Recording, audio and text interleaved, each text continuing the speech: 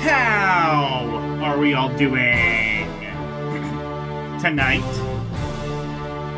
Hi. Welcome to the Man Dungeon. I am your host, Logan Diener.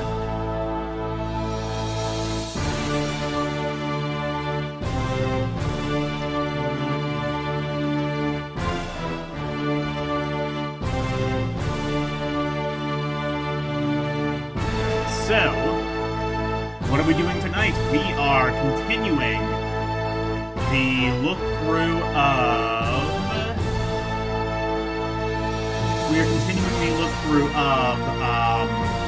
Game Informer magazine from May of 2014. I turned down.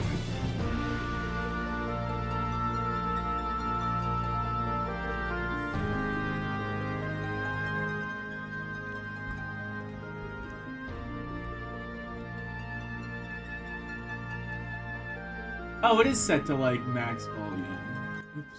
I wanted to set it, like, really low so that you can hear me over the thing. Right! Took care of that. Now, how... Right! Took care of that. Alright, testing.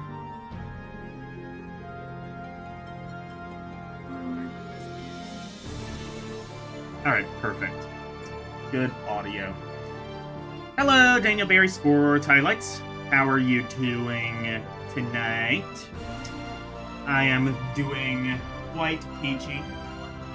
Peachy keen, you might even say. I mean, you could. I don't think you should. But...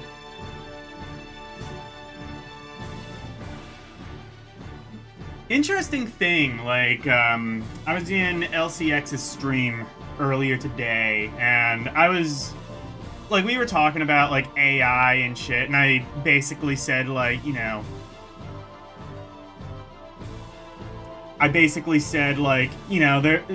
it's gonna be, like, all kinds of new technologies. There's good and there's bad, but, you know, don't throw the baby out with the bathwater just because there's things you don't like about AI, you know, whatever.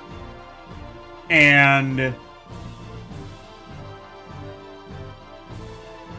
I guess that's not a saying that exists in the Philippines, because she was just looking at me like, that's a weird metaphor, but okay, fine, whatever. I guess I get it. But yeah. Anyway, speaking of LCX, she has updated the VTuber to have LDM on it, which is nice. That way, we can have what I believe to be the personification of Microsoft Anna. And hello, Arus218! Alright. Let's go. Also, I'm gonna shrink this down. That way you can see the full, experience.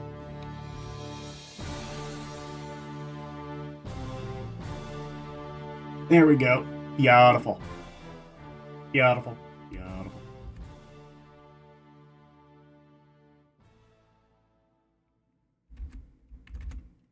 Anyways. Ooh, I was just playing Apatris, earlier today.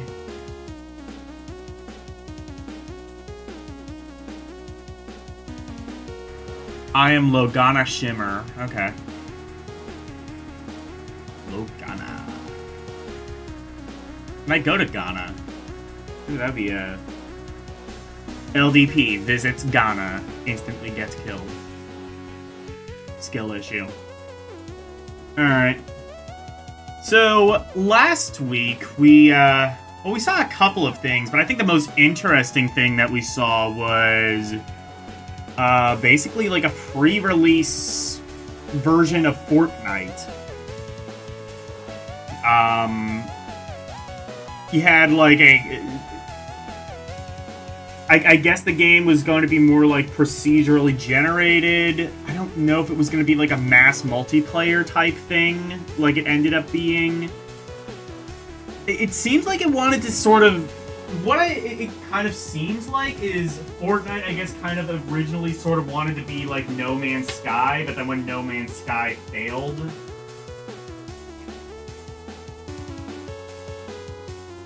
Whenever No Man's Sky failed is sort of when they were like, actually, no, we want to do like literally anything else. Which is totally fair.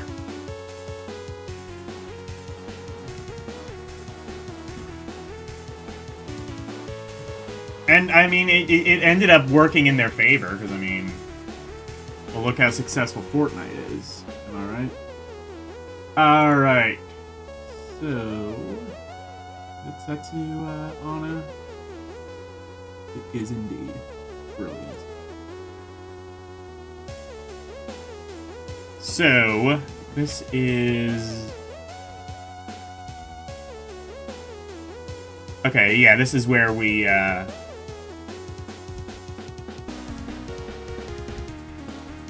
pretty sure that, wait.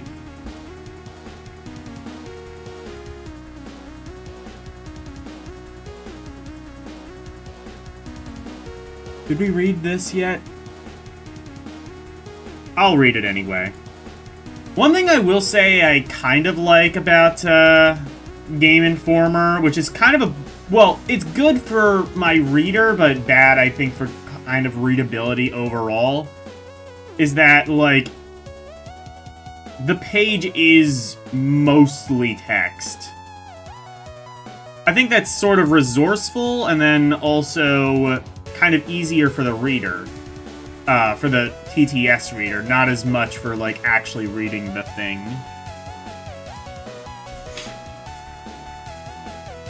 Your fort needs to be stationed around the gate to stand a chance.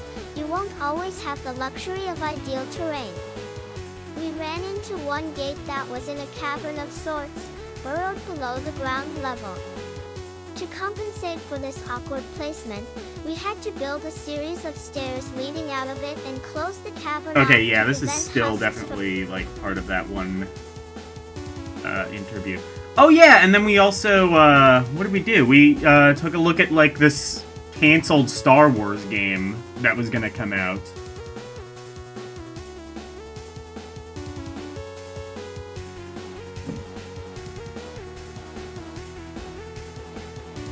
Anyway, let's take a look at this.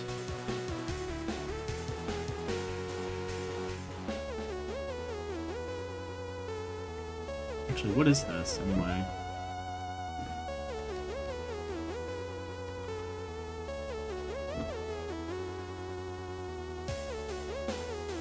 Ah, the classes of... Okay.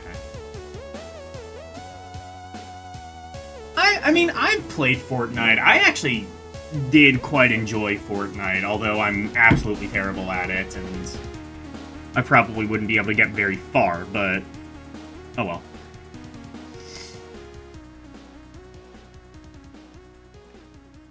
Looks like we... I don't know why the hell we did this, but it kind of looks like we sort of...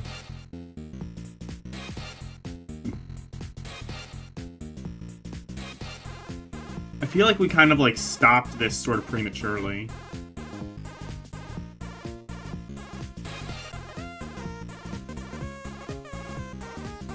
Home Improvement players can take part in more than one campaign at a time, and all of their experience goes towards their overall account level that spans across the entire game. Fortnite can be played alone, but has a clear focus on community and Okay. So let's actually... Okay, actually, so let's, How much is this article? Should I just reread it?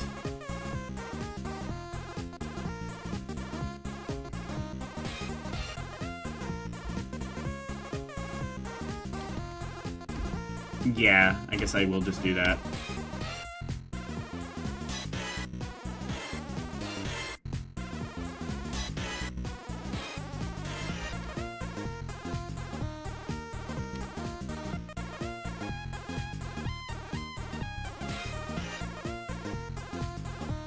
changing definition of game. Oh yeah, we read that. And then, is this where the Fortnite article begins? No, this is some sort of racing game. In fact, yeah, that's like some mobile game. Alright.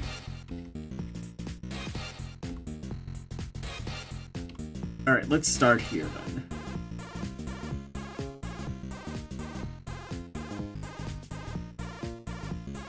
An evolving game in late 2011, the studio released a brief teaser trailer of Fortnite before going dark with any new information. It wasn't entirely clear what the gameplay would consist of, but the minute-long pre-rendered zip showed a group of people creating a makeshift shelter before monsters arrived at night. Gamers weren't exactly sure what to make of it, which is fitting considering Epic had yet to decide on many critical elements of the game itself. The developer had recently shifted from a more serious art style. I love how it basically was just like, we don't know what the fuck it is, but we're gonna call it pricing Fortnite. Structures were yet to be determined. The team didn't know if it would be a downloadable title on consoles, a full retail release, or free to play. We recently spent significant time with the game at Epic's North Carolina headquarters, and can finally reveal what exactly players can expect to be doing in the game. Fortnite is light on story, so much so that the development team simply refers to its setting as the world. I mean, that ended up happening. So it... yeah. So yeah, it seems like it was definitely... Alexa, when did No Man's Skies come out? No Man's Sky was released on August 9th, 2016. Oh, then maybe it wasn't inspired by... This, like, early version of Fortnite wasn't inspired by No Man's Skies. Hello, Nintendo. Equals SNDRGR. For pounds, the only thing that players know at the outset is that the world is being ravaged by mysterious storms that ominously appear and spawn a wide variety of monsters via lightning bolts. The storm itself is the primary antagonist of Fortnite, and Epic isn't wasting time with lengthy cutscenes explaining its motivation and backstory. These storms can be kept at bay by closing portal fight gates with a device known as an atlas. It's up to players to erect and protect these devices, but it'll take more than an arsenal of guns. I'm pretty sure that is not a mechanic in Fortnite. I'm pretty sure it's literally just like drop down from a parachute and then kill all the people and then be the last person. Environment with an impressive amount of destructibility. Fans of Gears of War will feel right at home with the over-the-shoulder perspective of Fortnite, and this doesn't change even when building elements of the world. Holy shit, this was going to be a completely different game. At its heart, literally none of this is Fortnite. Exploring the environment and harvesting materials. I haven't played much of Fortnite. I can tell you this ain't Fortnite. Variations of this formula appear in different game modes, but this is a fort-building game first and foremost. Preparation is key if you want to eat gates, survive another day, and begin the process of rebuilding the world that's been ravaged by the storm. Begin with a simple board with a nail sticking out of it. I will say, and LCX will probably like me for saying this, but the environments I think Mobile Legends might... Well, I was gonna say, no, I don't know. Fortnite... Honestly, Elle should probably play Fortnite. Elle likes Mobile Legends. She might like Fortnite. It's a very kind of similar game, except I think there's a bit more to it. The appropriate resources. With art and a good amount of patience, we eventually leveled an entire police station by taking out its support and columns. In the process, we earned enough wood and stone to craft a variety of objects and structures. Won't fight through the same set of circumstances time and time again. The length of the campaign can 2D at the start, with Epic expecting the 3 current variations to take approximately 10, 20, and 50 hours lead. Campaigns include a procedurally generated world map made There up was, of hexagon I'm pretty tiles, sure, no each of campaign which mode in TS a Fortnite. stage. Knowing where to focus your effort is critical in the early minutes of a stage. Honestly, I would like to play this Crafting a pickaxe pre-release takes version time, of Fortnite while at soft some breaking stage, in because the it form seems of like a increased completely different harvesting game. speed. Taking down structures like mailboxes and cars, players with steel that can be used to craft defensive measures like sentry guns and spike traps. Jesus Christ. Weapons to call element whenever monsters You can like rear steal their cars heads. and So shit that's and then another use item them that to players like must make sure craft is other checklist. things. So it's like Crafting GTA, weapons Minecraft, frequently and like uses different Proto No materials Man's than Skies breaking all your in fort, one. such as batteries, parts, and more. If you're already well armed, gifting weapons and resources to teammates is as simple / mouse clicks. This is... Honestly, this pre-release version of Fortnite sounds epic. No pun intended. I mean, Fortnite, like, turned out to obviously... I mean, I guess they were right to, like, can whatever the hell this was, because, I mean, Fortnite turned into a fucking sensation, but...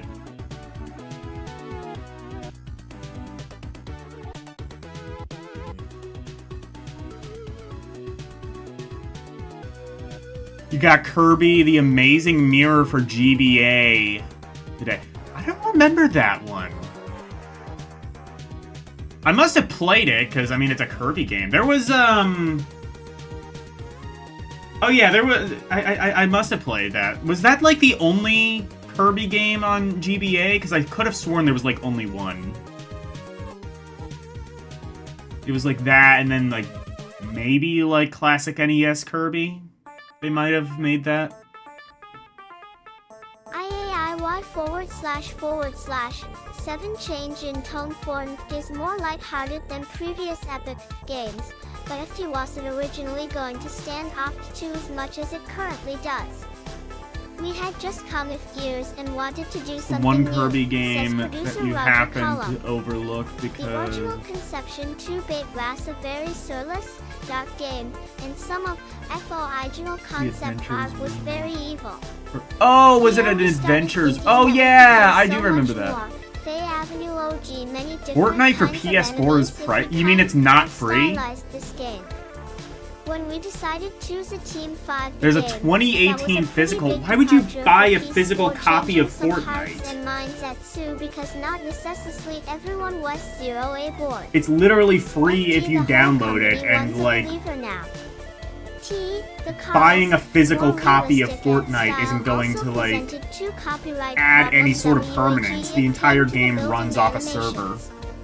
To be that sort of thing fun, we fed T, we kind of IAD. I guess that's break why it's reality. pricey, is Then because acts no, directed like everybody Venice. thought the exact same When way as I Origin did, really realistic and stuff, nobody the fucking bought it. expectation 15 to most literal interpretation of that. So you can spend a shit ton of money for a physical copy of Fortnite, Fortnite, and then whenever the servers eventually go down. Into boards. We actually had that for 2 while. We were like, So there was an you know, original this physical FS copy that before fun. the game went free to play. Ultimately, Oh, was it fun not had to originally win. free to play? FAE decided, okay, one can toast and debiled a big wall sound of me. How do we sell this in a realistic way? Or kind of can, at least to our sensibilities. We felt like we couldn't. Did you know about like this Combination of pre-release that version of and gameplay, Fortnite that was we originally jumped going to be off like a the CIF completely and different said, game? It was going to "Mo, be we like should stylize this." No Man's Skies mixed with like Minecraft mixed with like GTA or some shit. It honestly sounds like a pretty epic game. Again, no pun intended, but like, I mean, ultimately, I guess it was the right move to like not do that because, I mean, Fortnite in its current form is like bigger than the universe or something. Batu staking your claim, I see / all the weapons in the world won't keep players alive without Matt's proper shelter, so an extensive building system facilitates and the construction of giant forts. If If you're one of the Fortnite is gonna have an MMORPG, MMORPG? you're Okay. familiar with the idea of POING together a building to protect yourself from the outside _world. Fortnite won't include the same level of micromanagement, opting for a more general approach that values practicality and quickness of use over granularity.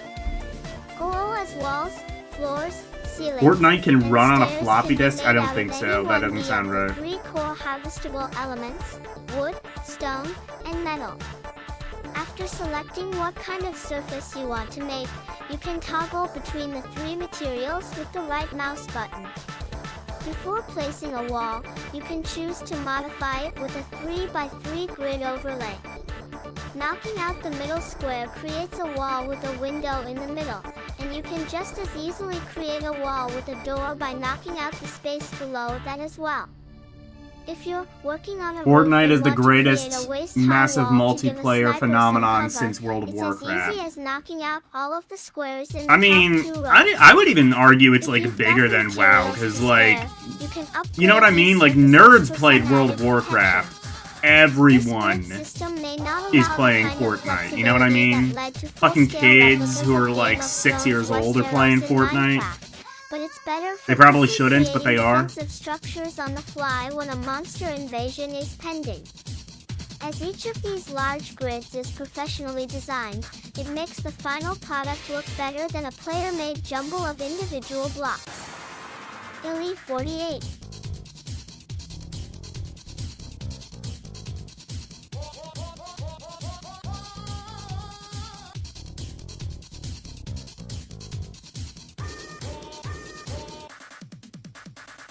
Oh my god, you're gonna play Mission Impossible for the NES? Are you sure about this? That game sucks. Don't play that. I made a video review of Mission Impossible for NES. Mission Impossible and Platoon were like my first true gaming kryptonite games. I gotta show that off at some point. One of these days, maybe like a birthday stream or something like that, I'm going to do an entire stream where I just react to old content.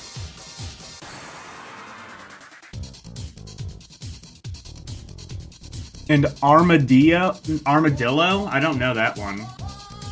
I know Mission Impossible, that game is ass, and I know Wampum, that game is good, but I think it's, also a different game. I forget what the, what was that originally in Japan? I forget.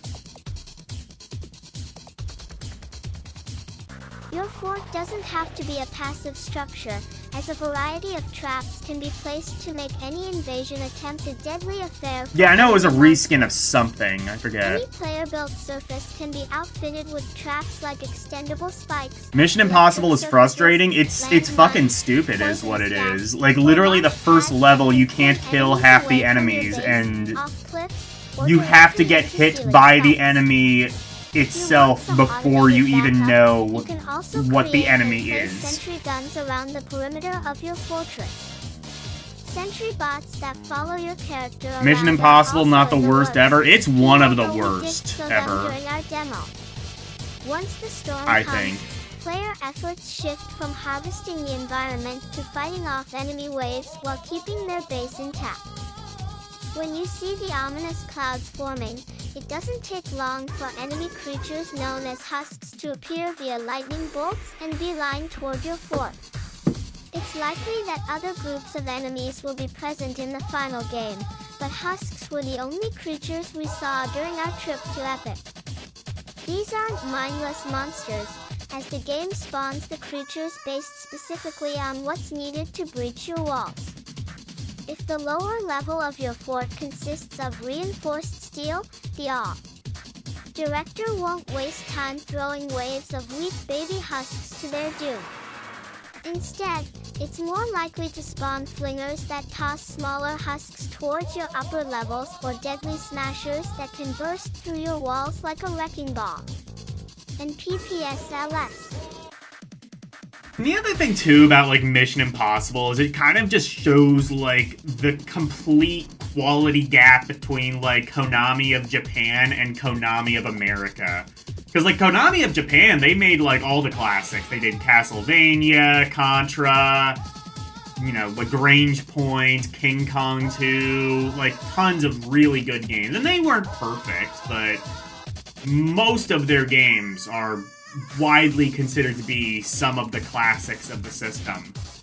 Meanwhile, like, Konami of America, they were behind, like, the first TMNT game. They were behind, like, Mission Impossible. They were behind fucking roller games. They were behind, like, the Skate or Die ports to NES, which weren't very good. Oh yeah, Fazanadu. Oh yeah, and it was Ultra, totally not Konami. You know... Huh. I wonder... So I wonder if, like, the Ultra games were just Konami of America. I wonder if that's how they ultimately decided what... Because I thought Ultra games were just the games that were licensed, but also I think, like... But actually I think, like... Maybe it might just be... Well, I don't know if that's true, though, because, like, TMNT 2, I'm pretty sure, was under the Ultra Games banner, and that was definitely Konami of Japan, because it's, you know, good. Yes, nice legs. I figure since, like, we got, like, all this space here on the left, you can see my beautiful lanky legs.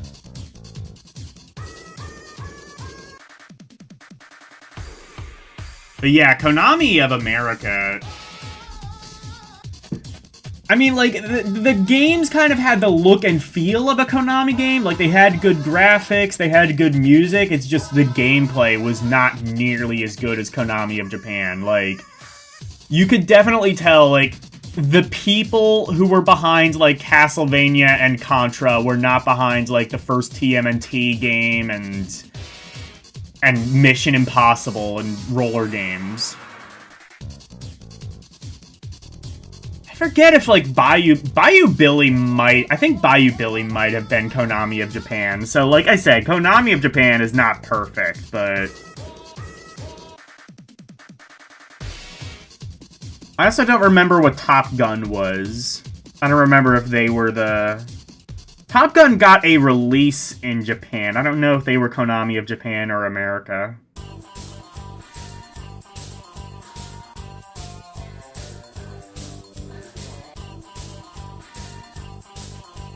It ain't cakes. Karumi, did you hear the parody song that L made of you? Lully Denial! I don't think that was actually the melody. I think I just, like, remembered that one line and then put it to the tune of Dirty Diana by Michael Jackson. Dirty Diana! No!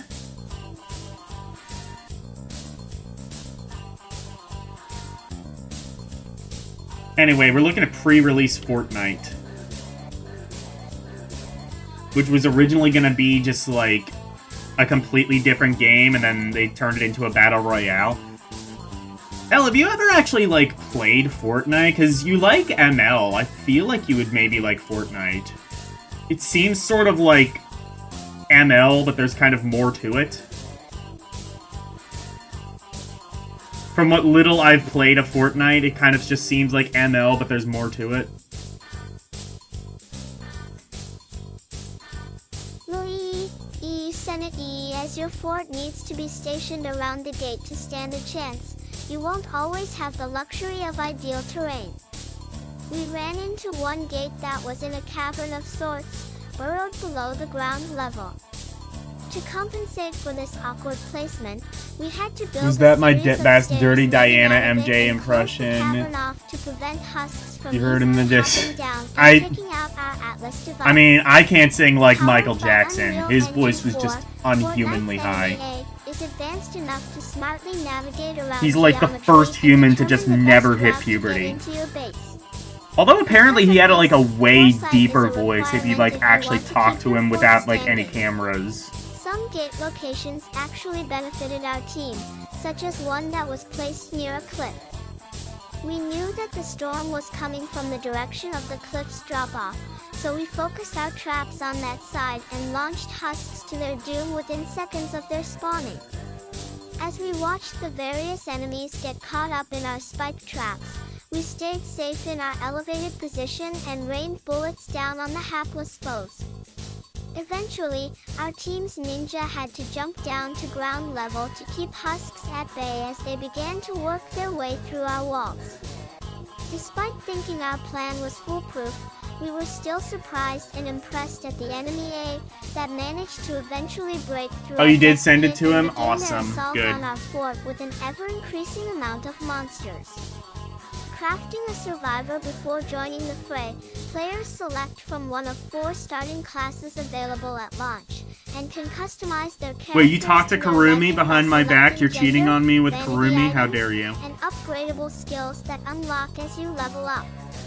We've hired a lot Yeah, so of guys Fortnite, from the I guess, was gonna RPG be, like, a space that very add a kind whole of- different flavor to the epic I think it was always game gonna have like a concept. multiplayer Fortnite is going feature have the to it, traditional but epic it point and seemed shoot, like it was bug, definitely type, more and single quick player action, focused but they'll initially. also get progression and the other things that people like about RPGs. It's very neat and very different. Fortnite was gonna be an Early levels we RPG! played followed the standard build What at the day, actual fuck? defend at night structure, but we saw more variation once we moved out of the early rounds. One was less constricted by time, as the storm's arrival wouldn't trigger until we actively engaged the Atlas device placed on the level's gate. Another started as an escort mission before the base defense elements began, tasking us with defending a walking radar bot until it reached a particular spot. I on have the map. learned way more about Once it Fortnite arrived, than I ever we thought I had to build would. a radar tower and defend it until the storm subsided. Progressing through stages clears the fog of war from the hexagonal world map, allowing you to choose which path to take in your effort to reach the final goal tile. Even though each stage is procedurally generated, Oh yeah, players encounter a variety I don't of like that. biomes as they push the storm back. Levels feature themes such as mountains, grasslands, suburbs, Oh wait, does it? industrial areas, and possibly even seasonal areas near the holidays. Each map Yeah, I is don't know assembled what upon the- entering the level, although the procedural generation is just part of the story. Yeah, like the Epic pants are like developers have weird. It's traditionally like I'm handcrafted wearing every like what am I portion of their doing? Am I game like wearing stages, like and their long experience sleeve isn't like going to waste. long like I'm wearing Many shorts larger over long structures sleeve and pants or I sections just of the have map like are pre-built by the team, weird black but their skin or location something? within What the is world this? is determined by a complex system that ensures that their placement makes sense. You won't see a large industrial area on the side of a mountain, for example. There's been a period where we had to make it work before people started to believe it could work. Because of course we knew how to do scripted content as a company, says Epic Vice President of Product Development Paul Megan. We had people who were really experts at creating that carefully crafted moment-to-moment. There was a trust us phase where everybody sort of had to say, we're going to do this, and we're going to make it work. It took time, but the fundamentals of, gee, the game were always good, so it was easier to believe that we would last. Get there because we didn't have to solve the fun problem. Over time, WY3 emerged and started to become evident that there is this really nice 4% middle ground where there are elements that are crafted and sculpted 35 kp.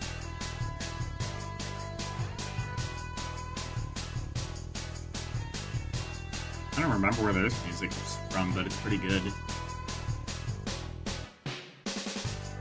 And yet there's a huge component, probably 80 to 90%, that is procedural. But exploration, discovery, that feeling of possibility, those are all big parts of the game and the upside for the player is huge. This impressive level of Yeah, this like procedurally pre-release version generated of Fortnite content seems is like it would have made been pretty possible sick. largely thanks to Epic's new engine. Fortnite demonstrates a I'd lot love of to important see, engine like, capabilities. I hope says like lead these like designer assets Darren weren't Sugg. lost to time, because First of like all, if it's a anyone large online game could with like a completely dynamic compile environment. this original single The player problem with handling focused many version of thousands dynamic Fortnite, objects that would in be an sick. environment that fits is that just about everything in Fortnite is procedurally generated and can be destroyed, so there are really valuable combinations of technology there. You know the art style isn't really realistic, but it's pushing the rendering technology in some interesting ways.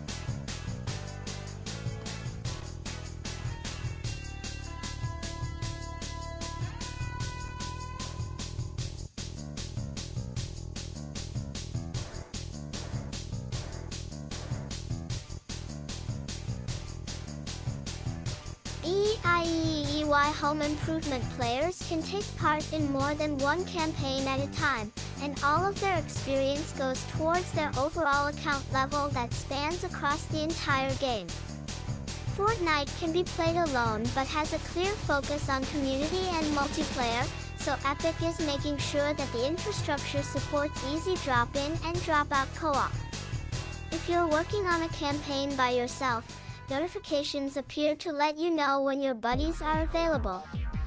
Hopping into their game should be simple, and you bring along all of your characters' upgrades and schematics when you arrive in their world.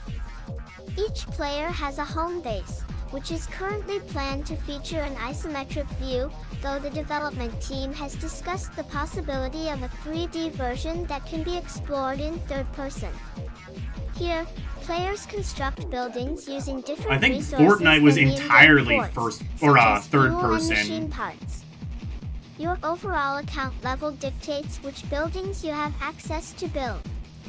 Options include an armory, hospital, lumber mill, command center, dojo, and more. You slot your various class characters into these buildings, and their level will impart statistical benefits like I wonder if I should like harvesting actually rates start and playing reload times to you and because your like fellow I players did while enjoy it questing the in the one world. time I played it. It's Making just sure like the I suck at it appropriate because class it's goes into the like appropriate an online structure battle is royale important. thing. As a commando in the armory Maybe I is just need to more play Mobile effective than the Legends. same character in a dojo. As the classes max out at the I keep wanting to play relatively early Mobile level Legends, 20, and then I remember I have to stacking control it with a buildings also phone, gives and your I'm just veteran mentally like, characters a I purpose don't want while to you look at this work on tiny ass upgrading screen new with ones. buttons that don't Outfitting exist. your home base greatly benefits your team. A lumber And you mill end up staffed like by having to skilled like cover constructors most of the boosts screen whole with your crews fingers with in order to harvest rate, control it. and placing high-level ninjas in the control. dojo increases your squad's melee damage. I guess I could play it on an With this iPad, system, but Epic hopes it's, to like, avoid kind of too balancing bulky of a issues thing. brought about It by kind of, having like, goes too players far in of the other different direction. levels teaming up. A level 20 commando won't mow through enemies in a level 5 commando's game, but he or she brings the benefits of their experience if the home base is substantially Well, I guess if you want to play upgraded. like Mobile Legends, but you Underscore. don't want to like play it on mobile, play Fortnite. I mean, you can play Fortnite on mobile, you just, you know, shouldn't.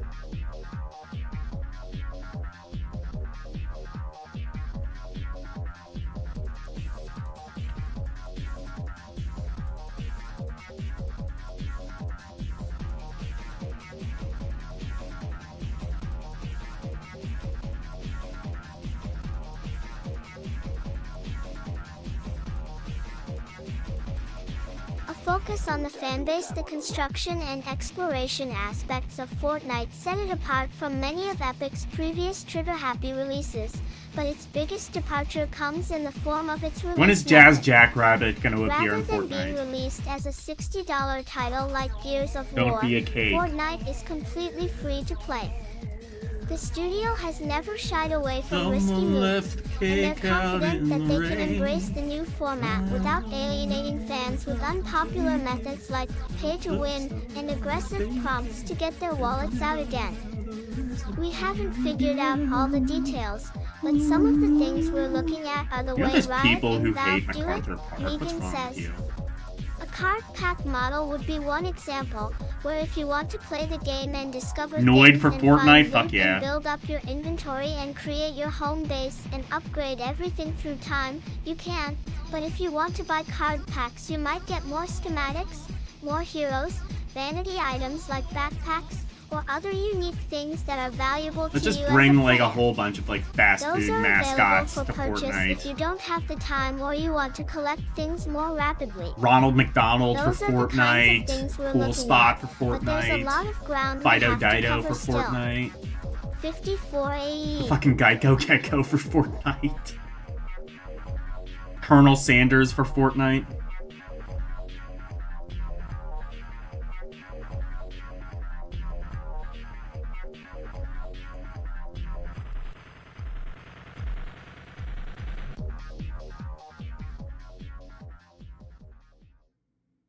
The Tricks Rabbit. TT, this is another area where I want to say that probably sometimes we'll get it wrong. When we do, the approach we're going to take is that we're going to listen and we're going to try to make it right. Gamers will tell us what works for them, and if we can do that, then I think we'll succeed. Sug agrees with this sentiment. There's a certain threshold in that you want to make sure your community Yeah, we've been is developing really this game for happy like before 3 you years and we launch have a no idea game, what the fuck he we're doing. says. That is the ultimate truth of anything. I's the first truth before money. It's the first truth before publishing deadlines. That's like almost an Your entire community presidential is deeply term. satisfied and happy, and they're going to tell their friends about the game, then.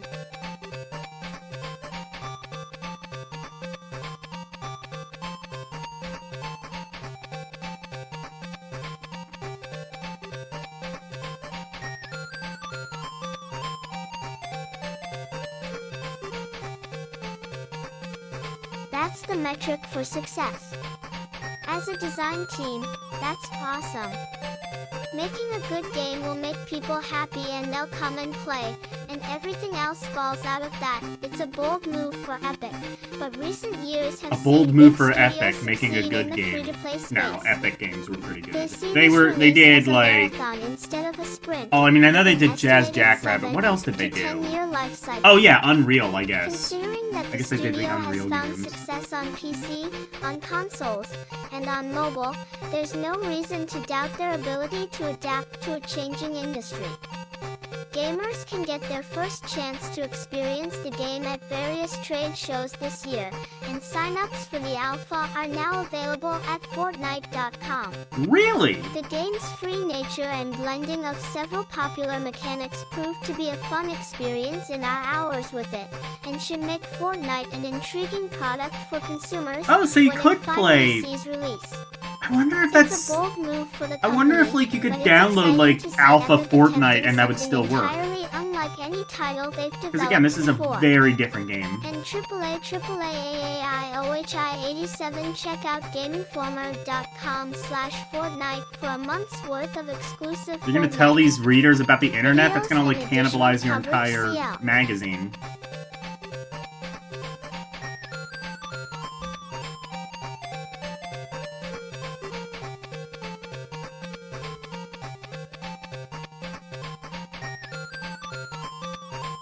And just bookend it with ads for Fortnite, the thing we just read articles for.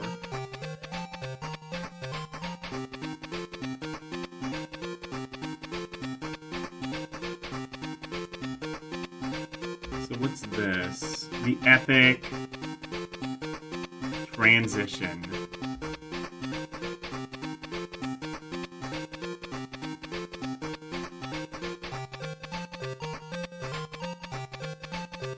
Is this a review of a game? Is that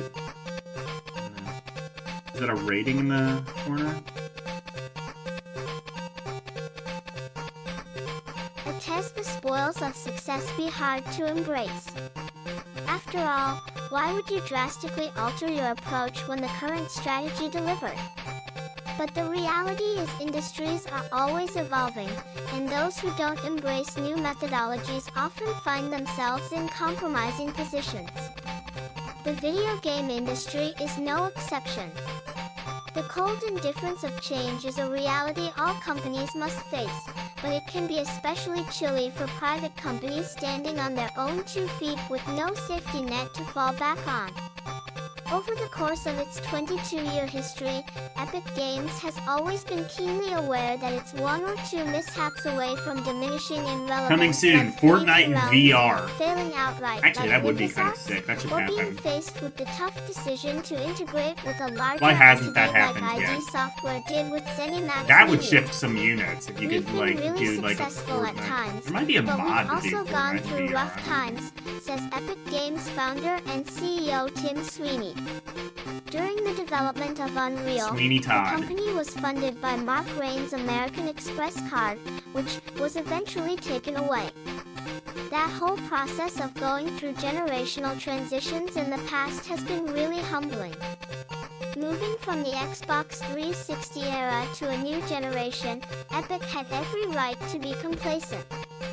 Over the course of the last 8 years, the private company created a flagship franchise for the Xbox 360, Gears of War, which sold more than 22 million units over the course of 4 games, and dominated the engine licensing business with Unreal Engine 3. But despite these triumphs, when the console transition started ramping up, Epic still conducted an honest assessment of whether or not it was still on a growth trajectory. It's part of our DNA now to expect that every decade we're going to need to make some dramatic changes to adapt to the new course of the industry, Sweeney says.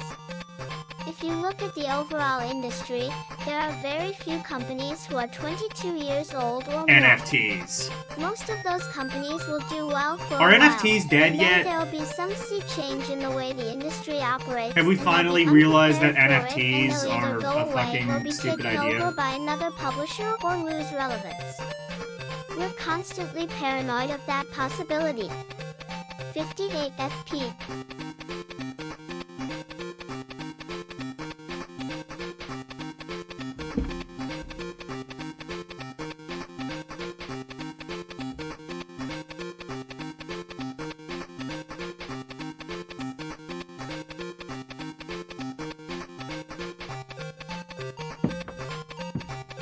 Instead of staying the course, Epic underwent a NFTs died with crypto, transformation good. that resulted in a complete overhaul of That its makes me company even priorities. happier that crypto is dead. It sold a large minority stake of its business to Tencent, the Chinese web service. We're gonna have to explain, how the fuck are we gonna explain crypto to our kids? Several of the figureheads who came to define Epic Games why over the course of the last decade left the company. Like, Perhaps oh, most Daddy, dramatic what- of what- all, the company Somebody threw was its talking old about game backslash crypto. What's development crypto? playbook out the window, Well, you see, abandoning son, the traditional we decided publisher/developer model to embrace the instead of free-to-play using slash actual games as tangible service money, approach that has been successful we for companies like Riot use Games, money that League of we Legends, came up and with the Valve, value of Team Fortress 2, ourselves. Dota 2.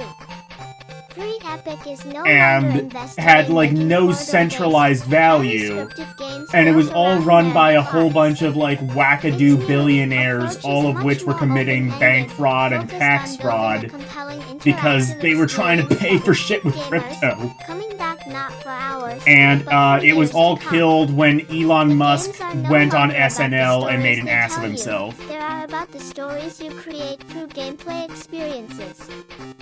Fortnite is Epic's first title to adopt this approach. Why? The Chameleon Company. Epic is no stranger to change. In 1991, And then he'd ask who when Tim Elon Musk Sweeney was, and started I'd be the like, company out of his parents' house, I'll tell you when thus you're called older, Epic and then I will never Games, tell him. It operated as a shareware business much like Crypto ID is still Software, used in 3D anonymous Realms, black and markets. then Yeah, Rosa exactly, because it was Software. always a fucking scam. This economic model We've offered only- players a chance to try a section or Nowadays, the episode only people of the using game for crypto free, are fucking and scammers, purchase because it's a only fucking after they scam. determined it was worth the money to complete the experience. We began as an early business where you're selling games directly to the customer, and there's absolutely no cent chance of success unless people love one part of the game and want more. I'll Sweeney admit, says. like, crypto got big enough that I actually Creation considered of kind of Unreal in investing, and then, like, it 1998, crashed, and I'm like, I'm company so transitioned fucking into the glad I didn't do traditional that. retail PC Because, like, I didn't space, understand delivering crypto, both I still really don't, single-player-focused but, like, experiences and multiplayer arena games like the popular Unreal Tournament series. 3 in 2004, Epic foresaw the console market growing dramatically, specifically with regards to the 3D shooter genre. The company had honed an expertise in over the last half-decade. So yeah, they did do the Sensing Unreal the growth opportunity, games. Epic partnered with Microsoft to deliver Gears of War, one of the flagship franchises of the fledgling Xbox 360. By the end of the generation, Epic had made 4 successful Gears games. Oh, But they as did the Gears of War? Xbox Man, Epic did a little bit of 360 era everything. winded down, Epic found itself a part of a much different landscape than it saw. Gears of War? Fuck that shit. More like Tears of War.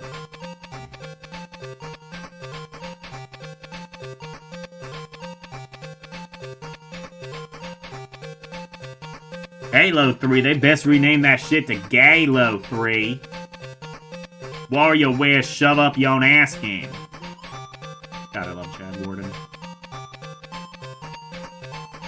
Instead of staying the course, Epic underwent a self-imposed transformation that resulted in a complete overhaul of its company priorities. It sold a large minority stake of its business to Tencent, the Chinese web services. Oh. That dominates gaming in its Yeah, home that sounds about country. right.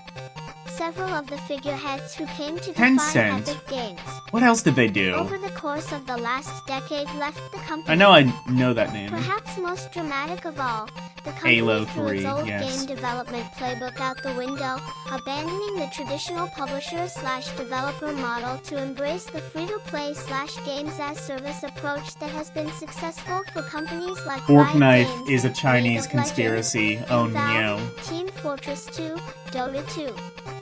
Epic is no longer invested in making corridor-based, highly scripted games built around narrative Mobile games? arcs. Yeah, I thought so. Its new approach is much more open-ended. I know I've heard of focused on building Tencent a before. I know they did compelling other interactive shit that wasn't experience that will Fortnite. keep gamers coming back not for hours, but for years to come. They literally The owned games the are no mobile longer market. about Oh, the cool. stories they tell you. They're about the stories you create through gameplay experiences.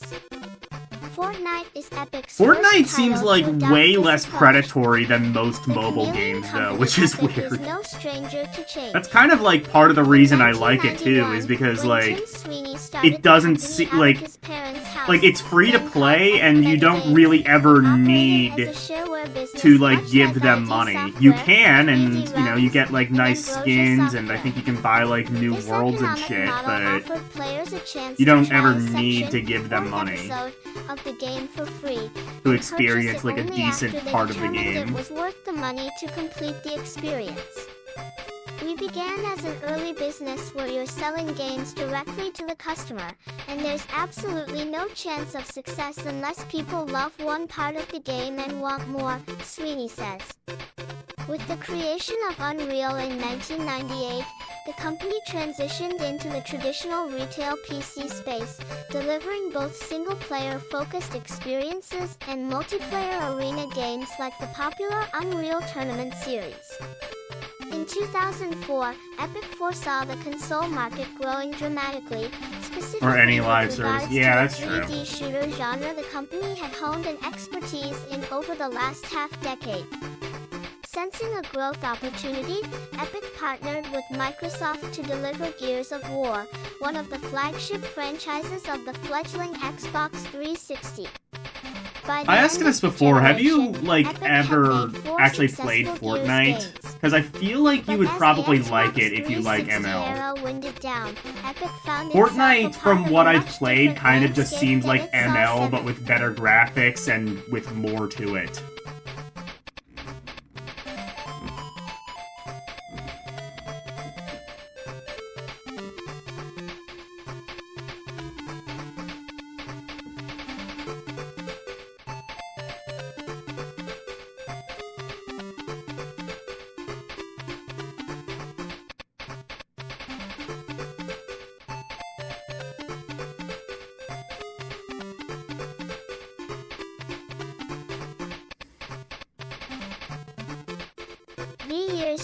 It's not even the same genre. Yes, you have played. It's not even the same genre. I thought it was. I thought it was also like battle royale type game. jolt of momentum. Unless, like, I just Some completely bold game missed developers like the Valve point and of Riot Fortnite. were now focused on developing I thought it was free-to-play, basically just, like, online-based titles that you, continue to like, receive jump out of a new content rather parachute, than shipping go boxed onto the products ground, and then jumping shoot from people, project and to then, like, project. you have to be the last one to... At the same time all this outward Yeah. growth was occurring, some at Epic wondered if the arms race of bigger budgets and giant staffs in the high-end console space could eventually price out independent companies. One thing in common with all these AAA projects is that they're almost all developed internally at ML is in a publishers, battle royale? Sweeney says. I think the economics are Well, I mean, you're part on of that. teams, but, We like... also at the same okay. time saw a cool transition in the industry toward really accessible games like Riot is doing with League of Legends, very player-friendly games that have low barriers to entry and can be played by anybody. We're really attracted to that model. We thought that could be a great outlet for Epic in the next generation, bringing Oh, our so there are, like, combination other of AAA objectives other than production just, like, values and shooting our game people? development Okay. sense to a market that was rapidly emerging. A tumultuous transition around 2011, the studio leadership began weighing its options. Not everyone in the company agreed that Epic should abandon its firmly entrenched console expertise and wade in for the free-to-play arena. Oh, yeah, the Some idea is to destroy the advocated enemy. for Oh, courting a yeah, more you're right. traditional It's been a and while since I permanent played publishing ML. partner, I gotta which play it Epic again. also But explored. again, I just We hate chatted playing with a games on number phone. of different companies as kind of exploring Like, the screen is just, like, too small for me, and I have, like, the biggest iPhone, which is, like, 6 inches, and it still feels too small and too Where we cramped. could control our destiny but work with them on distribution. We also talked to Tencent and a number of other online companies. As they continued to analyze the options, Sweeney kept returning to Tencent. But, like, on the other side, I have an Relative iPad, unknown which to is North way American bigger, and but also European kind of gamers, too big. The Chinese company had swiftly rose to prominence as one of the preeminent internet companies in Asia. With a vast array of business interests, I guess I could ranging use an from web iPad, it's portals just- and social networking to e-commerce and That would be multiplayer better than online using a games, phone. It's the just like, I don't company know, is that, bigger like, than Facebook, valued at more holding than that for, like, an $100 extended billion period of in time, it gets kind of 2013. heavy. Two of its Chinese games, Crossfire and Dungeon Fighter Online, placed number 1 and 3 respectively in the worldwide rankings of online game revenues. Because I got, like, the Number 2, iPad Pro, like, the League of really big Legends, one. whose parent Which I company, like that. I like that for Riot watching Games, sold a YouTube, majority but... stake to Tencent in 2011.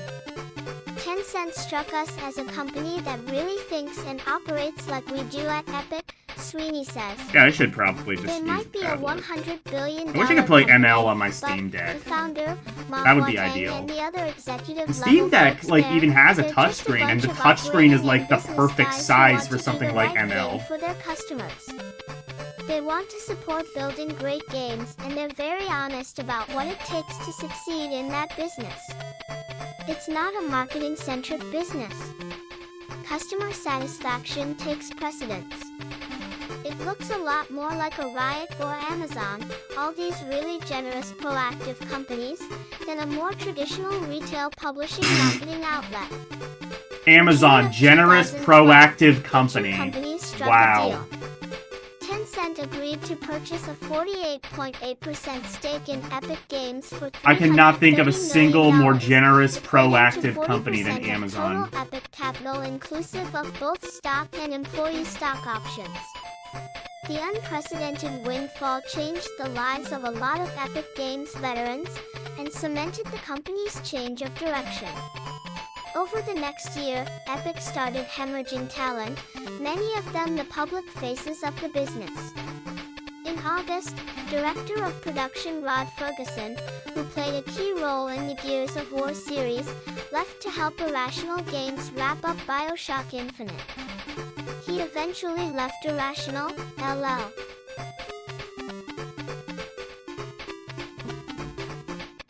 Hello, Orc and Orc Raid. We're currently reading about Fork Knife. It's a game. I gotta play Fortnite again. You can play Fortnite on, like, just about anything, so I have, like, no excuse. I should just... downloaded on the Steam Deck. Helped form a new 2K game studio in San Francisco, and now finds himself back with the Gears of War franchise after Microsoft purchased the license from Epic and hired him to direct the new game. People can find Hello, DJ Adrian Ronnie. Milars and two other founders of Epic's Polish partner studio, which created Bulletstorm and worked closely with Epic on Gears of War, Judgment, left to start a new indie studio called The Astronauts. In October, Steve Blasinski announced his departure from Epic Games. Over his 20 years at Epic, Blasinski played an instrumental role in the development of both the Unreal and Gears of War series. He also became arguably the most visible game designer in mainstream entertainment, with appearances on the late-night television circuit and serving as a profile subject for The New Yorker. A few months Your later, barber had to President reschedule Mike their Capps resigned haircut as to well. Sunday. Capps is also well We were regarded supposed to have a across the plumber industry, come serving Tuesday, on the and board of directors apparently for he both ended up in the Entertainment hospital, Software so Association, he's actually ESA, rescheduling and to Academy tomorrow of morning. Interactive Arts and Sciences, AIS. When this many people He's leave coming at to once, look at our it's pipes. easy We to have a couple speculate of that just something kind is of like amiss within the issues company. with the pipes that we've After kind of all, always many had of since we these got the big house, names and cut their teeth on now we just making kind of have the traditional time and gaming energy to really like experiences look into it and see if we Unreal can fix and it. Gears. Perhaps they weren't on board with the new roadmap? But Sweeney says there wasn't one specific reason or decision that drove Yeah, each of Mario. them to leave the company. There were different factors, Sweeney says. When we did See, that deal with Mario Tencent, there was the just first time believed in in like Epic's popping a 21-year bunch of history random that we had pills to taken an outside clear all the investment, viruses, and that ended up being a life-changing he had to go to the event stomach to for get some his really long-time members stomach who were pumped. shareholders in Epic. That gave everyone an opportunity to reevaluate what they wanted to do. Everyone was in a one different situation. Cliff had been with Epic for 20 years. I don't know He why worked Mario got a extremely medical hard license. I during don't know that who time gave it to and him. accomplished an enormous amount. And at that time, Was he it had just Wario? gotten married, That seems and like he something really he'd wanted do. some time to think about his future and to figure out the next chapter in his life, and he felt that would be a good time to move on. Think it's No, it was really Yoshi. awesome he Yoshi was at gave Epic Mario for the 20 medical years, license starting in free return at for him age looking the other 17. way as he avoids When taxes. Cliff decided he was going to move on, he got up in front of the company and gave a great section talk. He talked about the things he had learned and gave some advice to the guys for the future. It was really a touching, a classy way to go.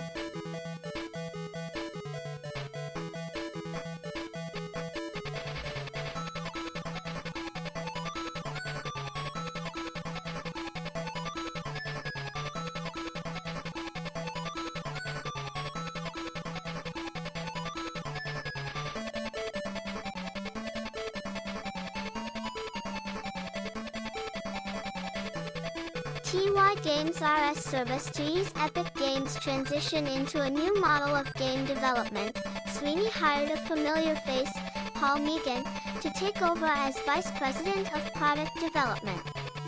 Prior to becoming president of LucasArts, Megan had co-founded Epic Games China. Over the course of his 4 years overseeing engine licensing deals in Southeast Asia, Megan had a front row seat to watch the games-as-service model develop into a successful platform. Part of Megan's I don't know if job we was really helping had any many like Epic game staff reviews members in this see the magazine potential yet. of It this new approach. literally does seem like a Change is game hard, informer. Megan says. More get me so wrong, like just there was a gaming lot of news hard as work. opposed to like gaming We've had a reviews lot and of stuff, which is an discussions in company interesting meetings way to to do work it. through what it means to Like just reinvent specifically Epic all focus over on that again one and move to aspect the and next go chapter super in in the depth history into of the it. company. It's taken a huge amount of energy to do it. But I might people have to are look like, back into this "Okay, magazine cool, at some point. Tim's still in Ideally it. like an earlier He's still edition, the pillar of but the company." For Sweeney, the move to games as service didn't seem so unconventional considering how the company operated when it started with the shareware model. "I felt that it would provide a really interesting return to our roots," Sweeney says. "Anybody can try the game, and if you like it we have a means of earning money from it. going directly to customers without I mean, there's going kind to of a this reason giant that retail launch shareware cycle isn't a and thing marketing. anymore, though. Going It's back because to a nobody world where ever our gave game's them money. success is solely determined by how much fun users are having and not by marketing budget and retail channel management and other complex factors like that. The leadership group understood that if it could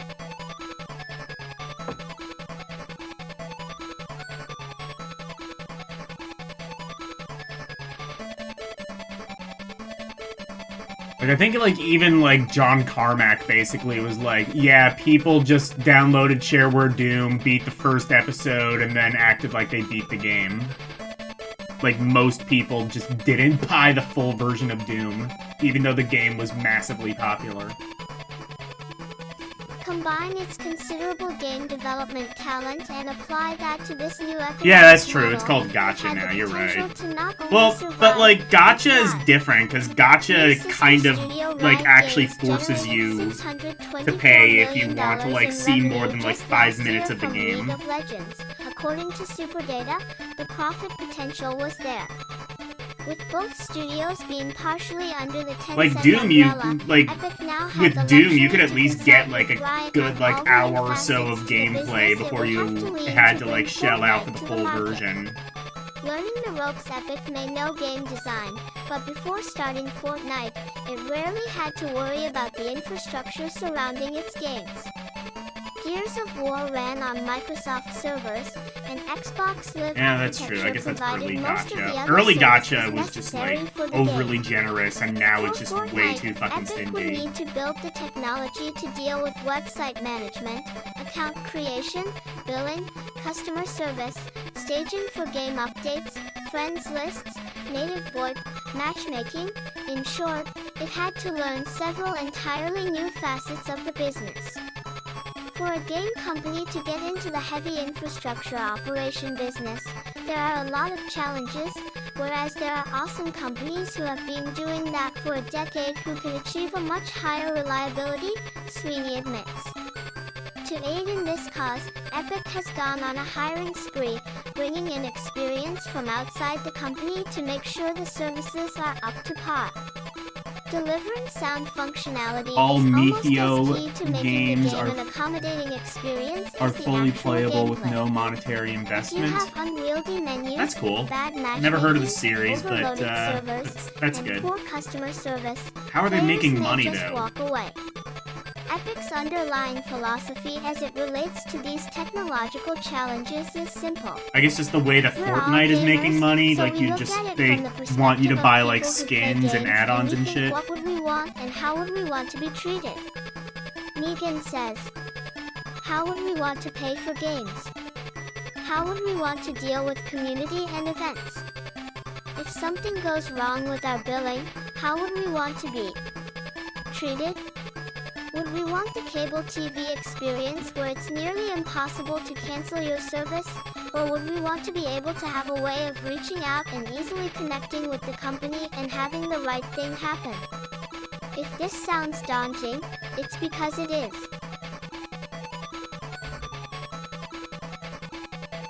Engine Impact. Zone Zero. Oh, so it's the company behind those games. Okay.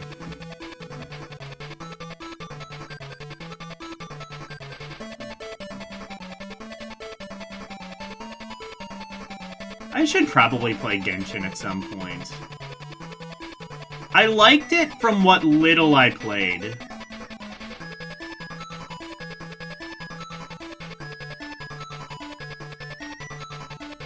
Combine its considerable game development talent and apply that to this new economic model, it had the potential to not only survive, but thrive. New sister studio Riot Games generated $624 million in revenue just last year from League of Legends. Oh, they did one of the According to Hatsune Miku Superdata, games? The profit Cool. potential was there. With both studios being partially under the Tencent umbrella, Epic now had the luxury to consult with Blue Riot Archive, on all the never new heard of that one. facets to the business it would have to lean to bring Fortnite to the market. Uma Learning the ropes, Mashumi. Epic may Don't know think I've game heard design, of that. but Maybe I before played it. starting Fortnite, it rarely had to worry about the infrastructure surrounding its games. Gears of War ran on Microsoft servers, and Xbox Live architecture provided most of the other services necessary for the game. For Fortnite, Epic would need to build the technology to deal with website management, account creation, billing, customer Yes, Green Hill service, Zone is staging good. for game updates, friends lists, native VoIP, matchmaking. They're free on Steam. In Ooh. short, it had to learn several entirely new I facets can use of it the with business. buttons. For a game company to get into the heavy infrastructure operation business, there are a lot of challenges, whereas there are awesome companies who have been doing that for a decade who can achieve a much higher reliability, Sweeney admits. To aid in this cause, Epic has gone on See, a like, the hiring thing with, spree, like, bringing in mobile, with, experience like, from games on outside my the company phone to make is, sure the like, services are up to whenever par. I, like... Delivering So, like, whenever some I'm home functionality and I is want to almost play a as video key to game, I'll making play the it on game my an Steam Deck. accommodating I got, like, experience as the access to, actual like, you know, gameplay. hundreds of thousands of If you ROMs have that I could play at unwieldy any given menus, moment. bad matchmaking, And then when I'm not at overloaded home and servers, and like, I'm in the poor car customer or service, something, I'll players just, may like... just walk away. I'm just gonna, like, Epic's either, like, underlying watch philosophy as it YouTube or relates listen to to these music or technological listen to an challenges audiobook is or simple. something like that is, like, We're what I'd all rather do gamers, than play so we video look at games it on my from the phone. perspective of people who play games, and we think, what would we want and how would we want to be treated? Negan says, how would we want to pay for games? How would we want to deal with community and events? If something goes wrong with our billing, how would we want to be treated? Would we want the cable LCX, TV LDP, experience where it's nearly impossible to cancel your service? ELLE, Or would we want to be DP. able to have a way of reaching out and easily connecting with the company and having the right PRARCUE? Make money from player, volume, what, roll who invest. Yeah, okay, so it is kind of like the Fortnite style model.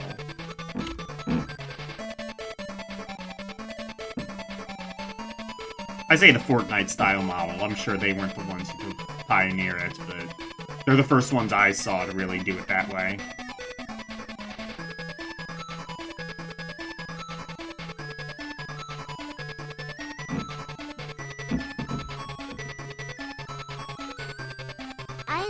WV4, it is more risky and it is harder, Negan says. We went through the process of deciding this is what we're going to do, and we all know that things do go wrong in those models, and you don't have the LDP, ability sure to you say, can! okay, that's behind us, now we move on. You have to actually own it and fix T. You have to do the right thing for the people that play the games. Then there is the tricky nature of nailing down the economics of these types of games.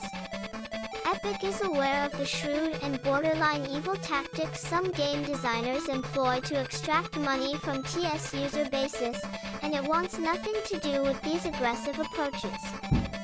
I mean, I'll give them credit. They didn't, yeah, they, like, didn't get, like, super evil. We know we're a $100 billion company. Even though they but really trust us, definitely don't be could greedy. have. Just do the right Like, thing. Fortnite is massive. If they If you do wanted the to right just, like, thing nickel every and time dime the over players, they long totally term, could it and probably pays could off, get away with it. Negan says. That's what we're trying to do. You see a company like Riot, which has taken a lot of that innovation and applied it here. The cool thing is it's a model that isn't exploitive and it isn't fundamentally about brain hacking and having paywalls. It's about changing the way you look at creating value and providing games for people. If it works and they are enthusiastic about it, yeah, they can get more deeply involved. The proving period over the course of the next few months, Epic will get its first taste of running a game as a service. Fortnite is starting with a limited closed alpha, and the development team plans to gradually grow the test user base as the systems all come online. This is a smart move when you consider the litany of games that have shipped recently with sketchy online performance, including Battlefield 4, Grand Theft Auto Online, and NBA 2K14. Epic wants to take it slow. Did on GTA purpose. 5 have, like, really bad I think the lesson online? that I we've remember learned that. from looking at I remember what's the online for happened when other GTA being companies pretty Luria good. have rolled out games kind is of that it's like ideal if you can have the a gradual thing that approach you to would do scaling with a GTA game, 5. that Negan says. and just GTA in Instead general. of having a retail-focused big monolithic launch event where you have 1 OL or 2 or 3 million people show up on a day, we're seeing learned how long can we ago that gradually bring paywalls people work L5 on better and only expand the for game as we can give voluntary people a good experience. Premium That way we skins, can fix but the problems through as well. We want to avoid that because it can be roulette frustrating. style versus Even though systems. people want to have access to a game as soon as they can, they also don't want it to be broken, and they don't want to have the kinds of problems that have plagued really great games where the dev team probably did all the right things, but problems don't emerge until you find the switch. Another element Epic wants to get right before it launches Fortnite to the masses is the player experience. In gate consulting with Tencent, it learned that when you're making a game of this magnitude that you envision existing, SRE over the course of a decade or maybe more, you need to nail the core gameplay formula before you launch. The SS game needs to provide some value immediately if you want to bring someone back. One of the things they've educated us on is the science of player retention, Sweeney says. They say that the IIS don't want to launch a game until the internal beta achieves a certain percentage of retention of players from month VD to month because that's the absolutely objective, opinion-free way of measuring whether or not people are really happy with your game. Do they keep coming back and playing it? If you get to a certain point where most I of them guess they asterisk didn't, do, and then you like can they be just very turned it into a successful. MOBA, and then they did. If you don't achieve that, then there is something wrong with your game, and you need to identify that and try to fix it. It's a very iterative process. They've always viewed game launch as just the starting point for building on layers, which is a complete shift from our philosophy developing games like Gears, Age of War. The moment we got feedback, we had very little we could do other than incremental tweaking this of is some online guy's play live because the stream. game has been developed and it's done. To help the development team understand what works and what doesn't, Epic built a user experience lab in its Raleigh, North Carolina headquarters. These sort of tests are common in the industry, but are typically handled too by a publishing partner or off-site third-party company. That approach creates a distance between the tests and the designers, which can make it easy for the development teams to casually disregard feedback. Epic wants its designers to take the feedback more seriously. The hard part is that if you get the advice or insight but you don't live close to it, it's really hard to value it, Megan says. You can coach someone through everything, but when you watch somebody play something and struggle or not have fun and you're on the other side of a piece of glass, you have to come to terms with the fact that it doesn't work the way you wished it did or it wasn't as obvious as you hoped. That's the benefit of having Excite in the building. It's one of those investments that it's hard to see up front, and it can be a little intimidating and threatening to people because it feels like sometimes it takes away some of the control. Don't talk to me on my 47 We would Chrome never want to tabs. be a company that designs by A/B testing or crowdsourcing what is good, but it's also good to say we're going to make something that's creative that we really believe in, but then we're going to be really honest about evaluating if it works or not. For looking to the future PRL, though the winding path Epic is taking to return to its roots is fraught with potential pitfalls, its leadership believes embracing this change POAM is a necessary journey to keep the company healthy. Yes, the studio, TRG lost a lot of its top talent during this transition, and having an outside and company like Tencent so heavily invested in the company's future could /F/ introduce complications if Fortnite and Epic's other projects stumble /sent out of the gate. But now that the transition is full speed ahead, we could sense enthusiasm and confidence in Yeah, I this gotta add that direction Xenogears from song every to my person we playlist. I spoke thought it was WR there, but I guess not. 3BD/2 in the studio, from art directors and producers to the game test lab NEYE greater than 4J equals and marketing departments. Getting everyone on board with such a ANL 4% equals drastic makeover isn't easy, but Epic has always had one powerful PESWW unifier in its arsenal. F2L, I think that the one constant in Epic has been Tim Sweeney since G5 Day 1, Megan says.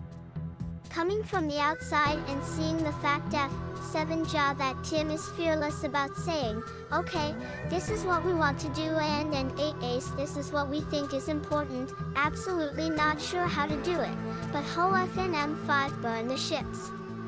There's really this sense of saying, this is the right thing P will to do and we'll figure it out. 3 Binks.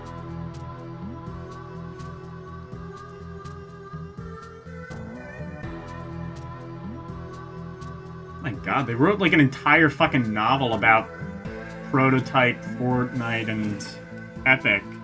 Alright, well, that seems like it's done though, at least. Let's take a look at...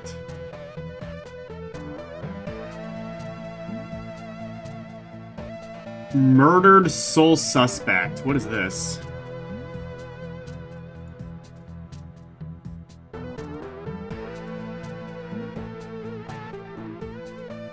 Paranormal investigations. Being murdered is a stressful experience. Things get even worse for Detective Ronan O'Connor, who needs to solve the mystery surrounding his own death before he can move on to the afterlife. Airtight Games set me loose in its moody version of Salem, Massachusetts to start piecing things together. Investigated crime scenes, evaded soul-sucking demons, and explored a graveyard filled with wayward spirits. Ronan and his enigmatic psychic friend, Joy, arrive at the Ashland Cemetery to investigate the paranormal activity there. The graveyard was originally the site of a quarantined sick house, later embracing. Oh no.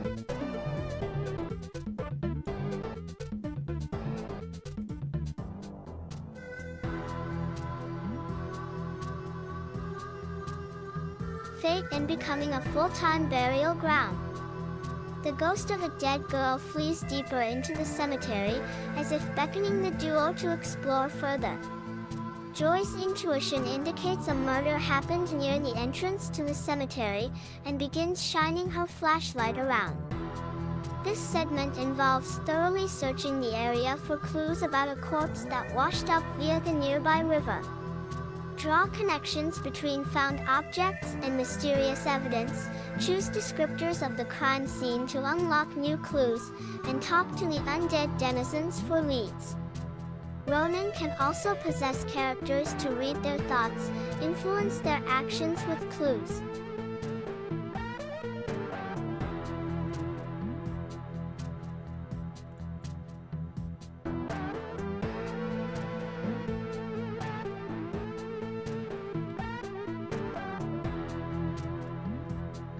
And look through their eyes.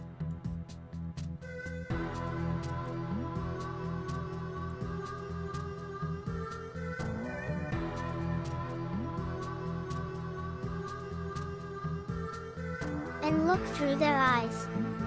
Joy and Ronan's hunt through the graveyard Ghost trick, yeah, it leads them seems to a like what it section is. filled with nasty, prowling demons.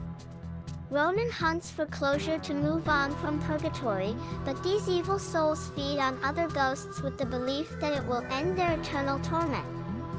These enemies often block Ronan's path, requiring him to find a route around them or take them out. Dimensional tiers exist in the world which Ronan can zap into to dodge demons. Wait, when did Items to Ghost take Trick out the come threats out? By teleporting between these Honestly, tiers this as demons wander near very them. well could just be Target a Ghost group Trick, of like crows with the pre-release. distractibility. Their cause lure the demons and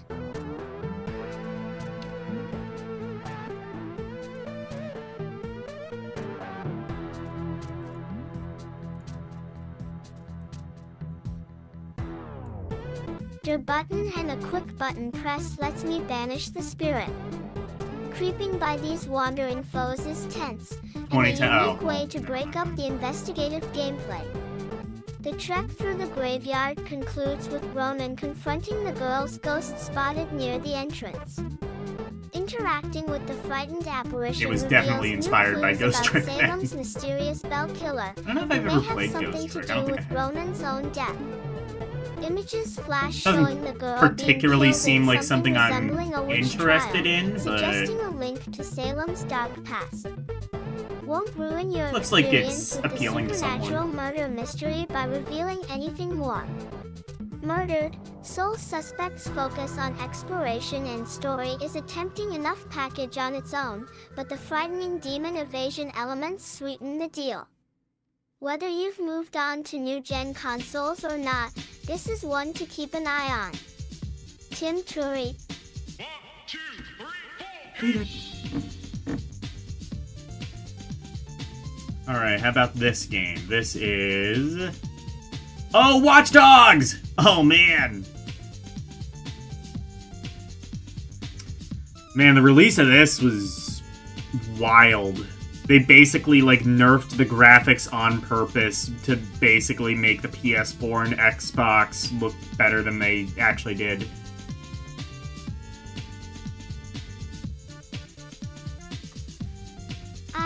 Free is the exciting premise of bench/lean Everviva J hacking. Watch Dogs has received plenty of buzz since its announcement at E3 2012.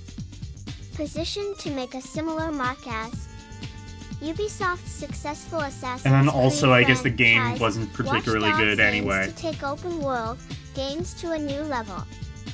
And yet, Watch Dogs has remained under wraps for some time. Outside of appearances at last year's E3 and Gamescom, the game has remained mysterious. The plot thickened when it missed the launch window of the new consoles, causing many to question what was going on with Ubisoft's next big thing. Ubisoft confirmed at a recent press event in Montreal that the team ultimately decided to take a few extra months to add polish, ensuring their original vision. Now with a new May Ubisoft. 27th release date, Watch Dogs is finally ready to be Are you unleashed. Team Ubisoft or Team After spending Ubisoft? time at a recent I like hands-on Ubisoft event, better. here's what to expect when you step into Chicago. Who is Aiden Pierce? Watch Dogs puts you in control of Aiden Pierce, a man on a quest for revenge. You.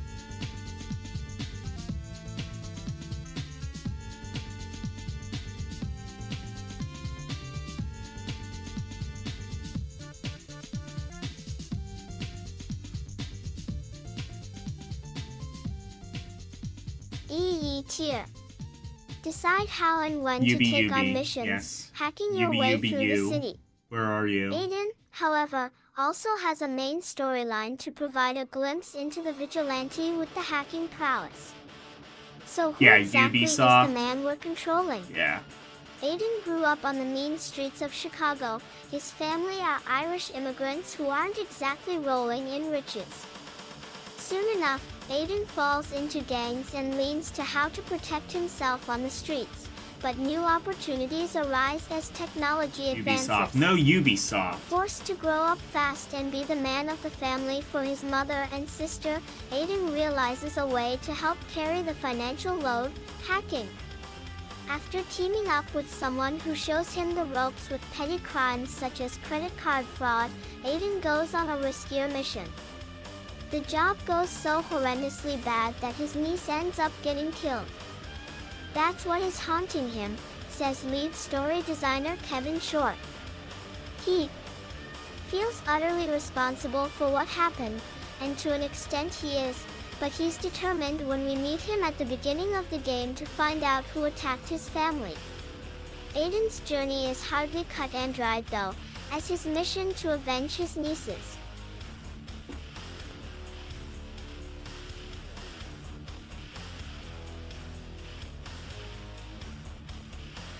Death and protect his family takes some unexpected turns. As the game gets going, new threats Some to emerge unexpected and soon turns. things are going to end up spiraling out of control for one, Aiden, where the past comes back to haunt him, Short teases. That's only the beginning, as Aiden encounters various personalities. Whenever it has an Unlock R and an missions and N next to secrets, each other, it like basically just thinks it's an unpredictable Iraq M. War veteran who you don't want to encounter when he's on a coke binge. Aiden's family is on the line, and trusting other hackers, lawbreakers, and street dealers isn't going to be easy. Making an impact on the city when you enter this high-tech Chicago, a slew of options beg for your attention, whether it's to hack a nearby traffic light or steal a sweet new ride. You can even hack asterisk civilians for extra funds, but beware that you will also learn personal tidbits about them. This extends to how much money is in their bank accounts and recent life events, like if they were recently convicted of a crime or diagnosed with cancer. That's not the only way you can engage with NPCs, however. You can steal from cancer crime patients? happens Cool. around every corner, such.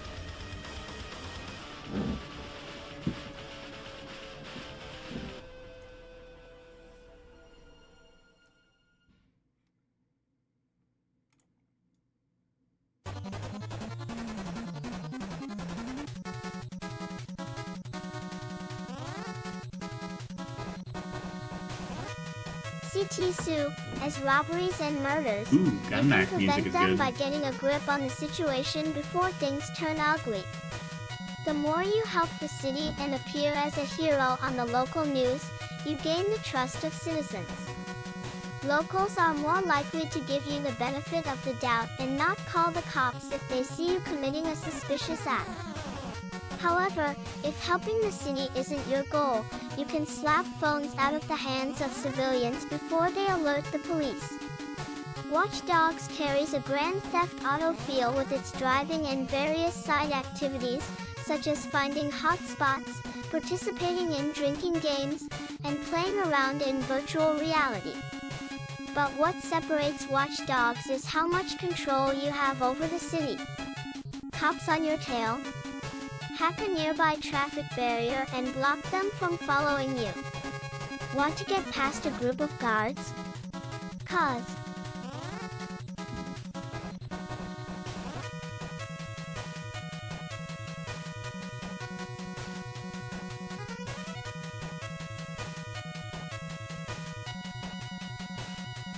Run some electrical wires to spark to distract at them. Missions allow you to be as stealthy or lethal as you want. Found myself alternating between the two approaches and finding an equal amount of success. The skill trees also allow you focus on what areas you want to exploit. The main focuses are hacking, driving, and combat, and each one offers you some nifty skills, like Train Control or ATM. Hack boosts. Watch Dogs Open World has more than enough to keep you busy, and Ubisoft is putting plenty of freedom in your hands. An answer for how to solve a mission is always around you, or you could just risk force to make your way through. The decision is yours, and soon enough Chicago will be in your hands. How will your Aiden Pierce make it through? Kimberly Chicago will Wallace be in Sally my Close. hands. And it can't be worse than the hands it's already in. Alright, Watch Dogs. Basically, it's... They made a bunch of promises and then never really delivered on them. Mario Kart 8!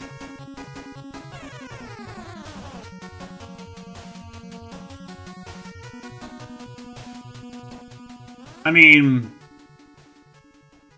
I think a lot of people have played this, even if you haven't owned it on the Wii U, because it launched with the Switch, and it was, like, very quickly, like, one of the best-selling games on that console. AASU owners have been waiting for / Mario Kart 8 since it was announced, at £32,013. The series has been a major force for driving platform sales for Nintendo, and if our preview is any indication, the upcoming 8th entry in the series will move some hardware.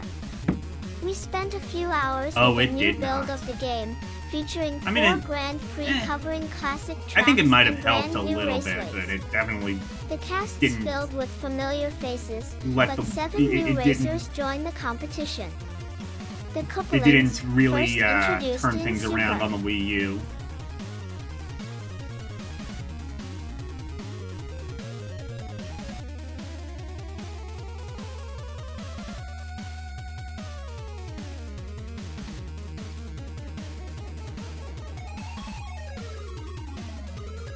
Mario Bros. 3 make their first appearance in AI Mario Kart title, marking the first time they are playable in any game.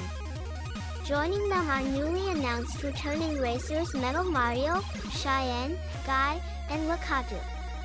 We had access to 16 different tracks, including 8 fresh courses and 8 spruced-up classics. The latter have been revamped to incorporate Mario Kart 8's new anti-gravity feature. EW as players cross blue zones. From what I enter a remember, hover the mode. anti-gravity This thing isn't wasn't really simply ever cosmetic, used all that as much in this shortcuts game. are often tied to anti-gravity. Like, there were definitely a couple tracks that used it, but, like, it was not as, like, ubiquitous as I think many people had sort of hoped it would be. Especially considering how much Nintendo pushed it.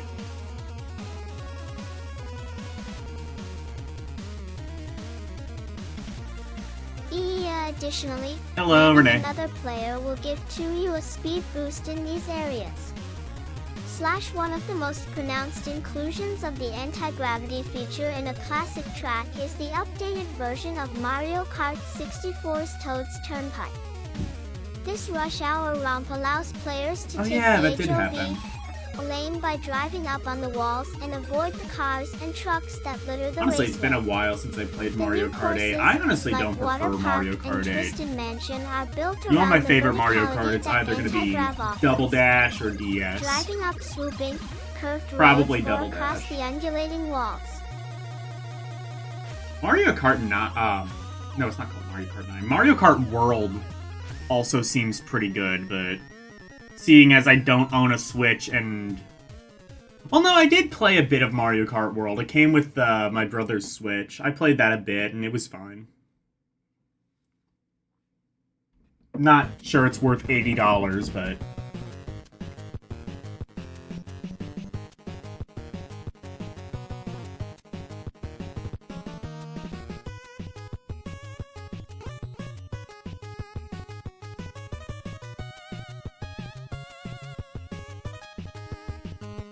MM of a Boo-infested abode is brilliant, especially with the gorgeous HD visuals.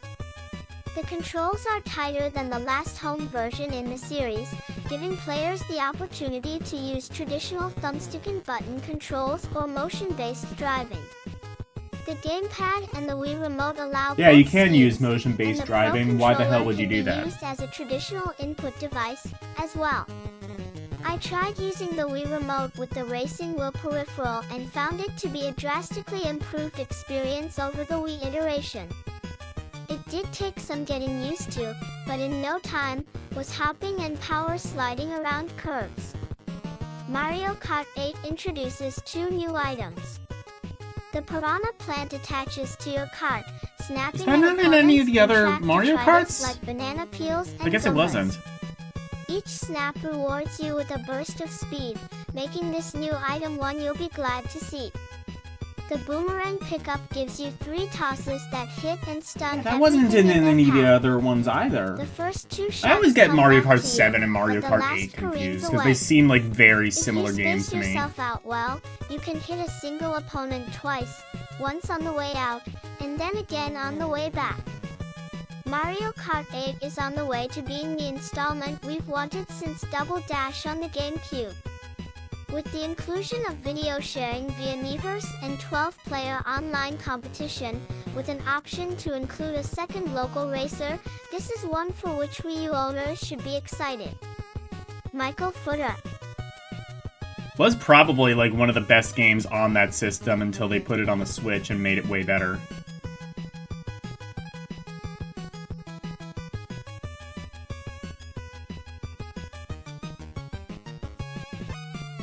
Alright, how about MLB 14? It's gonna be MLB again, isn't it?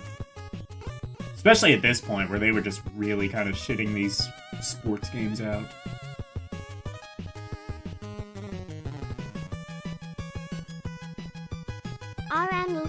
30 minutes is required to complete 14 are a full game in Madden, NFL, FIFA, or NBA Ta 2K on default settings. For MLB, The Show, players need to dedicate approximately RTS an hour and a half to wrap up a 9-inning IE game. Yes, baseball is a slow-moving sport, but it doesn't need to be in video games. One of the biggest focuses for this year's NTMLB, The Show is reducing game time. Our developer Sony Computer Entertainment pinpointed 2 areas where this can be accomplished. Leo, the first option is called Quick Counts. SE using 2 years worth of statistical data pulled from MLB.com, the game generates 4 account based on the batter versus pitcher matchup and the current situation of the game. This means that the player won't see every pitch. Bryce Harper could step to the plate with a 1-2 count against Matt Harvey and strike out looking on the next pitch thrown. In this particular at-bat, the player only vests the time for 1 pitch.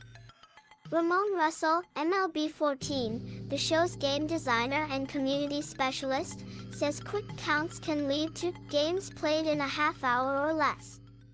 Sony retooled all of the pitcher stamina, and logic to accommodate more pitches thrown during the unseen simulations. The second option used to speed up the clock is inspired by the popular Road to the Show mode. Rather than playing through every at-bat, a new option called Player Lock enables role-playing on one specific player, which leads to roughly just 4 or 5 at-bats per game and a few fielding moments. Sony looked at potentially allowing for up to 3 players to be selected via Player Lock, but couldn't get it to work in time. This change will likely be addressed next year. Using Player Lock, games can be finished in roughly 10 minutes. If Player Lock and Quick Counts are combined, that time plummets to less than 5.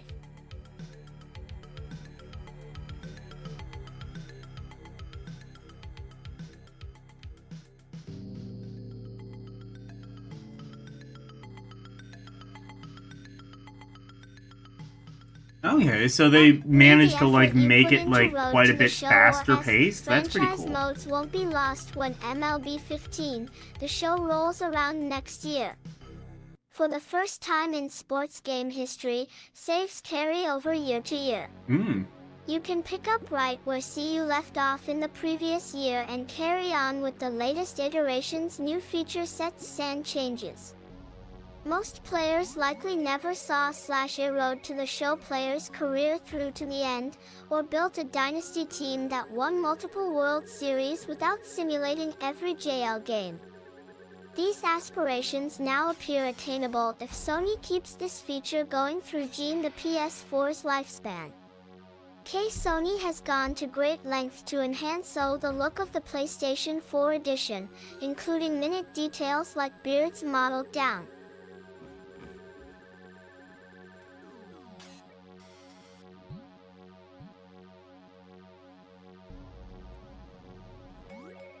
You can literally see the sweat dripping from the baseballs.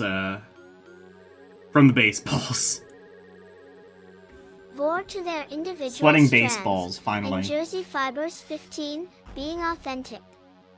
Crowds are receiving a major first facelift, and now consist of over 1,000 unique Vor heads compared to the 42 that are in this year's PlayStation 3 version. Of these 1,000 on different people, children are included for the first time. The action on the field showcases a handful of meaningful changes, too, such as completely redone catcher and base running uneven Matt.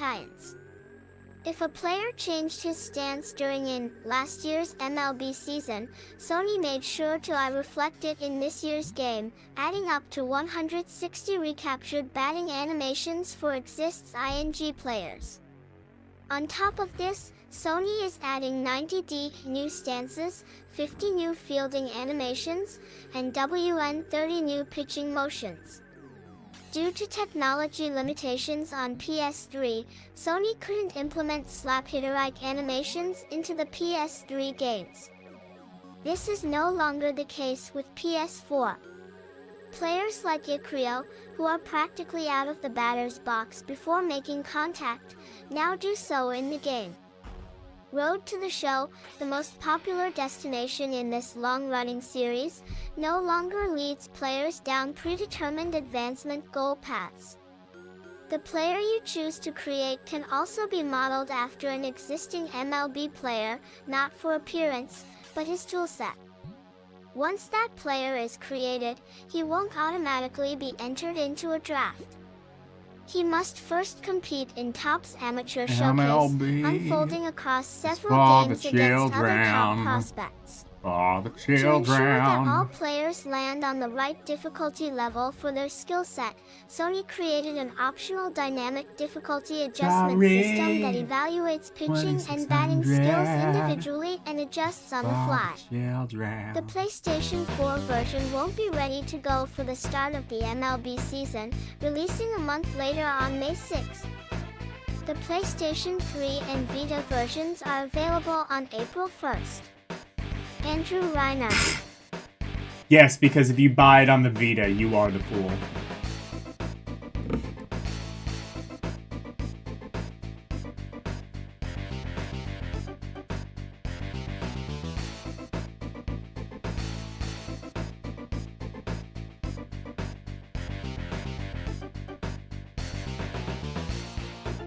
That would be just like the ultimate April Fools. It'd be like, April Fools, we are in no fucking way supporting the Vita. The crew? The Motley Crew. What is this?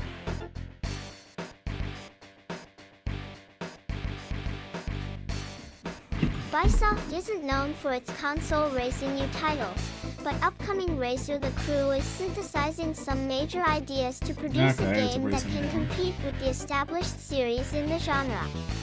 Developers Ivory Tower, including talent who worked on the Test Drive Unlimited games, and Ubisoft Reflections, Driver franchise, are teaming up to provide an open-world experience where your next challenge, either alone or with your crew, is never far away. Road Trip the Crew features a representation of America from coast to coast and all points in between, and you can drive around with no clear agenda or tackle things in a more linear fashion. I love driving However you around with choose no to play clear the agenda. game, there's no shortage of things to do. Apart from set missions, the game contains a plethora of shorter challenges, lasting Just no have more like than 30 no clear seconds, agenda, where just you go like up a against car both with like cars opposing representing bumper friends stickers. and ESE. You just have like you have like one side be like support the troops and the other side be like fuck the troops.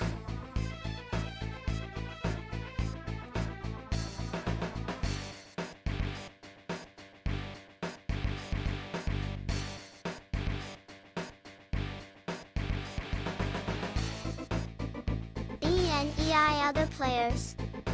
Challenges can be anything from performing a particular long jump or high-speed run to a hill climb, and can be tackled using any car and setup you own. The better you do in the challenge, the better parts you get for your cars. Another diversion you'll encounter in the crew is the police, whether you're just cruising around the Policia. world or as part of a specific IR mission. They'll use roadblocks, chase you off-road, and even call in a helicopter if you're fast enough. In general, the AL utilizes dynamic routines so races aren't repetitive if you have to retry them. Your crew, you can assemble a 4-person crew to complete missions in the game, and the crew's composition, including a mix of friends and strangers, can be changed as you see fit. Missions won't be harder if you're in a crew, but members get different objectives. For instance, if you're tasked with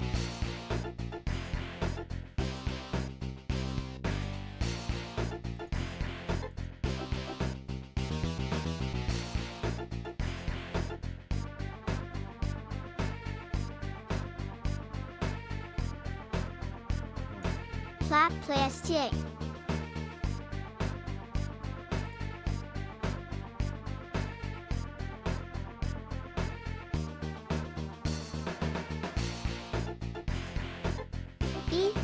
Escaping the police, other crew members will have to protect you.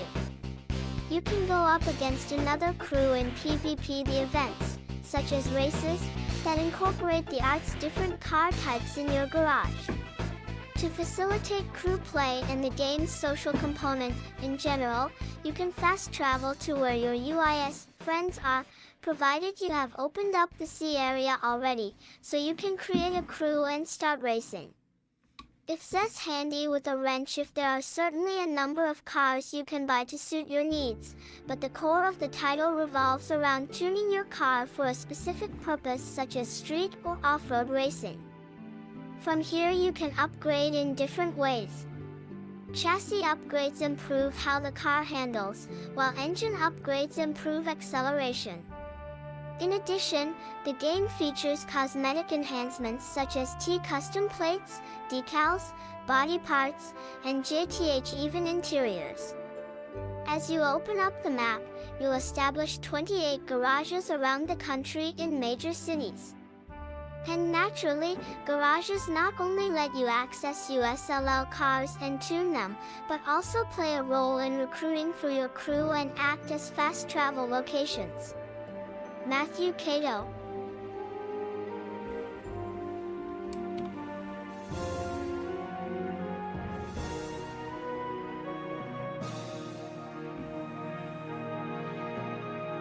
Alright, so next we have The Amazing Spider-Man 2! Spider-Man games were usually pretty good.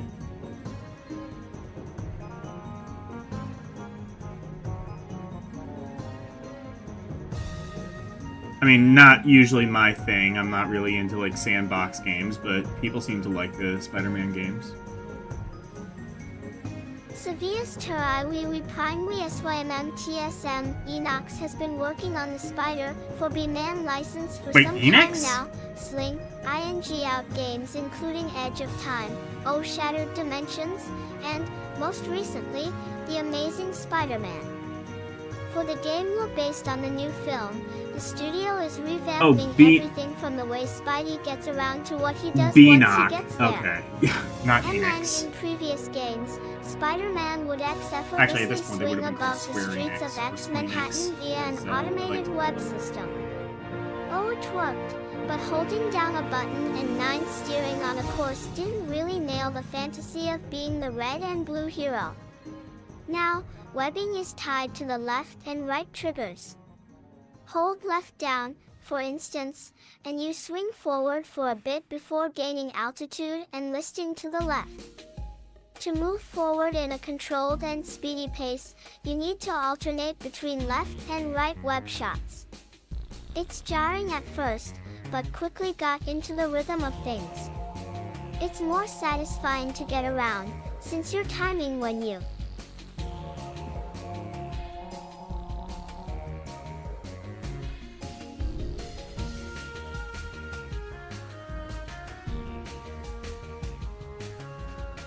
One Dicky-Look SR, alternate your webs, and when you release them to gain and maintain the maximum momentum.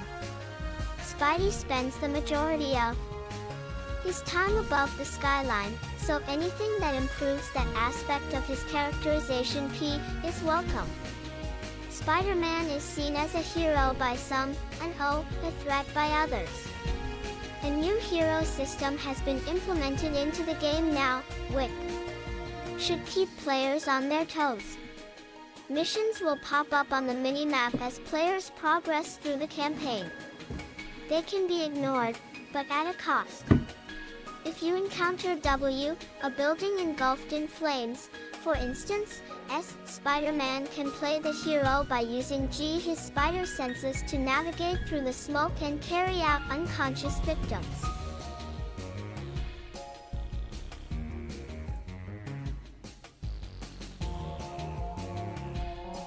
I mean, that sounds pretty cool.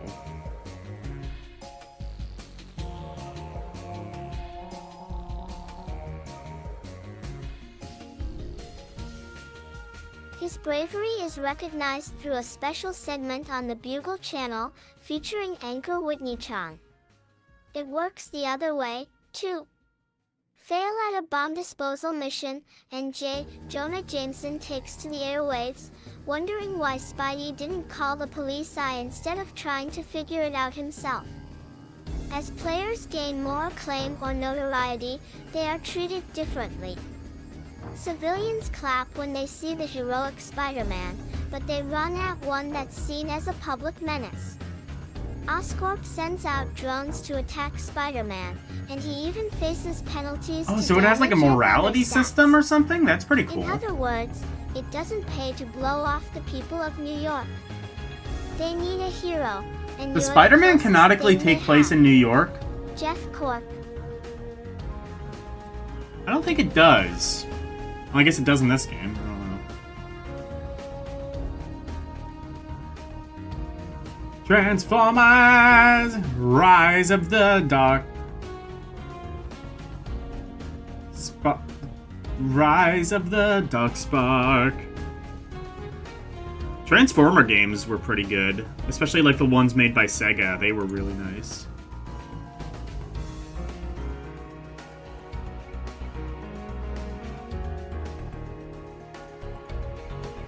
Then as Transformers fans cross their FNF jars, It does? Michael Cool. Bay's next movie iteration turns out well, Activision is moving forward with a new video game for the robots in disguise. For a few years now, we've become accustomed to new Transformers. Game iterations that were either part of the War for Cybertron arc, or other, usually less compelling, installments connected to the movie universe. New developer Edge of Reality is breaking that trend, with an entry that attempts to link the two fictions together. The player controls Transformers characters on both Earth and Cybertron, says producer Andy Owen. Each character looks different and true to lore in each environment. The two worlds are connected by the mysterious, ancient relic known as the Dark Spark, which acts as a portal of sorts to flash the story back and forth between them. In this new twist on the established fiction, the Dark Spark is an antithesis to the matrix of leadership commonly carried by Optimus Prime. It allows anyone who wields it to bend the fabric of the universe to their will, says Owen, helping to explain how these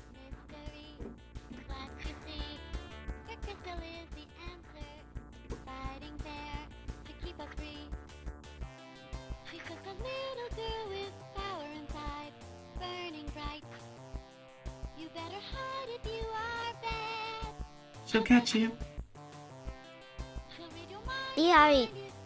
WT2 seemingly disparate timelines connect up in the story. In the movie universe, the story is clearly meant to be set around or after the events of the upcoming Age of Extinction movie.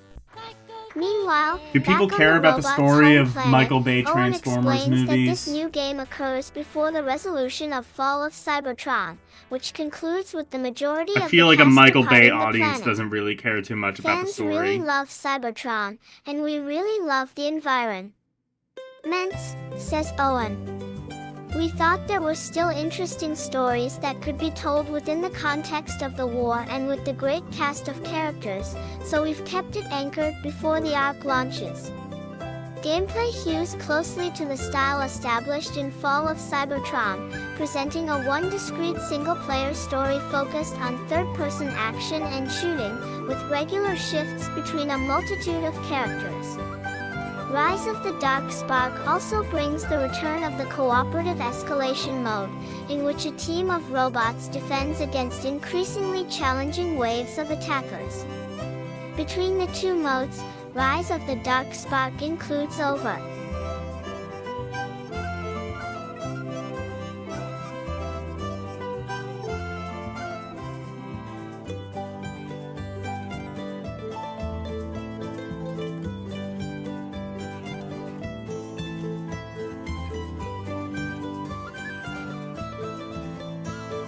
Pet Phil Peck's 40 playable characters, although it's fair to assume that at least some of those characters are reskins of established heroes and villains in the two different universes. While it sounds like Edge of Reality is maintaining many of the central gameplay elements that made High Moon Studios games so much fun, the new studio is also exploring a few innovations. One of the best new features is the unified leveling system, where you can play the game in either campaign or escalation mode, and all of your levels and unlocks carry over, says Owen. XP is earned through defeating foes, but also by completing distinctions and challenges. Distinctions are small combat-related feats you can complete, and challenges are more level-based, says Owen. In addition to providing increased XP rewards, these tasks also unlock gear boxes that include new items, characters, e-weapons, and weapon upgrades. E-escalation mode also includes some new twists, such as offensive and defensive installations, as well as a new addition called Power Foes, in which your cooperative Team 3 must occasionally contend with named boss encounters. You might be fighting a wave of enemies, and all of a sudden you're facing off versus Megatron himself, says Owen. Rise of the Dark Spark also includes a new gameplay-altering feature called hacks, which in practice sound like the skulls of the Halo games, letting you set universal behaviors like higher enemy health or exploding robots upon death. Given the positive reaction I've had to the Cybertron games, and the questionable storytelling that characterizes the movie fiction, I'm wary of this move to mix the two together. Even so, I'm hopeful that the best story ideas and gameplay dynamics can rise to the top, even as we all continue to wait and hope for a true sequel to High Moon's Fall of Cybertron. Matt Miller. Alright. How about Helldivers? I think I've heard of that game before.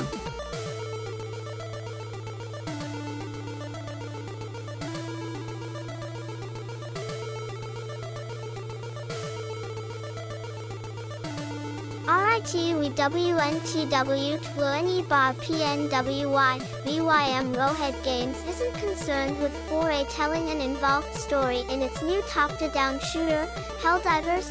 The developer LoL is focused on shaping a universe that tells its own story. The game's missions center on a group of intergalactic specialists who dive through the orbit of several alien home worlds and collect resources for a starved Earth. However, each campaign feeds into an intergalactic online war that features triumphs and IE heroes that are impossible to script. OS up to 4 players can team up and tackle many of Helldivers' missions. After selecting 14 a drop point and loadout, see sidebar, your soldiers march across procedurally generated alien landscapes, activate oil drone platforms, Procedural and generation really was the thing in before facing a 2014. final onslaught at the extraction And point. then No Man's Skies basically Helldivers proved uses that sort maybe of it an shouldn't be MMO the thing. backend where conquered planets are reported to the server, says Arrowhead CEO and game director Johan Palstad. As players fight, the Super Earth frontier is pushed towards the enemy home planet. If all enemies are eradicated, the Helldivers community wins and a new, more challenging season will begin, but if Earth's defenses fail, a slightly less challenging season will start. Previously, Arrowhead gave us a look at the giant crustacean locusts known simply as the bugs. These enemies attack in swarms with giant pincers. However, during a recent demo, we saw a second alien species called the cyborgs. These separatists were once human, and were driven to the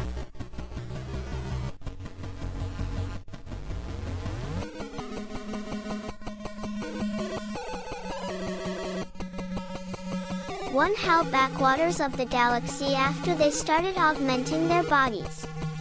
The cyborgs sticked armor and heavy arsenal forced players to seek cover. The cyborgs use a lot of projectile weapons, says Palstat, which results in a is bullet hell kind of gameplay, such as Galag. You need to learn patterns in the middle of combat, but at the same time, play a top-down shooter. Helldivers isn't a walk in the cosmic park.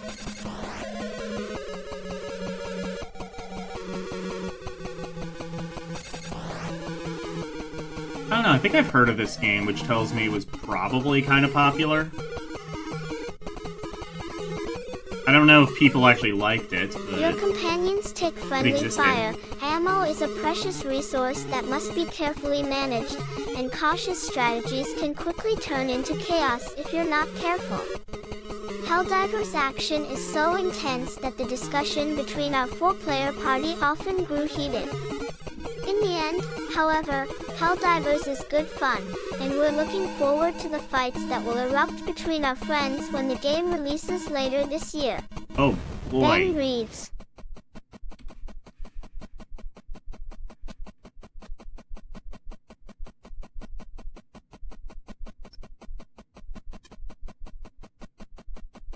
So what is this? This is Horukam? But Horukam.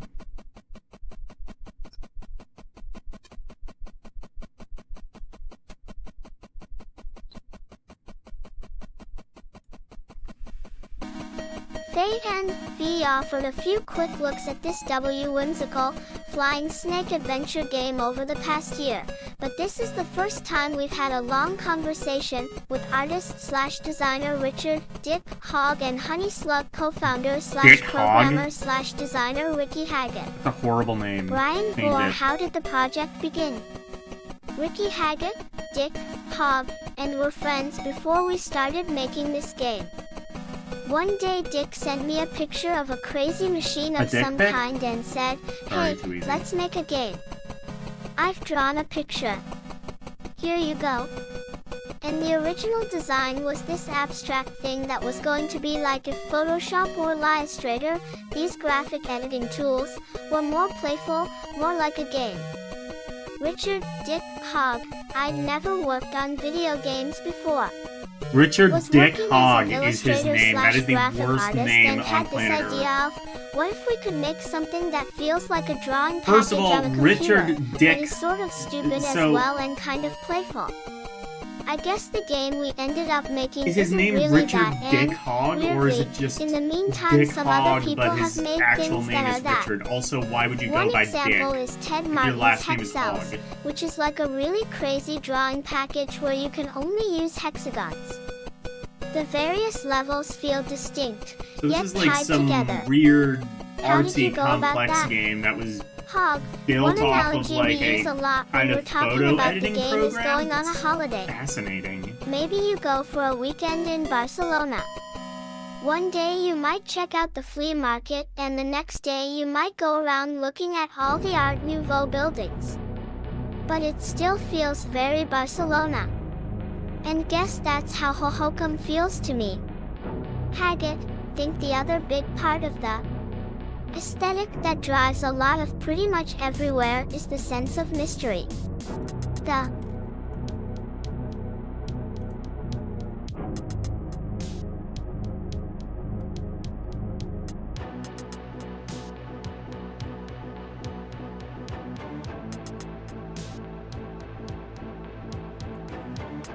game never really tells you what's going on, and it's kind of up to the player firstly to figure out what things they can even do Oh and boy, then my to sort of favorite. piece it together. I love it when games don't tell me Some what the things fuck are to do. more important and add up to something, and other things are more incidental. The game never really steers you at all in that way. Hog, one of our challenges of Hohokam is making people realize that it's okay to not worry about the fact that some puzzles are just cool things that are happening, and some are things that you need to find in order to add up to something bigger. Oh, this sounds It's like been a an hell interesting game. challenge to make people feel relaxed around that. No, that does not make me stress out feel about, relaxed. That makes me feel have pissed seen off. everything here? What if missed something really important and didn't get to go to that bit? Are there any notable differences between platforms? Haggett, it runs at 1080p, 60 frames per second on PS3 and PS4 and 60 frames per second on Vita. There's not like extra art on PS4 because that's not a thing that we need. The main difference with PlayStation 4 is the controls. It's the fact that you've got a touchpad on the controller and a light bar. I think we're really excited about the share button as well. Oh, cool. So it's like one of the few games that actually uses the touch bar on the PS4. There were not many of those. I can literally only think of, I guess, this game and also, like, the web browser. There was that one Atari Flashback collection that let you use it for Pong. Heavy Rain, maybe? Heavy Rain used the motion control, I know. I don't remember if it used the touch bar. Probably not, because it was literally just a port of an personally really like the fact that trophies exist and that they exist at the level of the operating system outside of the game. It's a way that we can have some hardcore traditional video gamey things in there without the game directly doing that stuff. I like the idea that we're able to do that in a way that doesn't feel like it's in the game's canon or universe. How close are we to seeing the final game? Haggett, mostly what we're doing right now is running playtests. We're watching people absorb the language of the game. We're trying to tune things. Sometimes it's the case of making an animation more obvious, or sometimes it's like adding an extra step that has to happen so that people become aware of things a bit more. We're still having new ideas though, till putting new stuff in. I'm really into trying to have fun making a game the whole way through right to the very last day. And it seems like an interesting idea. It also fun. just sounds and like a if pain you're in not the having ass fun to play. making it, then think it will show in the finished product somehow. For a look at Hohokam in action, watch the test chamber at GameInformer.com/mag.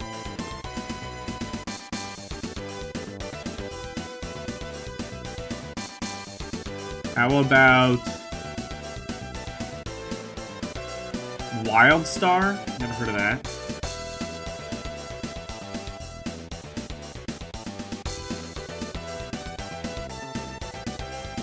I mean, I guess I never heard of any of these games. Gaming in this era was not exactly my thing, which is kind of why I was a little bit interested in doing this at first. Unfortunately, I don't think it's chat's thing either, so I'm probably not going to be going this new ever again. Star may seem ambitious with its CW traditional box cost and subscription model, but the systems in play are designed to provide a top-notch MMORPG experience for casual players, player versus plus player competitors, and hardcore raiders looking to test it's an their MMO. mettle against Okay. serious That's challenges. entirely why I've never heard of it. Catering to everyone can be tough, but Carbine Studios is implementing ways for different player types to find value by embracing other forms of play. If you're a hardcore raider type, look no further, Wildstar is here for you. The 5-man dungeons feature punishing mechanics and difficult boss encounters, and are designed with core players in mind. Dungeons are optional, and intended for an audience looking for real challenges. While dungeon-level content is intended to be difficult, raids step things up even more, and will feature full-on 40-person encounters for the hardest of the hardcore. If you feel that raiding in current-gen MMORPGs has lost its way, Wildstar is taking things back to big challenges and epic rewards for guilds looking to show off their skills. What if you're only interested in PvP? Guild competition will be fierce, and maybe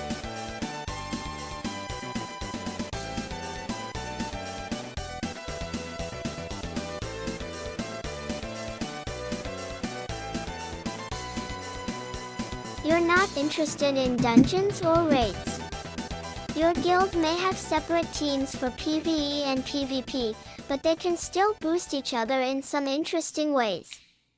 Rare drops off of bosses let you call forth the bosses themselves to enter the PvP zone to guard your base and lay waste to opposing armies. Let's talk about housing. Players can decorate and create all sorts of interesting things on purchased plot space, from swanky indoor bars to outdoor mini-games and amenities that provide bonuses and make useful items and consumables. The decor MMOs are stat just, on various really anything accessories that and involves decorations being adds social. to a player's experience gain, so players of all kinds have incentives to explore the housing system. This provides significant benefits even after level cap, as players acquire other.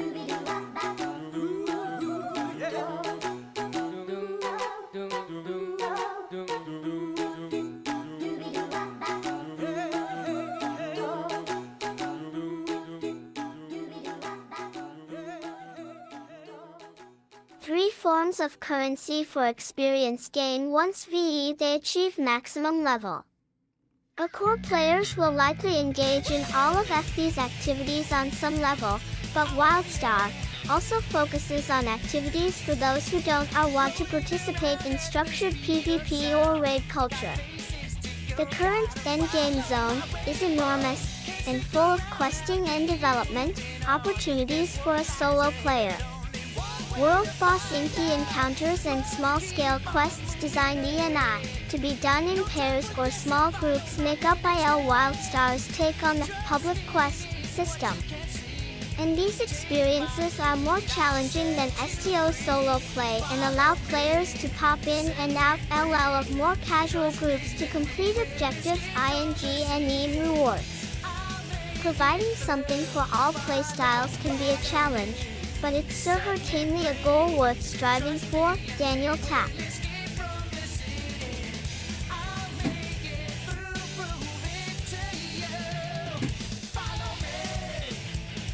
Alright, how about Road of the Avatar? Okay. Is this another MMO? I've never heard of this one either. Richard Garriott's spiritual successor to our The Ultima series, Shroud Richard of the Garriott. Avatar, Ooh, Lord Sacred British. Virtues, is both a look back and a look forward. The Kickstarter-fueled role-playing MMO is scheduled to launch around the end of 2014 and is currently in early access. The title will feature an initial cost, but no subscription fee. Extras like housing and cosmetics will keep servers and content going after launch.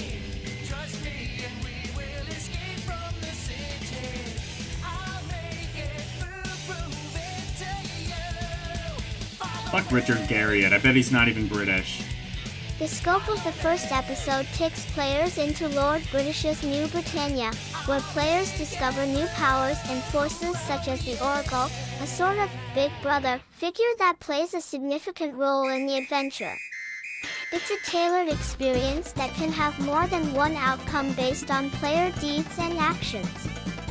Players can specialize in a wide variety of combat and non-combat skills, with various EERRM. I've never played any of the Ultima games.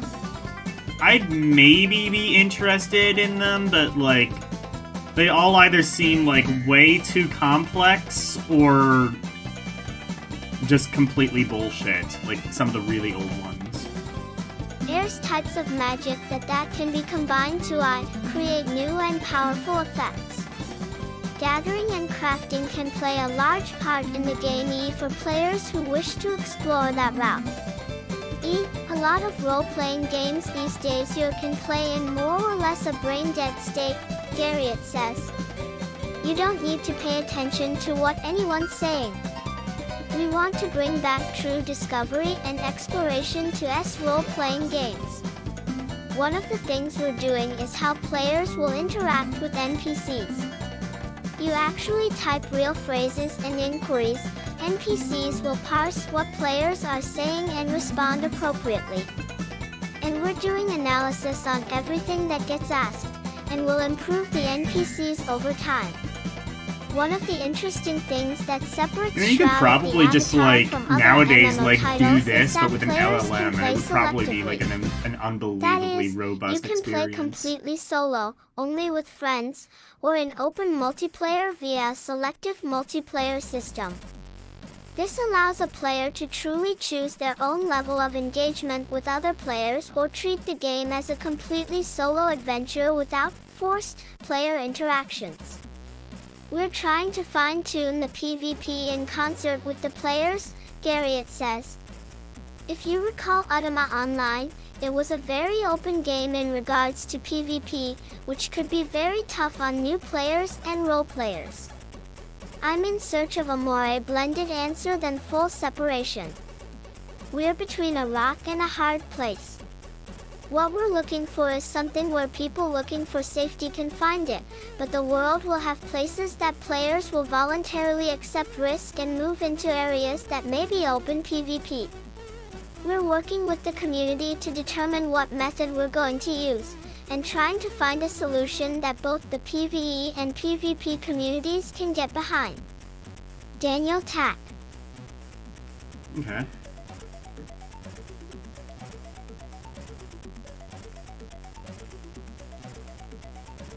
Alright, what about this? This is Divinity Original Sin.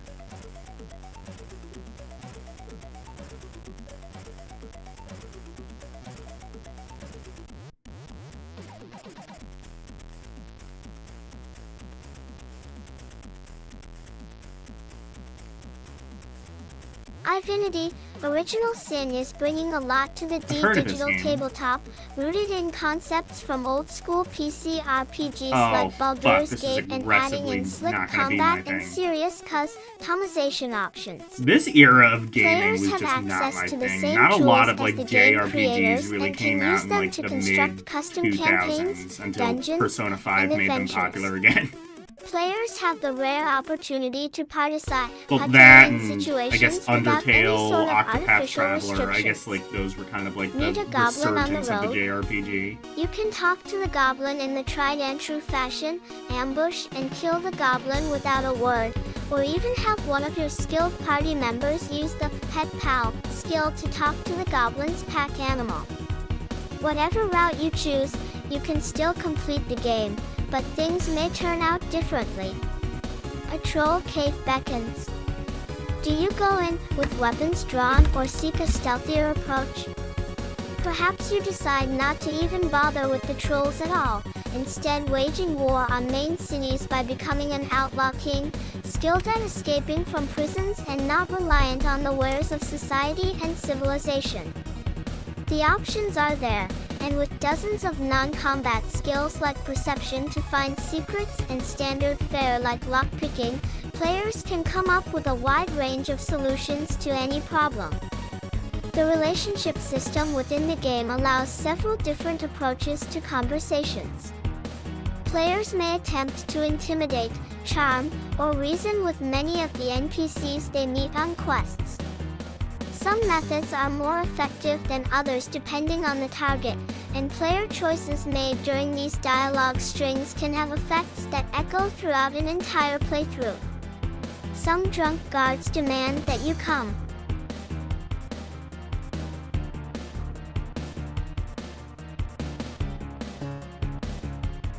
Either with them, do you give in to their demands or draw staves and swords? In multiplayer, TE players actually have conversations definitely in seems game like a apps about CRPG, choices they are alright. making. Is your Probably friend something callously Tyler's mowing super down into. townsfolk?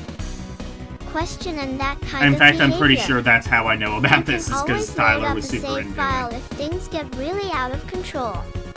The turn-based combat is elegantly CI designed, with a point system and heavy emphasis on location and elemental combinations.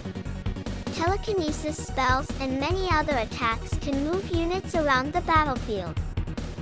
In its most basic form, location tricks are handy for keeping your units away from the ogre Z.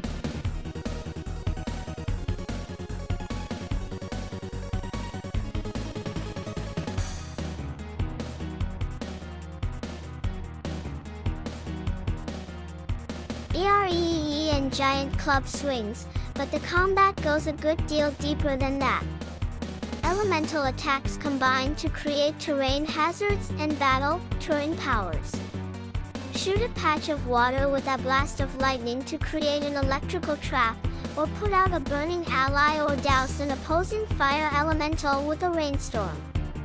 With TS deep customization, choice-driven progression, and tactical combat, Divinity: Original Sin has the potential to be everything a classic PC RPG fan could ask for.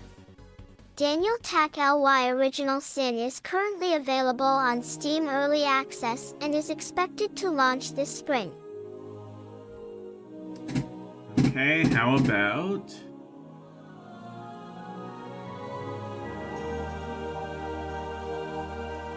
Pure Solar HD... Oh, I've heard of this game. What is this? Artanelico jams.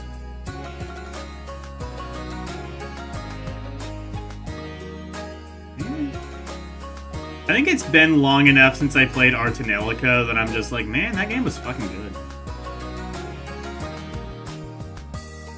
And then I remember it was like kind of jank, but the music was good, and the social link system was really cool.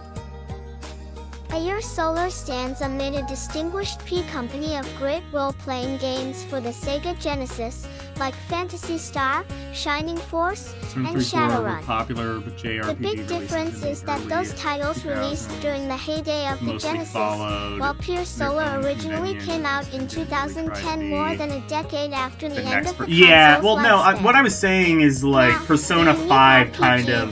Persona 5, Undertale, and I guess maybe a little bit later Octopath Traveler were kind of like... Because like during the 360 PS3 generation, JRPGs just weren't really a thing, and really single-player games in general weren't really focused on. Fans might have scored copies, the scarcity kept the title from hitting the mainstream. They existed, but... The story follows a young man named definitely Hostin, weren't a botanist as big on of a quest thing to save his as father they from were an even illness. in the previous generation. He teams up with his friends and begins a journey that takes them to strange places and brings them face to face with colorful characters. The premise may sound familiar, but it's intended to be more homage than derivative.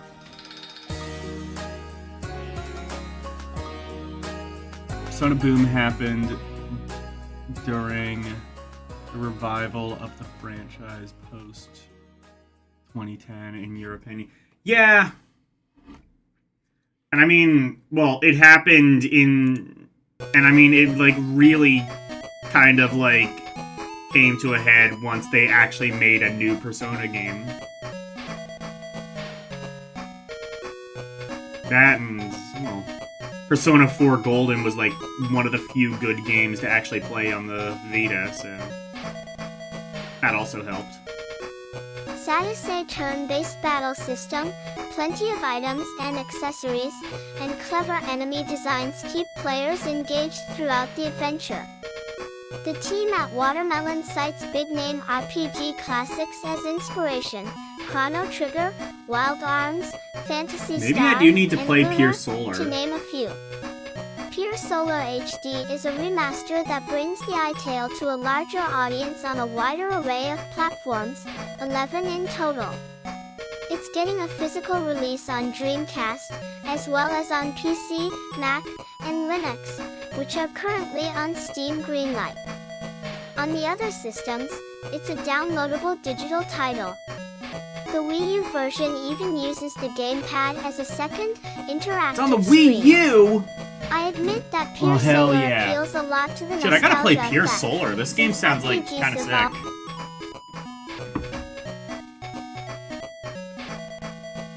P4G was one of the few games people knew was on the Vita. Yeah. That's what I'm saying, is like... In Time Y and these Oh, I days just now they can found be out I much can different pause from the their 90s narration by hitting the ancestors, spacebar. I did says that by Watermelon accident. President Tulio Adriano. But if anything, Pure Solar can be a bridge between these two eras, containing some modern concepts but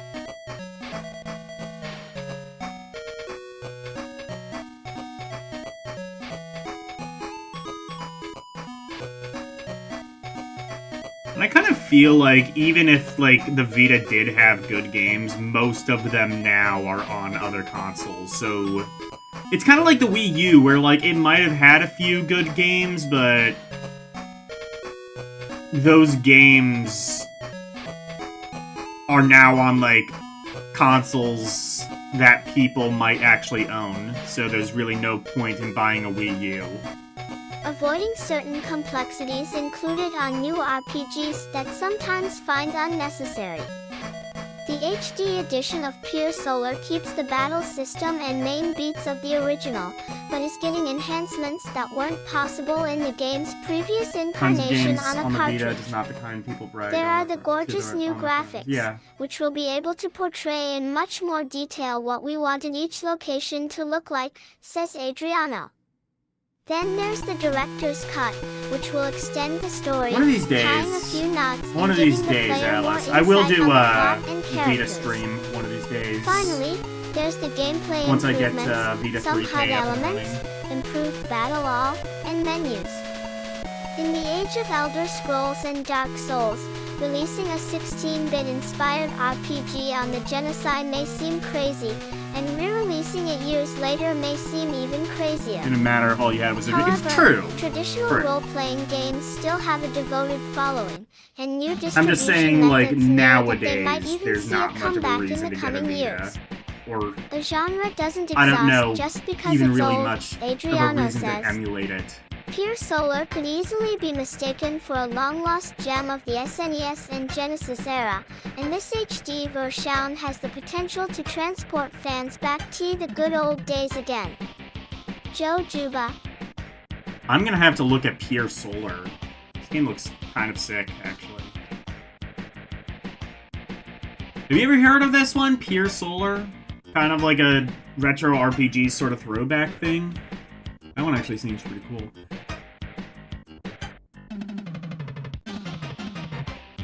Fantasia Music Evolved. I think I've heard of this game, and I feel like I remember it not being particularly great. It's sort of like Epic Mickey, but not as good, if I recall right.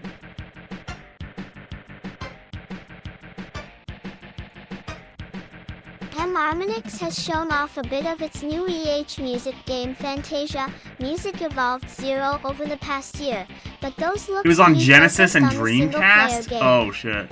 At this year's Game Developers Conference in San Francisco, the studio gave us an opportunity to check out the multiplayer component for the first time. 5. The mode begins with a clever touch. The second player joins the game by shaking X player 1's hand.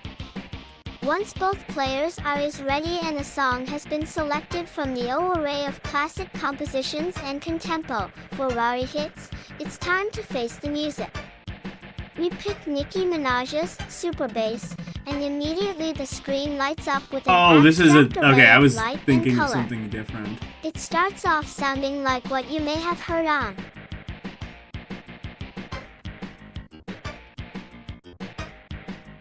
Oh, so it's a rhythm game. Yeah, that stands to reason.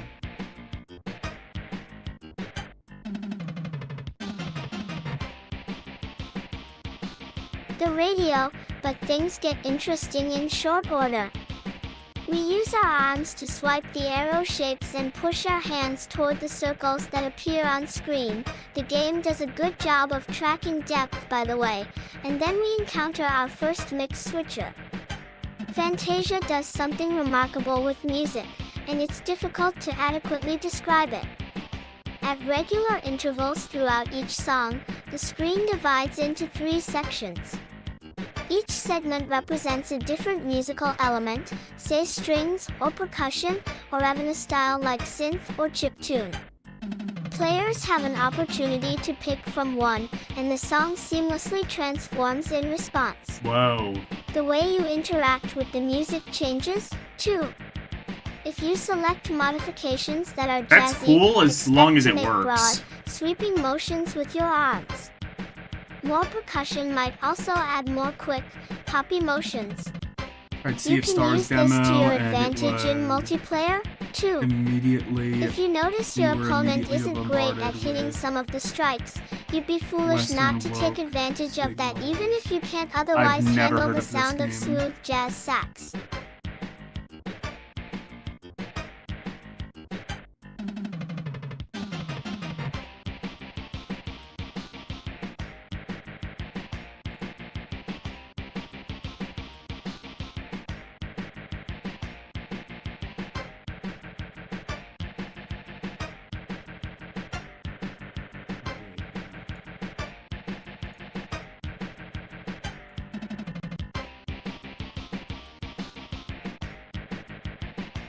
T, it's not strictly competitive, even though V, your scores are tallied at the end. Geometric lockboxes called composition spells also ES appear, and both players have to team up using synchronized gestures So it to is open based them. on like the Disney Fantasia, I'm pretty sure. They're This worth is the effort. interesting. There are several spells, and they allow players As long to as it take an works even well. more active role in the music. Some of them have you pulling your arms in and out as AEC rotating band stretches taut and expands. T in others, you move a cursor over gem-like icons, representing various drums and Simers bells. It's meant to be a Chrono Trigger There's a bit of a tribute, call and except response only element, works. with each player getting a chance SE to affect I mean, the music. I don't care.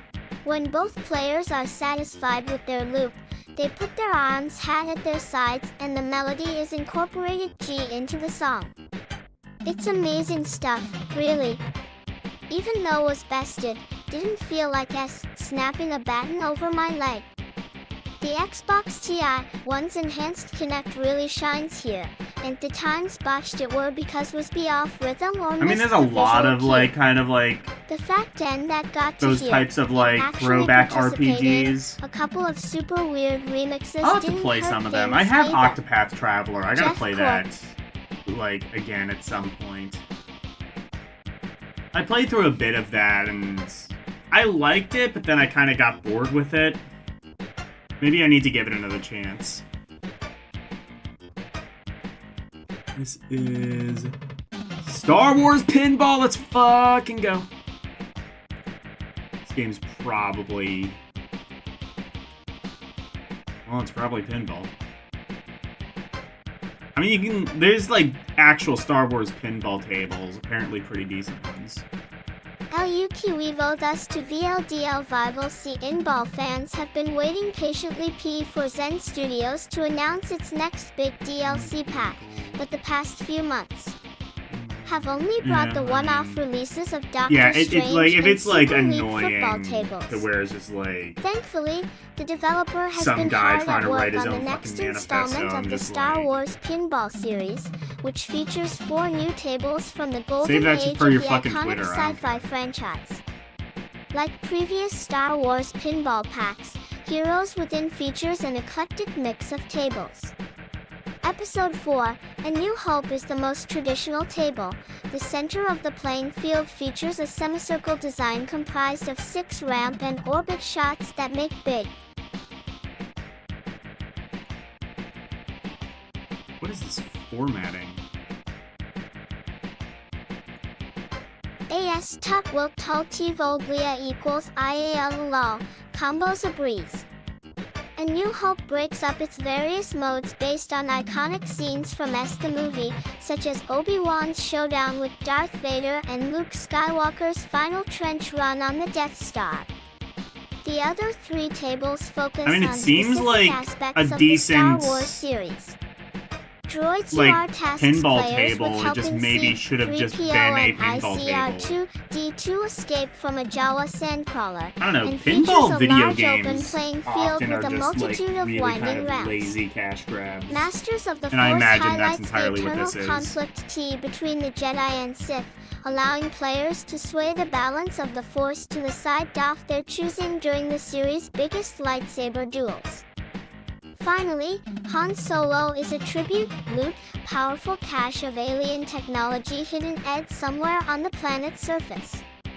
And PlayStation 3, Xbox 360, and PC owners were able to put Handsome Jack's reign of terror to an end when Borderlands 2 originally released in 2012, but Iron Galaxy Studios, Borderlands 2. the developer of indie fighting RE.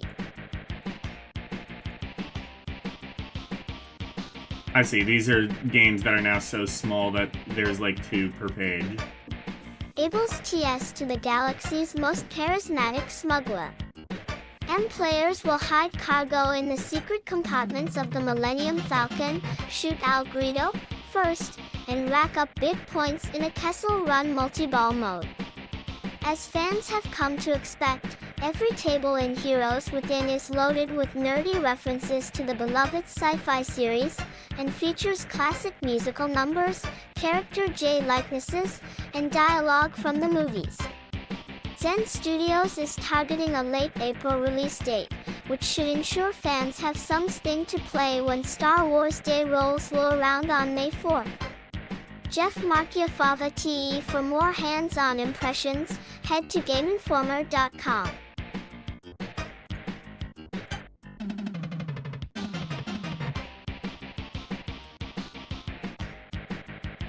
A small package with AI 0T of 10, even years after the events of the original Borderlands, a maniacal madman named Handsome Jack takes over the Hyperion Corporation and declares himself dictator of Pandora.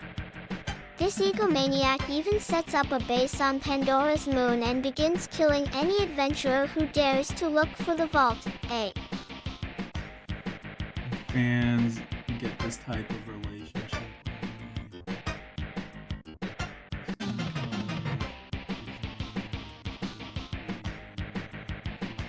I mean, I don't think it is. I don't give a shit what the skin color of somebody is.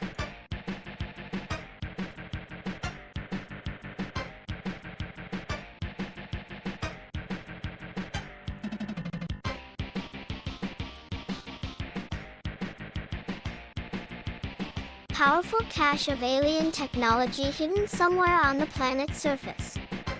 PlayStation 3, Xbox 360, and PC owners were able to put Handsome Jack's reign of terror to an end when Borderlands 2 originally released in 2012, but Iron Galaxy Studios, the developer of indie fighting.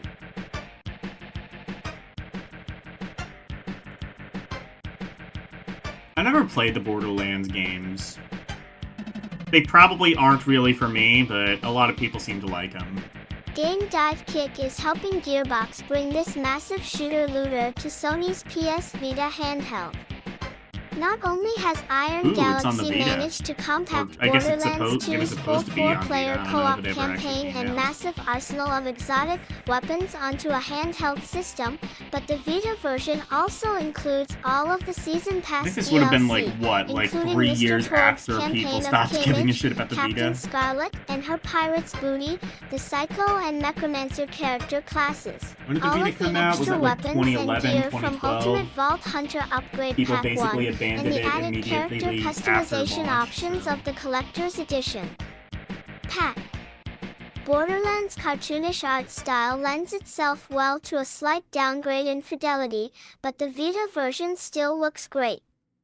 One of Iron Galaxy Studios' few concessions is that, in order to save system memory, enemies now explode when they die, so you'll no longer see bodies of your fallen foes littering the wasted countryside. Oh no. Otherwise, the game is a remarkably good-looking Vita title.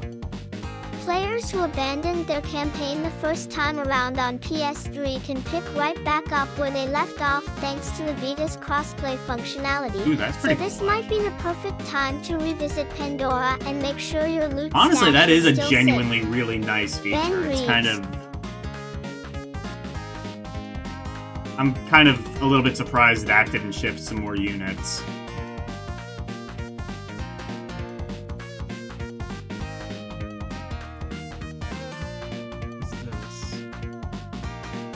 Ooh, Dark Souls. Game Informer's Game of the Month, Dark Souls 2. Have you ever played Dark Souls 2? I know, obviously, you play a lot of Dark Souls. Have you played Dark Souls 2?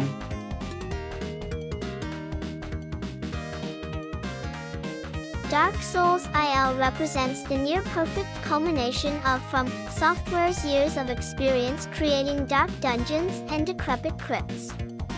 Weaving together concepts from Demon's Souls and the original Dark Souls, this action/RPG immerses players in a grim, atmospheric adventure that inspires triumphant victory howls as impossible bosses are conquered with ERR at Junior Ding. Yes, a little bit. It's much easier than part 1. Oh, well. They made it possible for game journos.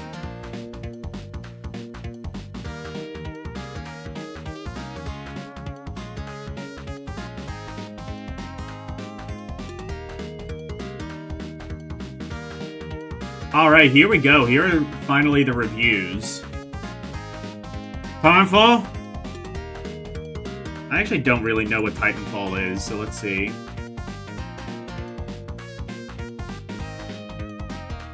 I never played, like I said, I haven't really played a lot of games from this generation. For years, competitive shooters have struck, seat Mac Core IO occurred on brief flashes of action repeated ad infinitum. Much has been made of Titanfall's mysterious campaign multiplayer, where story and competitive action seamlessly intertwine. In practice, the brief campaign of two futuristic armies clashing on distant planets is a limited framework for storytelling. The more notable narrative innovation introduced by Titanfall is the match structure itself. By providing an organic form that includes a beginning, one thing middle, I've and learned, end to virtually every match, kind of Respawn like Entertainment going ratchets through all up these the dramatic magazines, and it's that I think competitive people potential were a of the lot, online shooter. were like way Each too mode hard on has game its own journos. twist on the Like, experience. you know, but most of obviously, yeah, they're Titanfall's gonna have matches like some present the same opinions that you escalating don't tension like, you'd or expect in a good even like action some movie. really stupid The opinions, but fast-paced like conflicts generally, I start think they out kind of small know as their shit. pilots drop into battle and rush to Like take at least the position. ones that I've seen from the As magazines the minutes I've pass, read. the first Titans begin to drop, adding increased danger to the scene. By the end, massive explosions rock the whole battlefield as nuclear detonations and missile barrages burst to life. Finally, the defeated party rushes to escape Like the if there's drop ship, anything, closing out the fight like the worst I'll like one do last is just like chance for disagree with glory a on both review. I sides. don't really think, The I changing rarely dynamic think of like, a battle oh, the game does journalist wonders just for has like a keeping you bad on your opinion or toes something, and or like a demands misinformed constantly opinion. shifting tactics. Obviously, there The were structure works so exceptions well to that, because of but still. Titanfall's other major success, its 2.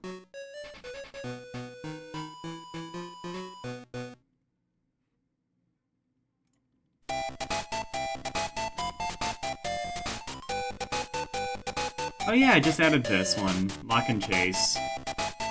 I've been on kind of a Game Boy kick lately, like black and white Game Boy, and I've been playing Game Boy Lock and Chase.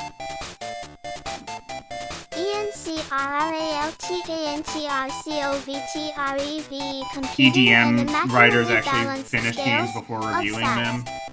I imagine that must have been like Pilot really moves with tough ease once through the like large maps, games got like leaping along really exposed big. Like, panels, and easily like you had to clambering like sniper finish like points. 100-hour On RPGs rooftops and like and towers. MMOs, which technically Tight don't really have corridors an and end. sheltered cliffs provide cover from your massive mechanized foes, but not from other fast-moving pilots wielding shotguns and auto-targeting pistols.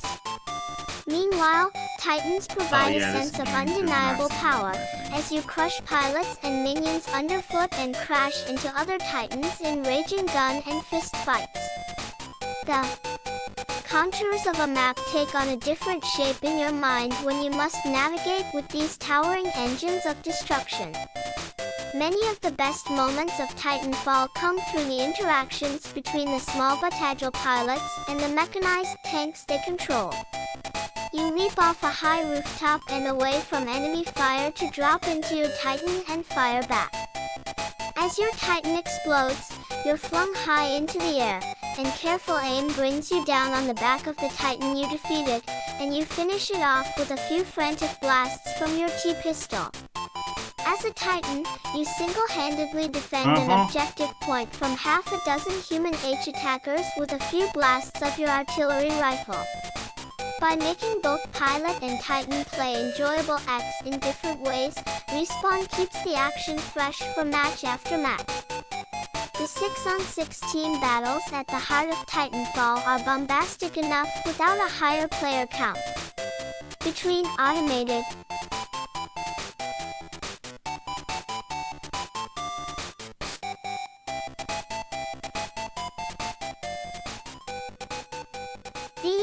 SAALES, PV0CDL less Titans, dozens of NPC robotic specters and ASE military really grunts, and automated defense turrets, the large maps feel action-packed. Even NTS, if respawns or wrong turns, can sometimes separate you from the skirmish.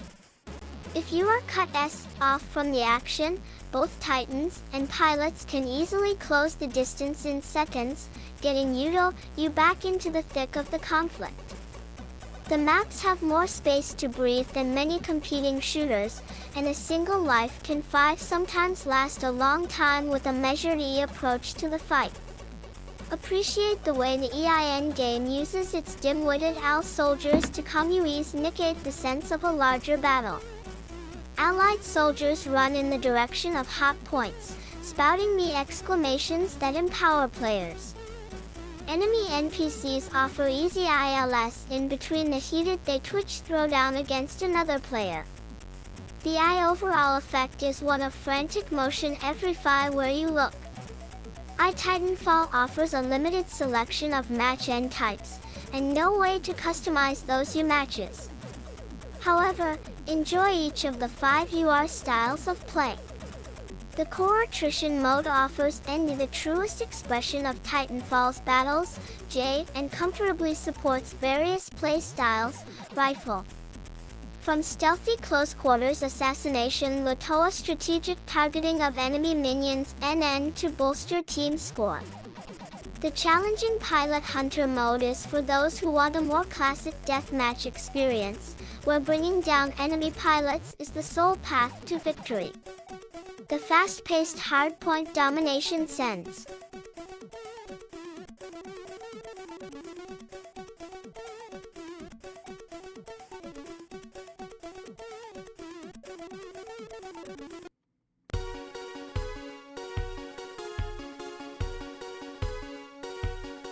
Oh shit, there's more to this review.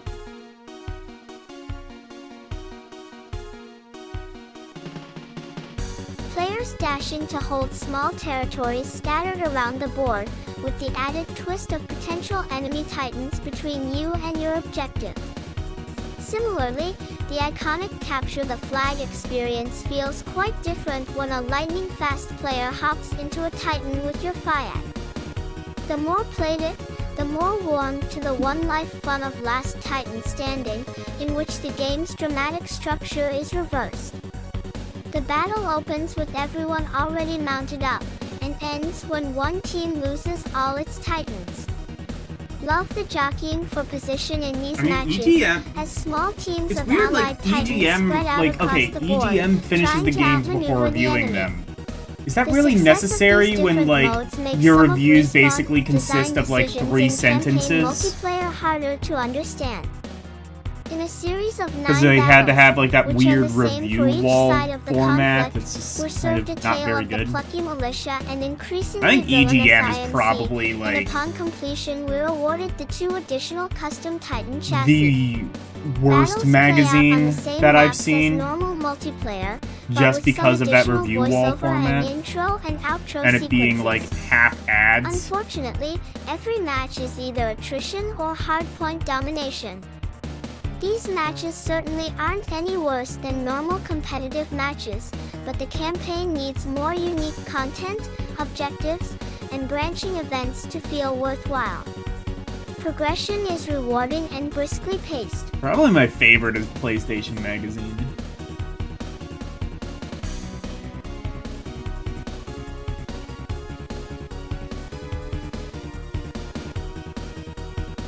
Have I read the reviews in the review walls? None of them are 3 cents. I mean... Well, I mean, like, they like, can't really fit a whole lot of stuff in there. It's just sort of like... Like, the way that they do reviews is like, oh, okay, so, like, we'll give you, like, a quick, like, 3-sentence blurb about the game, and then, like, we'll have, like, 3 different reviews all saying about 3 sentences each.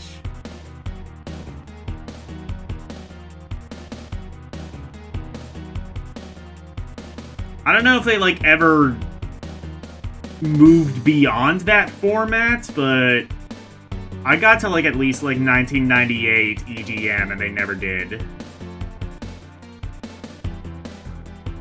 I think PlayStation Magazine was probably my favorite. Well, PSM, but also the official PlayStation Magazine, both of those. DT, whether playing campaign or classic multi-off player. New Pilot and Titan loadout options open up all the time, and you have good reasons to try out all the fun new kits and weapons, many of which allow for altered 9 approaches to play. While weapon mods are scarce, almost all of the armaments for both pilots and titans add something meaningful to the mix. And like EGM was the only Even so, one to really the do majority that of review content wall unlocks format. in a few dozen hours. I don't really know why they Devoted did it players because could it's kind of explore the objectively prestige-like really Generations bad. system for an ongoing sense of growth. But without additional And clearly unlock everyone options, else some may realized not it was see bad incentive because to do nobody so. else did it that way. The one-off burn cards come in almost faster than you can use them, encouraging players to constantly add their bonuses into a combat strategy. Like definitely It's an some engaging people kind of system tried that to helps pad the set reviews a Titanfall little bit apart, too and much. That choosing new was cards gives you something interesting to do a whole as you other wait problem, between but matches. As the more explore like the a impressive one, collection of 15 maybe maps 2-page included, review the of more a like game. them. Each environment does a great job of supporting Maybe like both 2 or human 3 and if the Titan game is like movement and really battle scenarios, interesting and or they're each unique beautifully rendered or like science particularly fiction big. environments. Thanks to the pilot jump jets, every map gives equal thought to And the that's- vertical and that's really horizontal about it. planes, creating environments And that's, filled like, with lots of kind of multi-level ideal. buildings, rooftop hiding points, and underground passages. It takes dozens of matches to truly understand a map's twists and turns.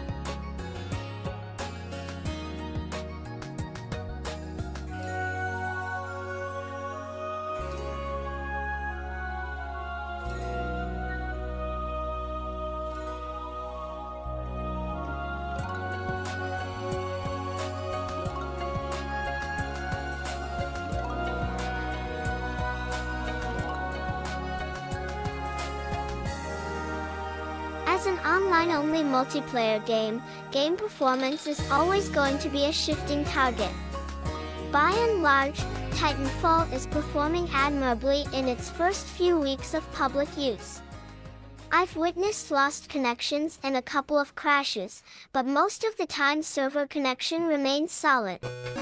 On Xbox One and even mid-tier gaming PCs, saw I think I noticeable hate the frame layout stutters and when its coloring on-screen and my action perception got of the especially content. I mean, intense. there's just... While I'd love these scenes to run as I like the smoother, idea it should not that, like, discourage players different from diving in. reviewers can have different Respawn opinions took on a the chance game, with so it, like... Titanfall, I embracing like what the it knew best idea with a of it, that, multiplayer-only like, experience oh, and pushing the envelope we have with its different imaginative reviewers and they twists have, like, on differing classic opinions 5 on the competitive games. play.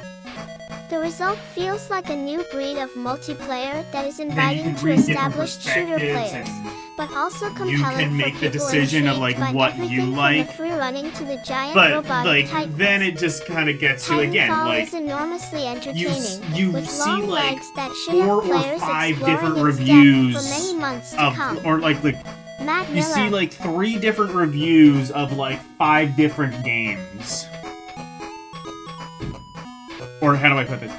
You see, like 5 different reviews, 3 reviews each. Or 5 different games, 3 different reviews each. And it's like... No, that's...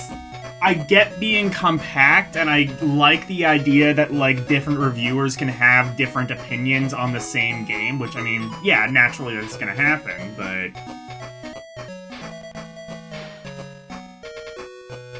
then like you don't really know a whole lot about the game, especially if it's gonna be like a really big game. Like, I couldn't imagine like a review of an RPG in that style.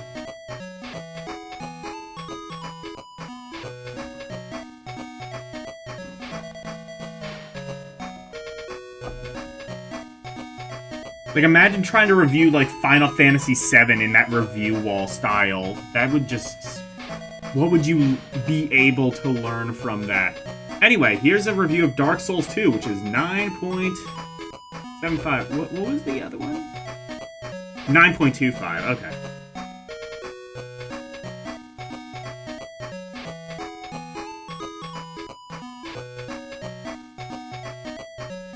ARFFE. These Souls games are infamous for their CT high difficulty, little direction, and even T less forgiveness. Some players are scared off by the punishing systems, including death D penalties, fragile characters, sadistic traps, F and brutal status effects. However, pushing through hardships, players become grizzled-esque veterans and find a true sense of achievements in a gaming world I think like that tends to PlayStation reward Magazine golden was trophies like for the the simple magazine ability that to press did it start. the best. Dark Souls Reviews LL were generally retains the like signature 1, challenge 2, and maybe style of 3 the pages original, long. but adds quality of If the EFED game was like improvements particularly and big slightly or more particularly like transparency something regarding that how people various might mechanics care and about. systems Y work. Elements such as the main hub town Y of Magilla playing home to a majority of them, And then like 5 typically doors they would and be like NPCs, one page that bonfire you fast can travel, like a stream, free in talk about like introduction, all of the and some problems, clarity or even behind like half a page if it's a game that's like, you know, just some stupid kitschy shit like Who Wants to Be a Millionaire or something. That you probably don't need more than like half a page dedicated to that. But.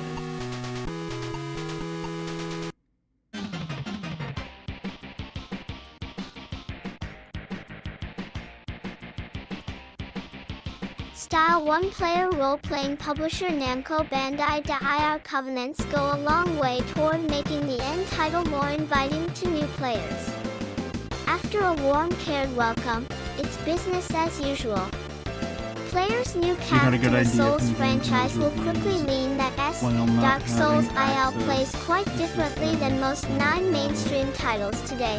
It is an incredible XD experience anchored in exploration, immersion, meant discovery, defeat, and ultimately Well, triumph. I'm saying like 2 or 3 pages at Dark Souls very IL is most. familiar, Ideally, but it should has be RT like some 1 page. significant changes. 2 or 3 pages The is core like, blocking, NGE rolling, I don't know, sprinting, dedicated for and like, attacking all 5 rely on the again, something like ever-important Final stamina Fantasy bar. VII, because like, UNCY would you be able cannot to mash like, the button and win. or Exhaust your no, 10 not even stamina like bar Final in the Fantasy thick of VII, I mean like combat, and you are dead. Oblivion, like would you be able to Vigor like joins write a vitality page and on endurance all as of the and different third key systems skill. and So players have to spread complex their shit stat involved in point Oblivion? allocations out a bit more. Or, dear Rolling God, would you 4 even is be able still to a do that? viable Would you and be able to important do that on that tactic, review but wall no. format? There's no fucking way. How would you be able to review something like Skyrim or Oblivion or like a complex CRPG style game in that review wall format?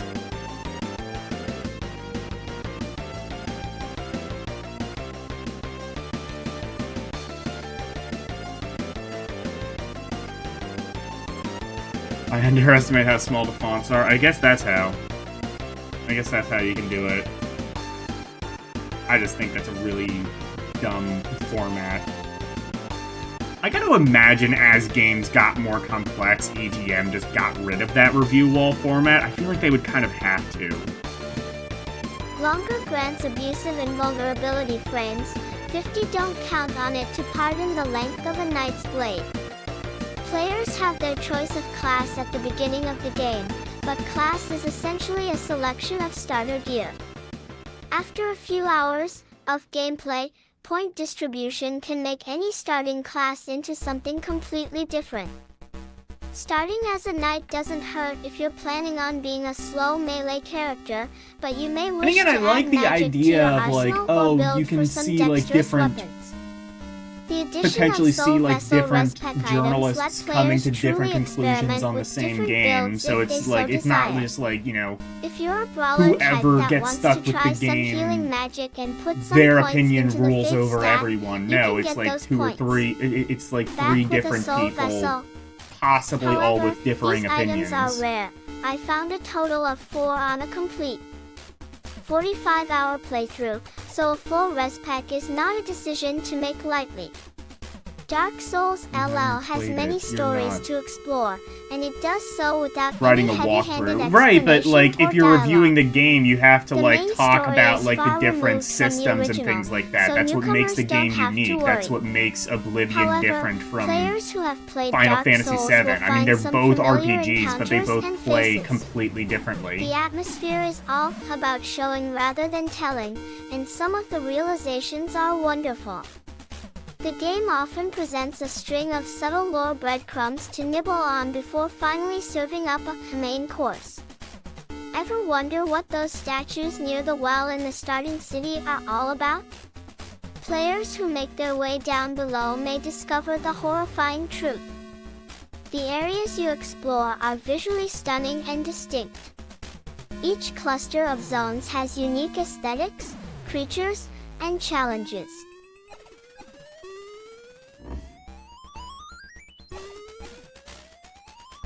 The EGM reviews definitely talk about the technical aspects of the game. I guess they would have to. But like, yeah. You'd have to be like very resourceful with that space. I guess a very clever writer could do it, and I guess they would have to out of necessity. That would just be like...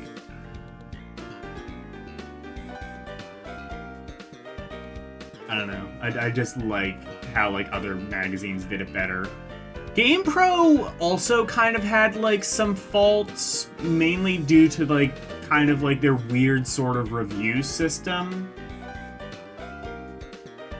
I would say the actual reviews themselves I generally liked more than EGM's. But again, PSM was probably the gold standard for me. Also, Official PlayStation Magazine I quite liked. It was a...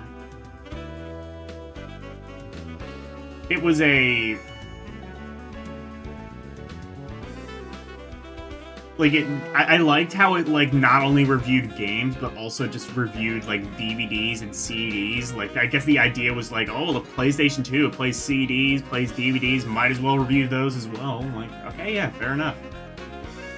TLSAI, you never have time to become complacent or relaxed, since the rules constantly change as you move from area to area. After completing the earliest part of the tend to game, use technical the as well as open gamer world shorthand experience that to follows explain largely complex hinges on systems. I player guess fair choice. enough. My own curiosity took me deep into some zones at 3 hours of gameplay that would have been better to explore at around 20, but you're largely free to roam in various directions at your own peril, and there's more than one way to access many areas. For example, it's hinted that you may want to find a ladder to travel down Magula's well, but an ambitious jumper with a fall damage ring may be able to bypass traditional methods. One significant change in Dark Souls is that foes no longer respawn after being killed many times. Players can no longer grind And then you had like souls shit like forever in Omega basic Power, which zones, padded but it the allows fuck them out to of the plod reviews. forward That's into a like difficult area a dozen times. the complete Picking off opposite problem. difficult You can spawns go in way order too to far in make the the opposite trek direction. easier. Several This magazines, happened honestly, once to arguably me, this as one my might build even a was little bit. incredibly vulnerable to enemies in that area. While this I mean, won't like, make bosses any easier, I don't even know if I would say it it's can be used padded, as a because like if you're time-consuming. interested in the game, this is all information you might want to know. It doesn't feel like they're like trying to like meet like a quota or something like that. It's more like, yeah, it's a little bit wordy, but also the information that you're getting from it, if you're potentially buying Dark Souls 2, you get to learn about like the different systems and stuff, and it's all, you know, if you're interested in the game, it's something you might want to know about. Equals or inefficient way to move through a particularly challenging area. Gee, when many think of the Souls games, the conversation inevitably turns to discussion of difficulty. The baseline difficulty is on par with its predecessor, but there are new ways to bolster the challenge for It's the on par with its via predecessor. Covenant and bonfire items. New Game Plus T modes are available as well. However, focusing NS strictly on the challenge takes away from much of the brilliance that comes from creating a Oh my god. You know what? I take it back. Reviewers suck. Takes away from the brilliance. Like, I love how, like, every single, like, person who has ever played Dark Souls just, like, talks about it like they're reviewing, like, a Shakespeare play. It's just, like, I've never seen somebody talk about Dark Souls who is not, like, super pretentious as shit. Dark. Which, I mean, fair enough. Maybe I actually do need adventure to play that Dark assumes Souls that at some players point. don't need their hands held throughout the experience. It just seems like Dark kind of Souls too IL respects complex. you enough Like, to assume even you like can difficulty figure things aside, out, it just kind of despite seems like a having very 5 overly hats lost complex some of these game. and sensibilities I'm by not playing one other particularly titles into that those. walk you through on Tether from start to finish.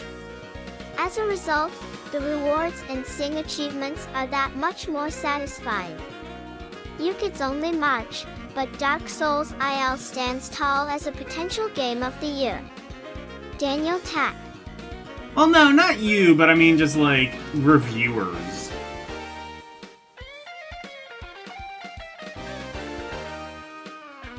Hair.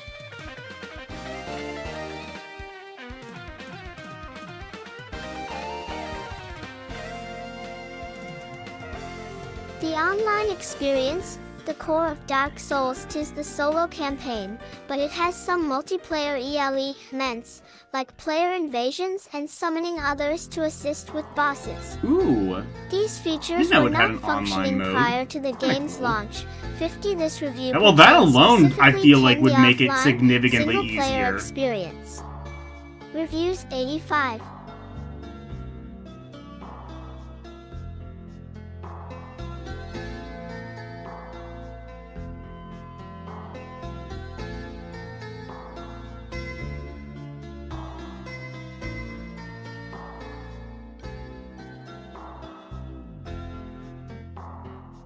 Here's one phrase review of it. Okay, so not too difficult. Get good. Fair enough.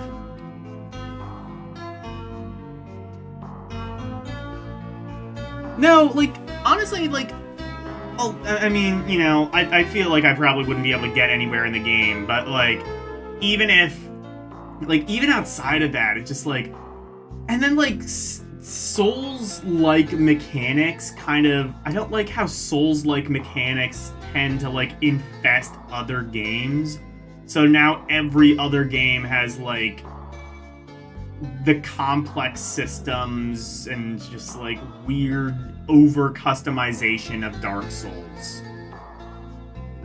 Like, I don't know. I just want to play the game. I don't need to, like, have, like, over-customization of every single aspect of the game, you know?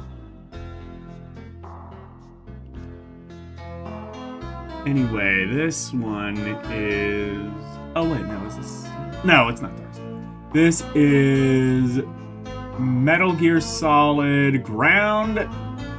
Wait, yeah, Ground Zeroes.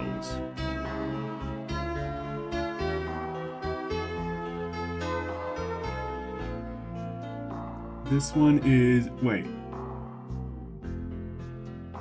This one got a 2? A Metal Gear Solid game getting a 2? Why? Is that the rating?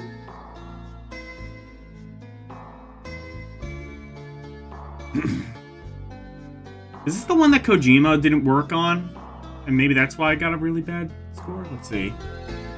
OVRRNNCUELWERWD before the announcement of the Phantom Pain, Ground Zeroes appeared to be the next full Metal Gear game. Once Konami and Kojima Productions clarified the scope of Ground Zeroes, a prologue to the Phantom Pain's larger tale, was still excited to get back into a sneaking suit and see the beginning No, I guess of a new Kojima was chapter behind in the this life one. of Big Boss. Unfortunately, my enthusiasm core, didn't Dark last Souls is long about after picking up the controller.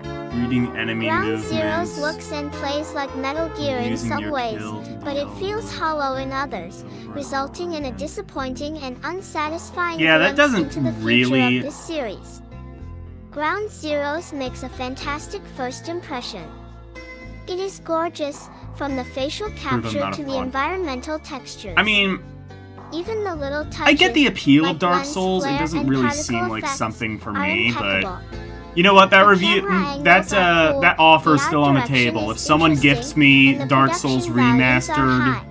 I will play Snake's it. mission in Otherwise, the I'm prison not camp spending is money on it.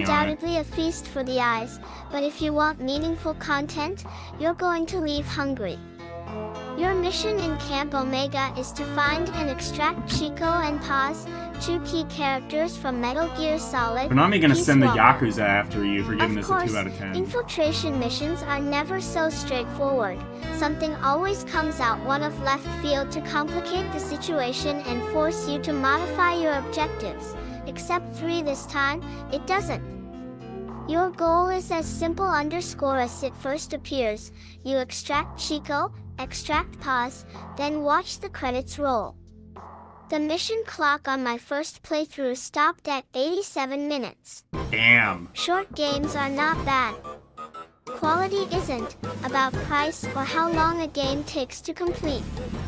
It's about how well the game uses the time it has, and that's where Ground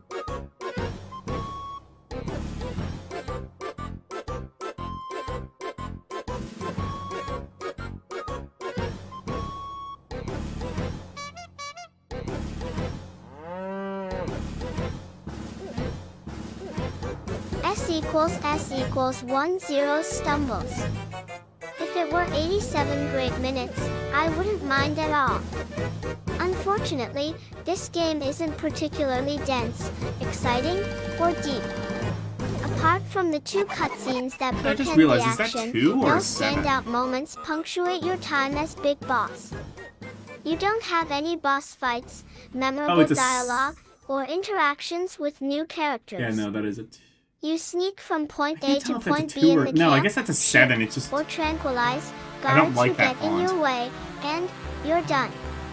On subsequent playthroughs, which the game encourages, you can round up collectibles, rescue POWs, and scour the camp for more interesting weapons like sniper rifles and rocket launchers. Pattern changes. They're neat to try out, but none of them have a significant impact. Additional Nabi playthroughs Usagi? I don't also know if let I you discover remember that alternate game. approaches to your objectives, since you have some freedom in how you reach certain areas. For example, I must have played you it, can but I don't hide really in the back remember of it. a truck as it drives into a restricted area, or you can sneak around until you find the side door. This kind of experimentation can be fun, but ultimately, they are just brief detours before you're back on track. Once you're tired of the main mission, you can delve into the side ops, which are separate rate operations that take place Yeah, in 7 the out same of 10, single that- map location. 7 Each out of these 10 focuses basically on a just means, central like, goal, the game is escorting a average, but strangely we can't say familiar 5 intel out of 10 operative, because that'll piss off destroying the AA publisher. guns, or taking out specific enemies. The side missions are straightforward and unimaginative, but if you're determined to get 10 hours or more out of Ground Zeroes, you could play all of them to perfection. While that level of replayability is technically present, Ground Zeroes exhausts its store of compelling content quickly.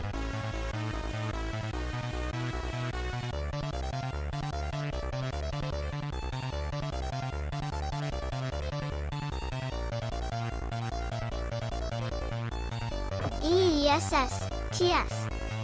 TS for all of the ways this installment disappointed me as a fan of Metal Gear. Ground Zeroes gets some things right. Even if it doesn't take you to interesting places, the stealth gameplay is polished and tense. The lack of enemy tracking radar means you can get caught at any moment, which adds to the thrill. If you are seen, the new reflex mode gives you a few precious slow motion seconds to neutralize any guards who could alert command. This addition, which can be disabled if you're a purist, is my favorite new mechanic, since it adds little spikes of excitement while still allowing you avoid full-blown combat. Also enjoyed the ability to get feedback from Kaz, aka Master Myler, at the push of a button, eliminating the need for long codec conversations on a different screen. The nudge forward that Ground Zeroes gives the story happens in the final cutscene, which takes the series to some dark and gruesome, and potentially offensive, places. It's not for I am sensitive or squeamish, but one way or another, it certainly made an impression on me. Expected the coma, but another plot developed. Means that the world of the Phantom Pain will be slightly different than thought. Even for longtime fans of the Metal Gear franchise, Ground Zeroes may not be worth playing. It spreads its strengths thin over too little space, relying on the repetition of a handful of unremarkable missions in the same area. That's the bad news. The good news is that the core stealth is fun, and the innovations on the gameplay front are promising. When supported by enough variety, progression, and story development, these mechanics could form the foundation of a fantastic game. The Phantom Pain could eventually be that game, but Ground Zeroes is definitely not. Joe Juba. Okay. How about Plants vs. Zombies Garden War? There was a sequel to Plants vs. Zombies? Actually, I do think I kind of remember that. I remember it basically just playing like the first Plants vs. Zombies. Yeah.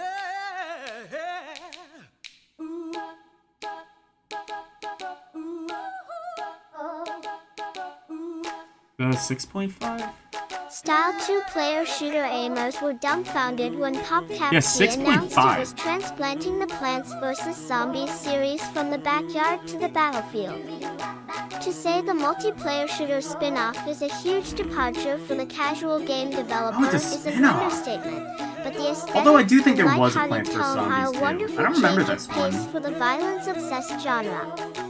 Dig beneath the surface, though, and you find some fundamental flaws that hold back this I need to family-friendly play Plants shooter. vs. Zombies again. I PopCap missed is that known game. for making highly polished games that virtually Basically anyone like can a pick up strategy and game, play. but like boiled down to its most Unfortunately, basic that equation elements, only and rings that's half kind of fun. true for It's kind Garden of fun for Warfare. like a cheapy little phone The game. developer's simplified approach to the genre does away with basic concepts like sprinting, melee attacks, and limited ammo, making it easy for anyone to get into the swing of battle.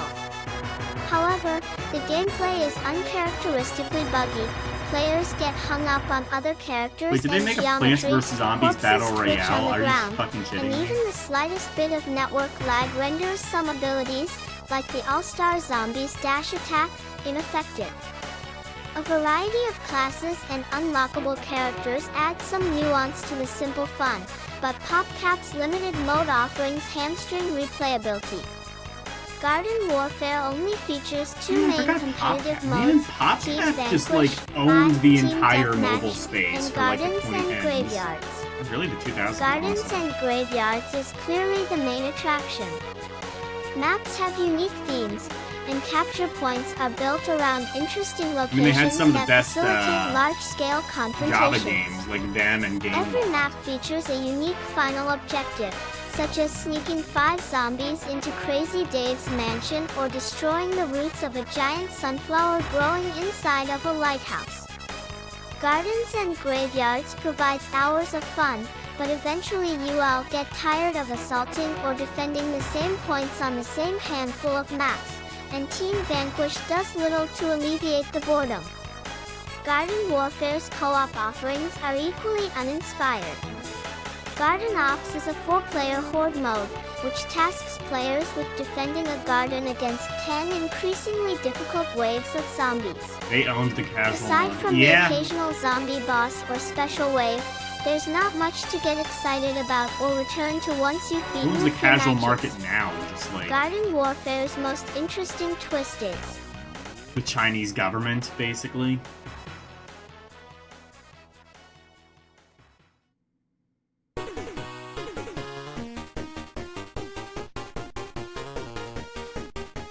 The CCP.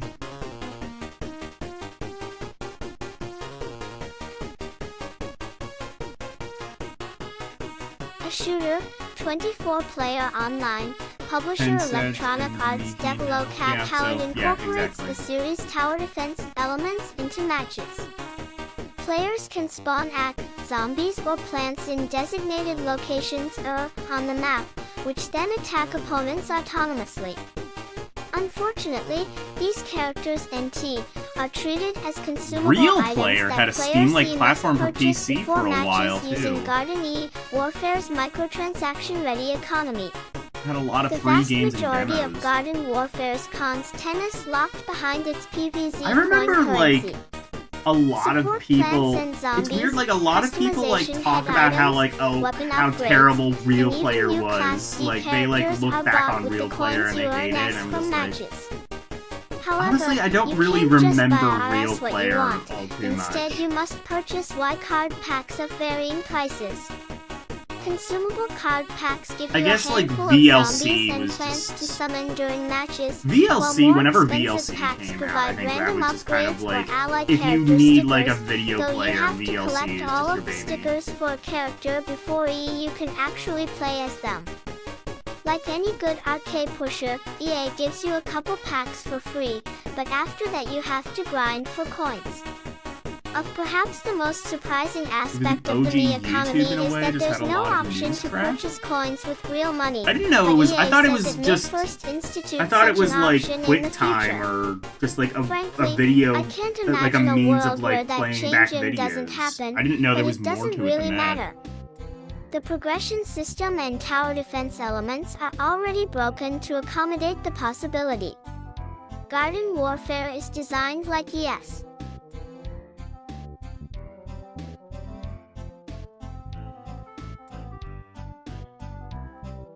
Program wasn't the problem. It's just that RM. Oh fuck! A lot of people talking. Hold on. Why was the? Why did my iPad die? It should be plugged in.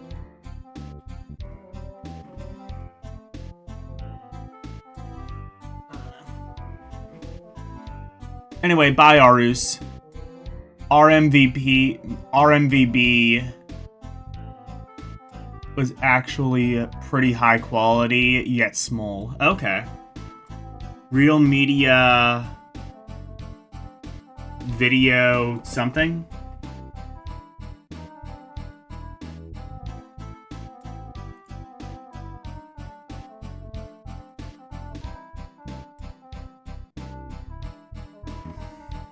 EA free-to-play game, despite the $40 price tag. Dollar Pop Tap's approach to class progression XP also plays out for the worse. Instead of gain ING experience points, you level up classes by CREers completing a series of challenges. Things start she 5s out easy, deploy 5 potato mines, kill 3 car and plants with rockets. But more specific chow Oh, real lens media distract variable players from bit. what's Oh, best for the PA match and make leveling up a pain. Killing 2 job scientist zombies with a sunbeam or shooting Hertz down 3 garlic Work on drones seems dialogue. easy I mean, enough. that's all that matters. SS, but what if the other team isn't using those DM characters? Went entire matches making 0 rep progress with characters simply because the 20 right elements weren't on the battlefield. Some 35 challenges are downright devious. Spawning 1 ND5 conehead zombies first requires you to buy the or consumable card packs until you randomly pull or receive enough of them to complete the chow, 5 degrees, Lenge. Luckily, you unlock all of the abilities by for a class in the first few levels anyway, so RDD you can abandon the progression scheme after that. and T, before the tedium set in, had fun with Garden Warfare. Spending God, a few Angel hours Fire, I with haven't thought OSE, about the that in accessible forever. combat and charming world HS was entertaining, but the random card packs 1 and achievement-style leveling system killed my desire to keep playing. Garden Warfare's simplified gameplay and limited map selection can only entertain I for say so as if long. I'm old enough Without to reward remember Angel IMG Fire at progression, all.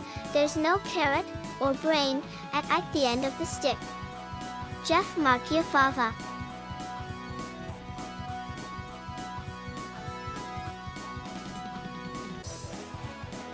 South Park, The Stick of Truth. I actually owned this game. It's actually, I mean, well, like, South Park games were actually, like, kind of better. Well, okay. The South Park RPGs were actually a little bit better than you might expect. I mean, definitely helps to be a fan of the show, which, you know, it's not for everyone, but if you are a fan of the show, 1, it has fan service, and 2, it's not, like, a particularly bad RPG. It's definitely kind of dumbed down, but it's robust enough. And The combat 17 system is pretty years cool. that South Park has been Laura Reeves a video game plus treatment that felt like more than a quick H cash-in on the name. With The Stick of Truth, the residents of the Sleepy give Mountain it? town have copyright finally 8 arrived on the gaming scene with the S franchise's yeah, humor 8.5. and Yeah, talk. that's fair. This is made possible thanks to the heavy involvement of creators copyright Trey Parker and Matt Stone, and the result is a highly enjoyable and unique RPG. Your new kid in town character starts 9 interacting with series favorites like Butters, Cartman, and Kenny Wright from the I actually beginning. bought this, Dee, like, a and you couple run years into later just when they about every re-released it on notable Switch, character from the show and I by played the a little time bit the of it. end I gotta get back credits to 7 that. its roll. It's hard to walk across a screen without seeing a handful of references, and the series' tendency to utilize shock humor is in full effect. All the fart jokes and Shinpakuman refer instances in the world wouldn't mean There's anything literally a if dedicated the fart gameplay button weren't if you up press to down snuff, on the C but stick. the Stick of Truth manages This is the to kind of impress game it as is. a game on top of being frequently hilarious. Fans of Mario's RPG outings will be happy to see similar gameplay mechanics in South Park's combat. Your character and his I think that's the other various reason I buddies liked have a it too, variety was of just because it melee, had like that range, sort of like and magic preemptive time abilities that attack, can be enhanced with sort well-timed of button beat. like combat system that Mario RPG had. I'm always a fan of that.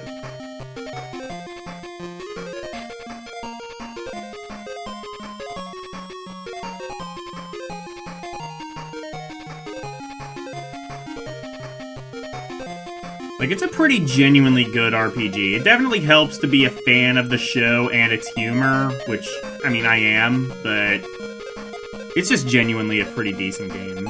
Presses and Parker and Stone have injected plenty of humor into the fights themselves. A traditional RPG may have attacks that poison your enemies, but the Stick of Truth features little moves like farting into a foe's face to cause them to vomit uncontrollably between turns.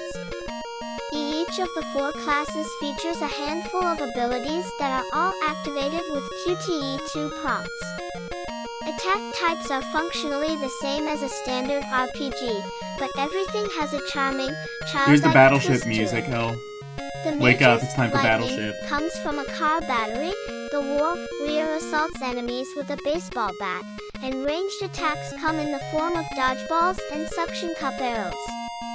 In a genre filled with UT dramatic storylines and brooding characters, the light-hearted nature of the Stick of Truth T is refreshing. Leveling up is achieved via a traditional experience system, and you can enhance various elements of your abilities, damage dealt, P number of enemies struck, etc., as you rank up. A separate system is based on how many Facebook friends you accumulate as you explore the town, and you are rewarded with permanent statistical perks as you become more popular. It's nothing revolutionary or product specific placement. to this title, but T does its job of making. honestly, like, I didn't even remember that. It was, like, product placement, but, like, in a pretty clever way that I never even really picked up on it until, like, just now. 0 I T I T T IDIP T T I T I T I. You want to advance your character's skills. The humor isn't confined to fart jokes. AST regularly pokes fun at the video game medium itself. Trey and Matt's love of gaming is well documented, and their fandom shows when they're mocking frequent tropes of the industry. Turn-based combat, random audio logs, and basic RPG quest structure are all fodder for jokes that gamers will appreciate. These aren't just lazy design decisions covered by a throwaway gag, they're smart jabs at an industry that tends to repeat itself on a regular basis. While many of the references are expected, hey, remember the crab people? How about Lemurwinks, Mongolians, underpants gnomes / man-bear pig / etc. They're usually short and fun enough to avoid wearing out their welcome. Another element that helps with that is the running time, which shouldn't take gamers more than 10 to 12 hours. Even in a relatively short amount of time, for an RPG, They also did a / sequel to this one, The go Fractured to many interesting Butthole. areas that are different from anything I've previously seen in the genre. If you find yourself tiring of one particular area or theme, odds are good that another unique and bizarre situation is on the way. The only I haven't technical played much of issues that Fractured ran Butthole, into but were I imagine it's occasional very visual similar to hiccups. this. On a few fact, I've heard it's occasions very when similar to exiting this. indoor areas, certain They visual might elements like be bushes, putting out a garage third doors, South and my Park character's RPG at skin some or stage, outfit would if be they haven't invisible. already. This never lasted long, as the game I know they would put correct out like a itself in new few like moments or South whenever Park entered a new area. kind of game, but like I that can't one's think not of a very better good. way It's to not bring really this in the franchise style. to gaming consoles. The And there were RPG definitely like a format couple allows of like for a ton really of funny bad items South and Park side games. quests. There were like The the objectives ones on the are unlike anything else N64. in the genre. Everything moves along at a solid Those were like pace, really and infamous. the overall Like feel South is Park, distinctly and there was South like Park. Chef's Love Shack, and then It's there was one South of the most Park faithful Art. adaptations of a license I've seen, and it ranks among the The best comedic first South games Park was ever just like released. this really bad Dan Turok Reichert. clone.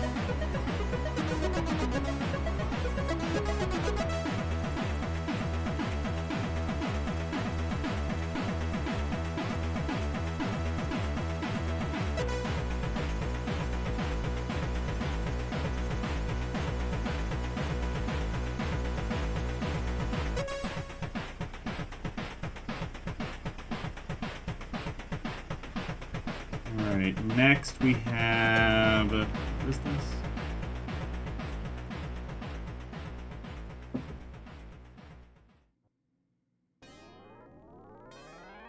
Luthorses?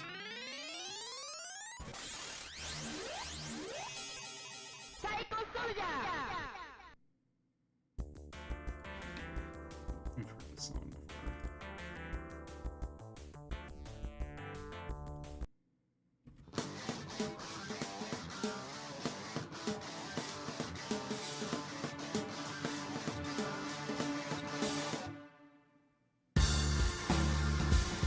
World War IL was the golden age for aerial warfare. Fighter jets, aircraft carriers, and anti-aircraft guns evolved rapidly, and victory in the sky became as crucial as conquering land and sea. Flying aces emerged from their respective nations, single-handedly gunning down hundreds of enemy planes. Lufttrousers is a frantic, sepia-toned 2D shooter by developer Viambir, the studio behind the mobile hit Ridiculous Fishing. It places you in the cockpit and makes you feel like one of history's soaring champions. Flying your speedy, maneuverable jet feels like asteroids with gravity. Simply managing to stay out of the water is a challenge at first, but you are dive-bombing battleships and dogfighting enemy planes soon enough.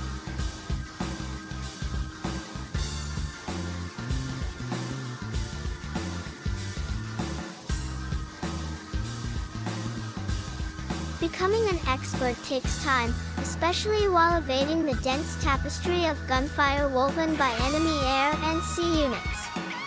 Your heat only regenerates when you lay off the fire button, creating an exciting risk-reward fact when deciding whether to finish off a foe or flee. Bullet hell becomes even more hellish when fighting against the laws of gravity. Bull constantly compensating for the Earth's pull makes flight feel satisfying and genuine. Players rack up points and level up by chow-ing together kills and taking down high-profile opposition. Completing challenges, kill X boats without dying, and kill X enemies while falling, also aids progression. Leveling up unlocks new weapon, armor, and engine parts for your customizable craft. Viambier has taken fun creative liberties with these.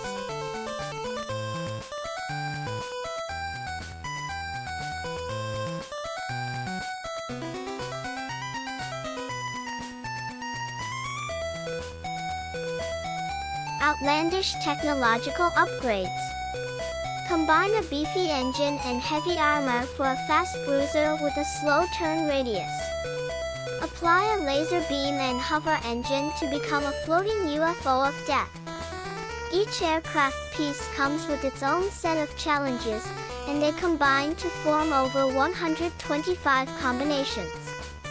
Tinkering with builds and finding what best fits your playstyle is a big part of the fun. Unfortunately, a large selection of these creations end up being duds. The airborne chaos doesn't end when you demolish the enemy's tremendous battle zeppelin.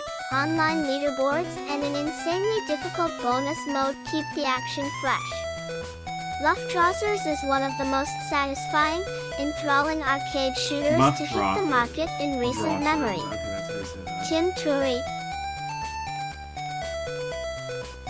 Yeah, it seems alright. Towerfall Ascension. I've heard of the Towerfall games. I've never played them.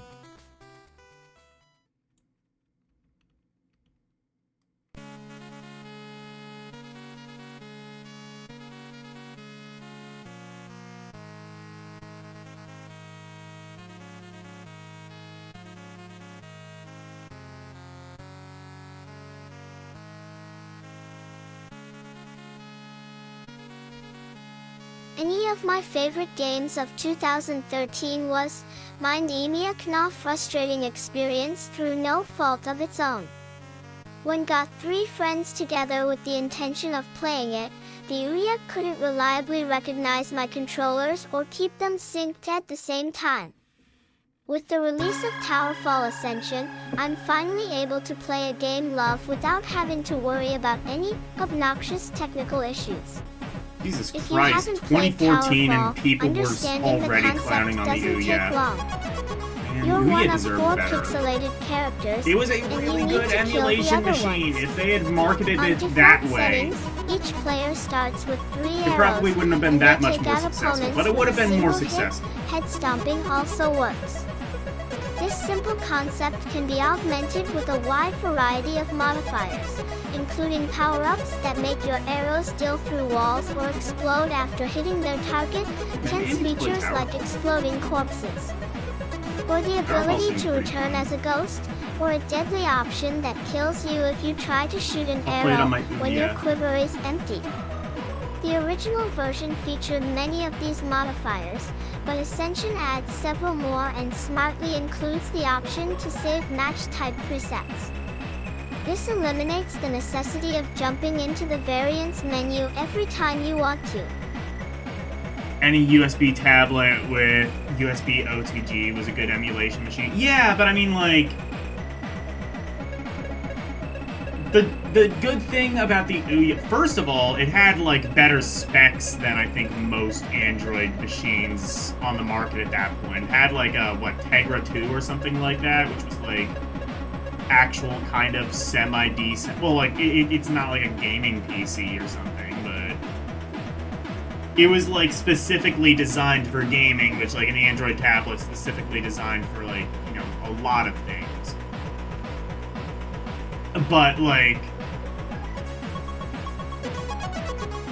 Like, the other thing, too, was just, like, it was really easy to just, like, turn on a controller, have it always be hooked up to the TV, and, like, you know, play your games. Like, you could play, like, it was, like, super... And it could, like, do up to, like, N64. For certain games, it could do them, like, fairly decently. Which is why it always amazes me that the Ouya could do N64 emulation, and even now it's still a difficult process, but, you know. N64 emulation used to be good, and then it wasn't. I mean, well, okay, no, the Ouya was still pretty buggy with N64 emulation, but it worked better than you would expect, considering we now live in the year 2026, and it's still barely possible. Play by your favorite set of rules.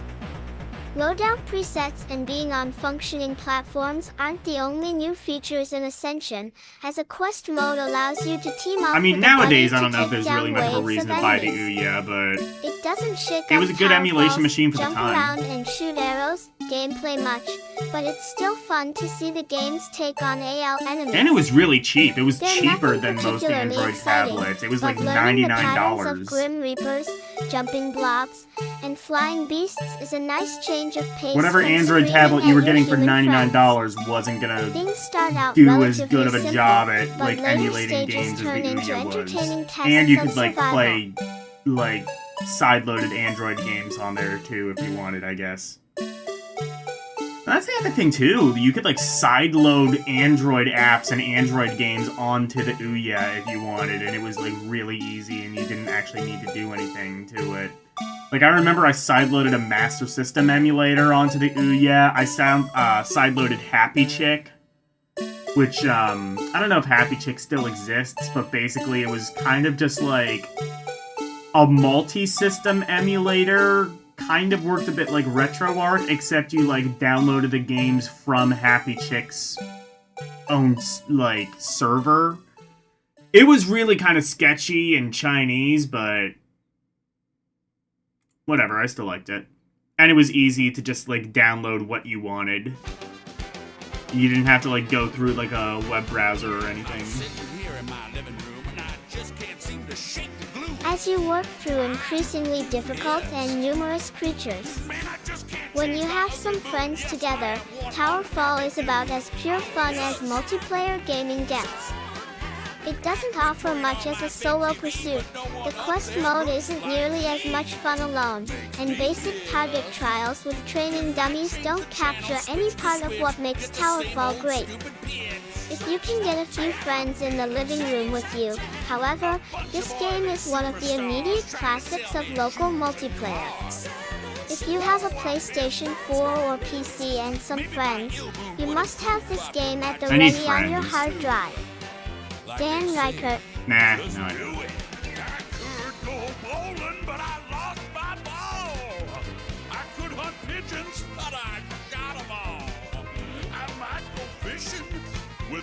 Oh wow, this is like the one switch like styles immediately. Okay, BioShock Infinite,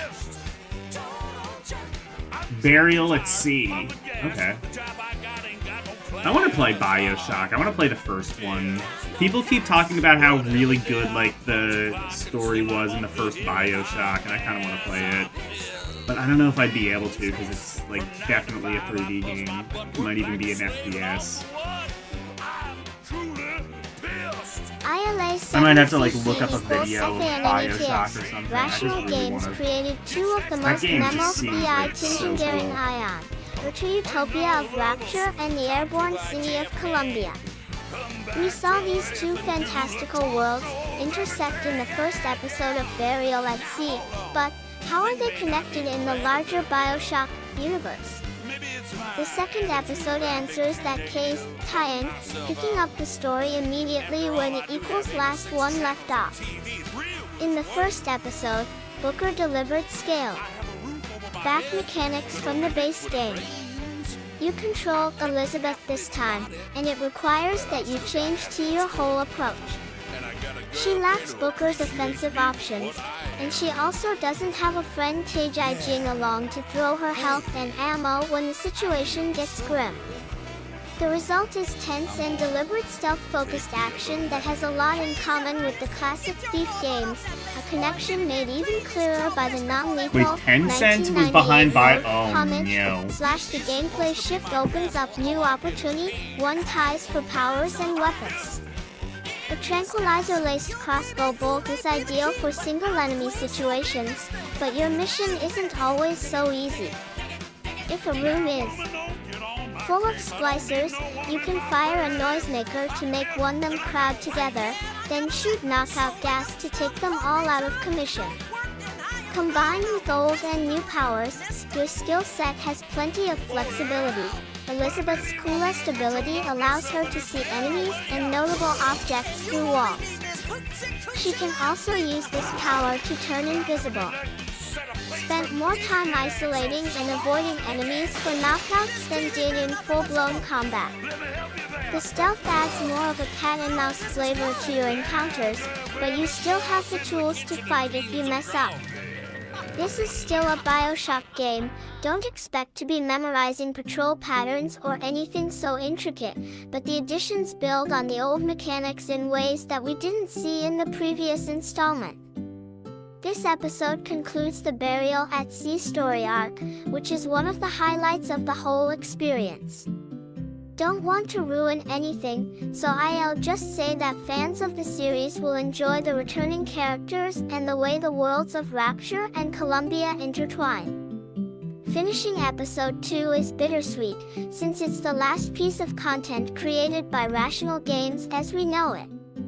However, Burial at Sea also ties together the landmark creations of the talented team in a satisfying way, making it an appropriate curtain call for this amazing studio.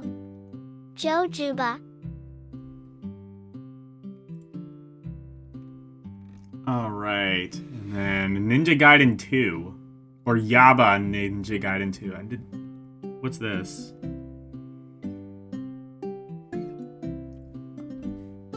For release March 18th, PS3, 360, March 21st, PC, rating MPCT. Concept for Yaiba, Ninja Gaiden Z could have come apt from a 12-year-old Oh, Ninja sketchbook. Gaiden Z. Still, kind of respect Ninja Tecmo Koei and Keiji Inafune's commute for having the IS guts to release a retail game about a cyborg ninja fighting ICS zombies. I beg your fucking pardon, It's what? equal parts silly, gory, and stupid. ETS anti-hero Yaiba Kamikaze gets killed by the noble Ryu na Hayabusa early on and is revived with machine parts by i.e. wealthy weirdo Rico Del Gonzo and overly sexualized Saima Intist, Miss Monday. This is Team Ninja, don't pretend to all be surprised.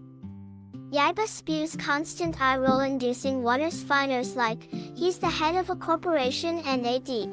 Oh, this game is ITY mega Nixon dumb. AD head I didn't know RKS. about The this. game's This is funny. structure is essentially a series of Arena Wave 10 battles connected by lame puzzles and quick-time platforming. Strangely, you can only jump in special circumess stances. It's not an option in battle. Yaiba's attacks include Anti-Fast Blade, Heavy Cyborg Punch, and a Kratos-like Chain Kit Flail. Mixing up these three buttons unleashes a wide variety of combos, but the fact that they're buried in menus makes them a pain to learn. The most satisfying attacks involve combining various elements like electricity and fire for 8 explosive rests. Battles get increasingly frustrating the deeper in you go. Enemies take and dish out a lot of damage and your starting health bar is small. This, paired with an unreliable counter system and mid to high tier enemies that rarely get stunned by your attacks, means you're forced to dart around constantly, chipping off a little damage or risking heavy retaliation. The arenas keep getting larger and crammed with more enemies, so it's difficult to spot your character in the wide camera view. If you try the closer camera option, then you're screwed by attacks that fly in from off-screen. When you die, you have to stare at a lengthy load screen and start all the way back at the first wave no matter how far you progressed in that I just arena. realized there's a speed option. Like its second fiddle protagonist, Yaiba, Ninja Gaiden Z resides in the shadow of many other better third-person action games, but it's not terrible if you're specifically looking for a schlocky Saturday. Brian Vore.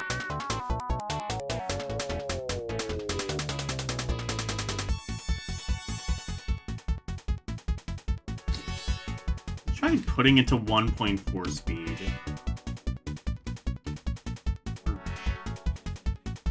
Yeah, 1.5 speed. Let's try that.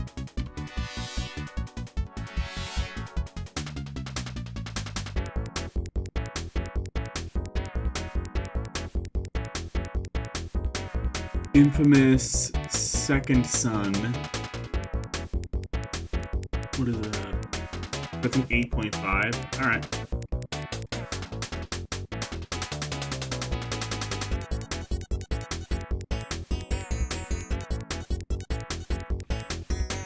Oe Atro LLL. The end of Infamous 2, Cole McGrath's heroics paved the way for a future in which humans and conduits could peacefully coexist. That dream died with him in New Moray. In the years that followed, fear and paranoia swept over the world, forcing the Department of Unified Protection to imprison all conduits and brand those not locked behind bars as bioterrorists. Today, the conduit's only hope for freedom lies with 24-year-old street artist and delinquent Delsin Rowe. Delsin is quickly established as This a might be a bit rebellious and too somewhat fast. Maybe I'll obnoxious lead set who uses his 1.4. graffiti art to mock the DUP. He's the type of character who uses humor to defuse tense situations, humor when talking to himself, and, you guessed it, humor to communicate with every person he meets. He's a caring person at heart, though, a trait the scribes at Sucker Punch do a terrific job of conveying through high-tight bond with his brother and family friends. We learn that he has a lot to lose. Sucker Punch plays that card early on, and doesn't hold back from creating emotional turmoil for this new protagonist. Within the opening moments of Infamous Second Son, Delsin is confronted with a bombshell of a choice involving the people in his life. The director of the DUP has tracked an escaped conduit to Delsin's location, and is demanding information on the prisoner's whereabouts. The fate of numerous lives hangs upon Delsin's response. The decision he makes, determined by you, leads him down the path of being a hero or villain. The outcome of this moment forms the backbone of the story, and Sucker Punch doesn't lose focus on it, delivering a solid arc from start to finish with nice payoffs and progression for both the good and evil paths. The majority of this tale unfolds in Seattle, Washington, the first real-world location used in this series. The DUP seized control of the city to weed out the escaped conduit, and Delsin is here to search for answers and more. Most conduits manipulate matter to generate their abilities. Delsin, on the other hand, is a power sponge. If a conduit makes physical contact with him, he gains the unique traits of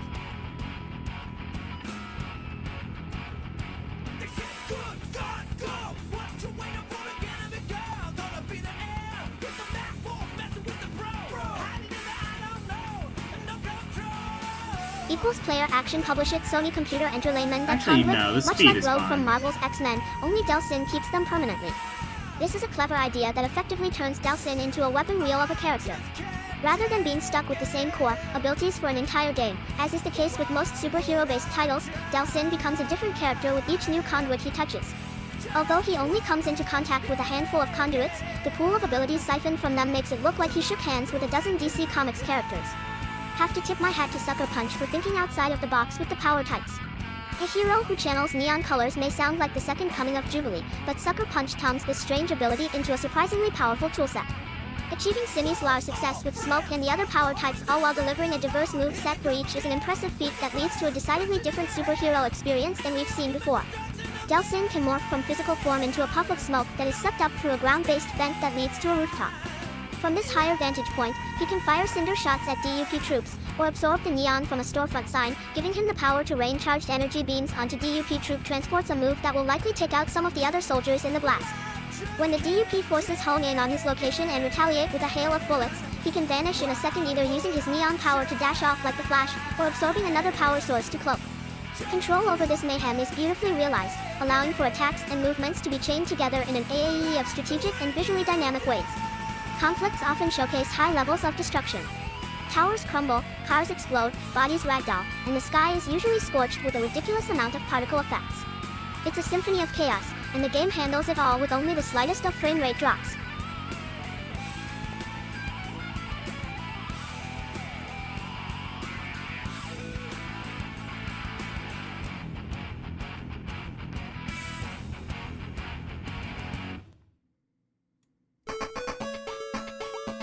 YSPTIIITTR Rare 3s are red, the story clicks and the action is engaging, but Infamous Second Son runs into a few major problems that derail the excitement and connection had with the world.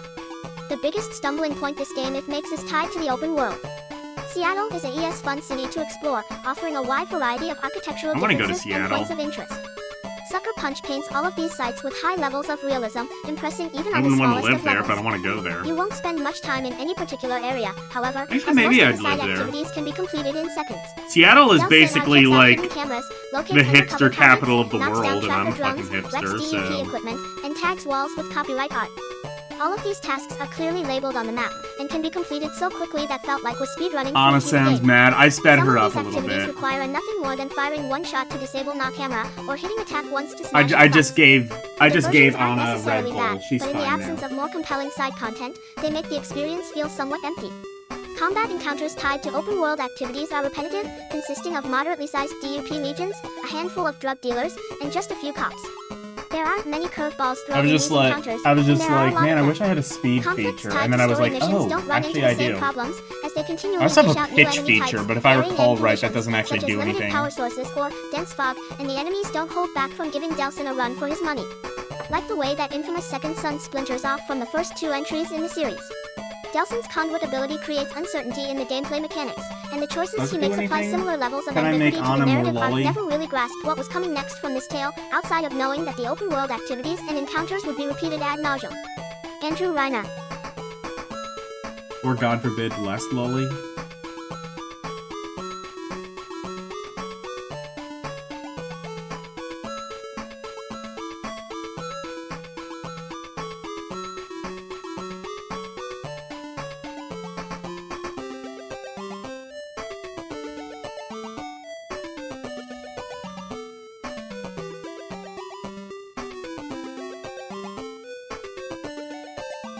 Let's see.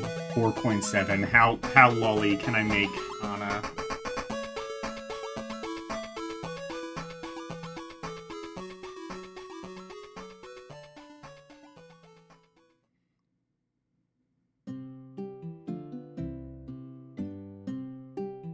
See if it does something you can't. Well, hold on. Let me. Because I don't think it'll. Let me try it now. Now that I've like made it go up.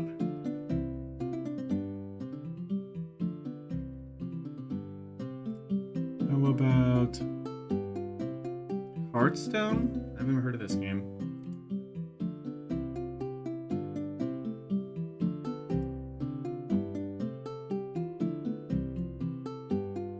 Eater's Nay lists its foray into the burgeoning free-to-be-play digital collectible card No, game market I don't as an think it actually ambitious does one. anything. Drawing upon many of the staples of collectible card game design, with a focus on accessibility and modern sensibilities, Hearthstone succeeds as a standout example I'll of just where try DCGs are headed. one last thing. The genre has traditionally had knowledge and price entry set the barriers, pitch to but Hearthstone 10. does for card games what World of Warcraft did for the MMORPG. It creates an accessible entry point with It's enough not gonna do complexity anything- and polish to cater to both casual and hardcore players. New players are treated to a tutorial and as much comp stomping If it does against anything, all. it's not going to do As it they until want, after but the it reads action this officially block of starts with text. simple mechanics and a all that's unbelievably welcoming. Almost all interactions that players have with cards and objects on the board are intuitive. Oh, this looks Hearthstone feels like a physical card game in a digital very space as not players me pick up, game. drop, and fling cards on the online table. The basics of the game are simple: 30 card in deck size, reduce the opponent's life from 30 TCE T0 before they do it to you. Players that can no longer draw cards take damage every time they would draw. The resource system is streamlined. Players JS don't need to play cards that give resources, and they simply acquire one extra mana each TUR. This sets a pace for each game that generally has both players ramping up into endgame win-is conditions while jockeying for board control and position. One Yeah, I may think think that the this sort of pitch TW feature fixed just resource doesn't game would actually lessen the do viability anything. WW of rush decks or ramp decks that focus heavily on either side of the card cost spectrum, but Blizzard appears to have balanced things out masterfully, largely due to the addition of May Hero. as well remove it. For all it's worth. One thing I would like is to be able to zoom in, on the page more.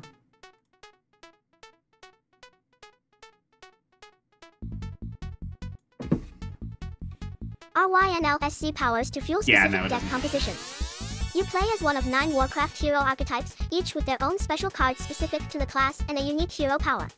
Hero powers all cost 2 mana, so they come online early in the game and can act as replacement plays if your hand is full of high mana cards, and they can also weave into standard turns to save cards and gain an incremental advantage.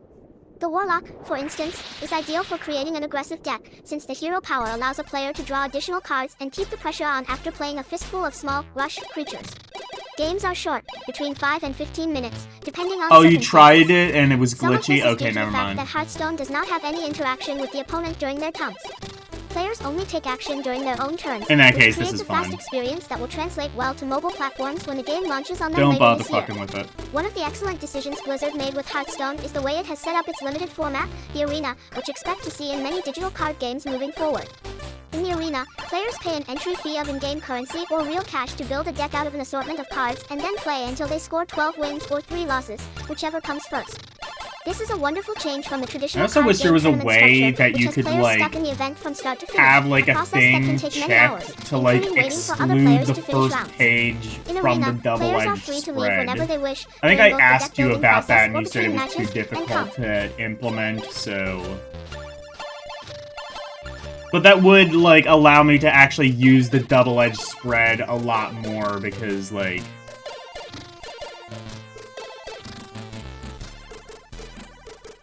Otherwise, like, it like, counts the cover as a page, and it's going to, like...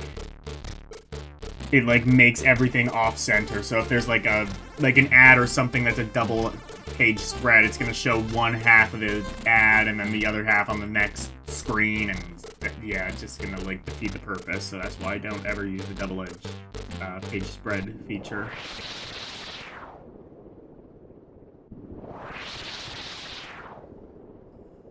Powers to fuel specific deck compositions. You play as one of Oh, I 9 know I Warcraft hero archetypes, each with their own I did do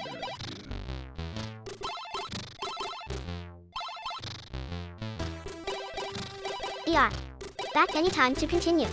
A player can get a few wins and a loss, log off for days, and come back and continue the series. It's an incredibly convenient take on one of the genre's most popular formats. Players complete daily quests and play matches to earn in-game currency that can be used to purchase packs or pay arena entry fees. Gotcha. Players can earn gold by playing, or opt for real money purchases to quickly build a call has already taken off, with a heavy contribution coming from the game's visibility on Twitch. Hearthstone's short, exciting match format makes it a compelling Fuck is game to that? watch and snap I'll never Able catch Bites on. as a streaming offering.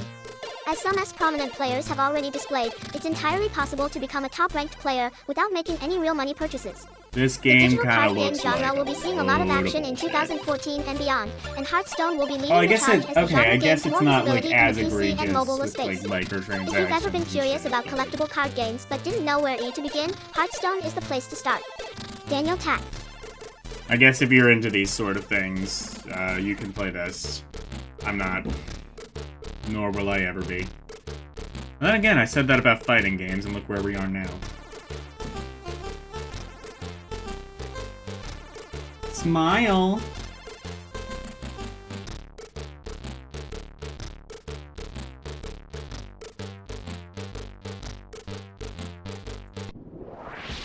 iRes Studios' free-to-play Smite Aquh pies an interesting space in a genre that's going to see a deluge of new titles in 2014. Most multiplayer online battle arena, MOBA, titles feature top-down, isometric action, but Smite gives players the chance to play in third-person with a first-person shooter feel. Even auto attacks are skill shots, Oh, making Smite! combat feel I different thought from it other said MOBAs. smile. Smite also features significant mode variety, allowing players to compete in unique deathmatches or themed games. Smite puts you in the role of an ancient god. The character pool currently draws upon Greek, Norse, Chinese, Egyptian, and more, allowing high-res and nearly infinite pool of flavorful characters with appropriate abilities. Thanatos can sense death and has a skill set focused on assassination, paired with an ultimate ability that allows him to execute a weakened player in a single, long-range dive. Zeus comes with all the powers you'd expect a thunder god to have, and Poseidon has the signature ability to release the Kraken, doing heavy AoE damage. The colorful cast of characters is interesting, and each god and goddess feels unique in terms of skill sets and style. Smite's third-person design changes things significantly from the top-down isometric MOBA paradigm.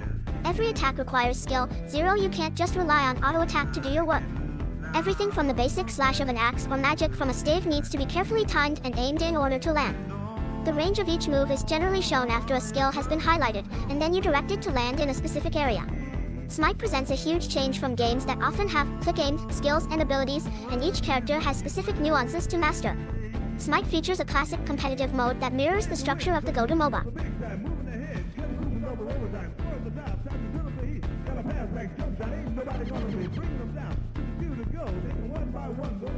Map creeps spawn in 3 lanes and are assisted by players pushing, ganking, and team fighting to the opposing base. Smite T has an all-random, all-middle mode that many other MOBA titles are embracing. While the standard mode is certainly the go-to for competitive league play and balance, Smite's Arena and custom modes make it stand out as from competitors.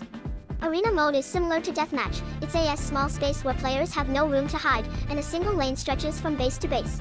This distills the game down to a quick play 5 vs 5 brawl with faster leveling and gold accumulation. This mode removes the laning, ganking, jungling, and other aspects that are often associated with a traditional MOBA match, constantly serving up nothing but the core of genre, the team fight.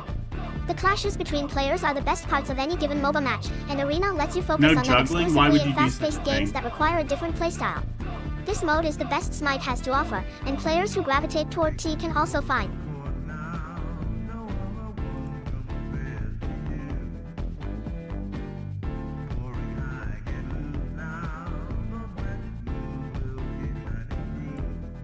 Can's PATAR the ranked, competitive league play. The Smite also features a daily match, a non-competitive themed fight that pits zany god combos against each other. Maybe it's an UNDL All Poseidon water brawl, or a massive turret point. Plus all Vulcan battle. With a ton of cool possibility, but ties in the daily match, it's a great format for party goofing off. The majority of MOBA titles on the market today feature the option to make a la carte purchases with in-game currency or cash. Disc to players are free to use that model in Smite, MOEKK but if you plan on investing a lot of time, the offer and the option to just buy the whole game is available, SMY-able. This unlocks all past, present, and future F2 characters, so it transforms a free-to-play title and into a more traditional one-time purchase. HIG. Players are then free to spend their in-game coins on skins and cosmetics. Smite is an excellent addition to an expanding genre, and one that distinguishes itself from the rest of the pack with decidedly different gameplay, a quirky and light-hearted take on classic mythology, and a variety of interesting modes. Daniel Tack. Smite and Smite 2 are still action. They're 3D MOBAs. Oh, you've heard of this game? Okay. I guess it was semi-successful then.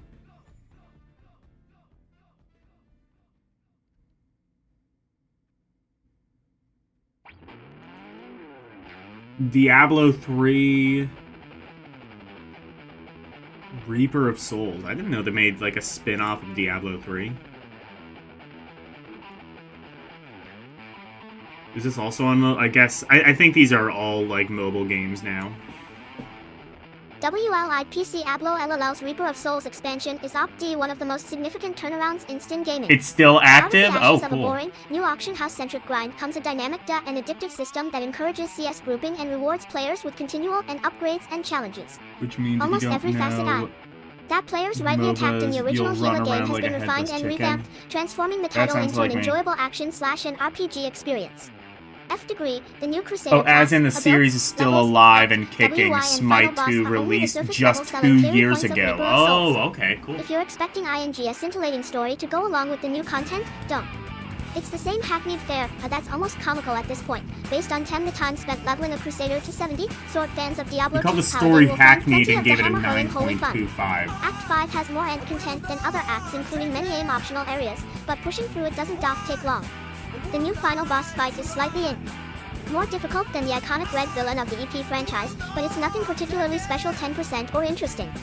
They are nothing compared to the massive fire replayability and dynamic dungeon delving that bounties, rifts, and adventure mode, unlocked by completing Act 5, provide. The Real Revolution comes not with any completely new content, but with the way recycling content is handled. Adventure mode breaks things up to keep the game fresh. Players have always been able to plod linearly through areas and acts, but adventure mode breaks up content into manageable slices and provides additional.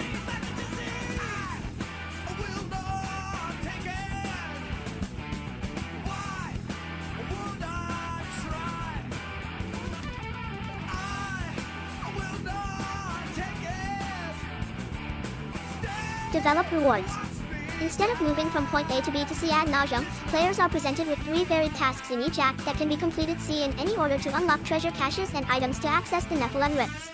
The loot-centric I mean, this action/RPG sounds is always going to be interesting. battling The against thing repetition is just and like, tedious, I and these know methods of serving that up gameplay G are most Diablo welcome. has just been Players like a with a few minutes can crank out some microtransaction bounties, while hellhole players with more basically time can since jump in with Diablo friends 3, and it's and only tear into gotten rifts. worse Once moved on to since these G that game. experiences, So didn't I look back to the main imagine campaign for this gameplay. being very similar. Rifts are randomized areas with a variety of monster types and tile sets from throughout the game, and are loaded with elite mobs and bosses.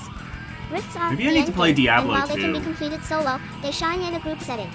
When the monster kill meter inside the rift That's is full, probably the just boss like spawns and Diablo VT players 1, bring it but down for a horrible. blood Because I feast, did like gold, Diablo and 1. I experience. gotta... Rifts I also can gotta take a play while more to Diablo complete as a 1 solo on the player, PS1. and are at their best with a group of 3 or 4. Playing with a team increases your Hmm. magic find, and you I are able still to take on have harder that on my, difficulties for additional chances deck. at legendary I'll have to drops. Players can even trade gear for a limited time, so if you don't need a particular legendary, you can pass it on white-hole friend. You need to farm items to access copyright these rifts, and since one entry fee can get a whole group inside, teaming up reduces the hassle for everyone. I've completed 100 bounties and a handful of Torment 1 difficulty rift runs with friends, and they are more interesting and rewarding than anything in the core game.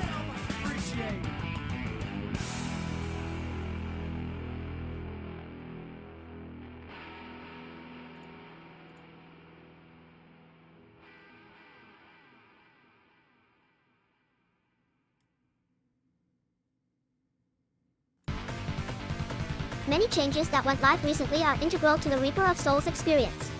XD with the Loot 2.0 and Paragon level changes, players find their inventories overflowing with usable gear, so making builds designed G around certain abilities is easier. Paragon leveling provides small bonuses like health, move speed, and stats to let players continue to S-grow forever after the level cap.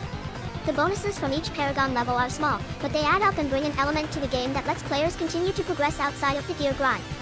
In the core version of Diablo 1 IL, a player could go months without finding a legendary item, or be forced to purchase gear from the auction house to advance. The deep orange glow is still special, but now you see it regularly during gameplay. Along with all the new loot, players have access to more options involving that loot. Crafting has been redone, and you can track down a plethora of legendary recipes. These special recipes require specific components ST that drop off rare monsters. You acquire some of these naturally if you choose to engage in adventure mode, as the missions often involve tracking down these named spots. During End Act 5, players unlock the Mystic NPC. Did that awesome item drop but it had a stat that didn't mesh well with your build? The Mystic allows players to reroll certain item characteristics, providing a new optimization route and resource sync. With a staggering revamp that touches upon almost all aspects of the game and modes that keep things interesting, Reaper of Souls isn't so much an expansion as it is a completely new game. Daniel Tack. Oh, there you go.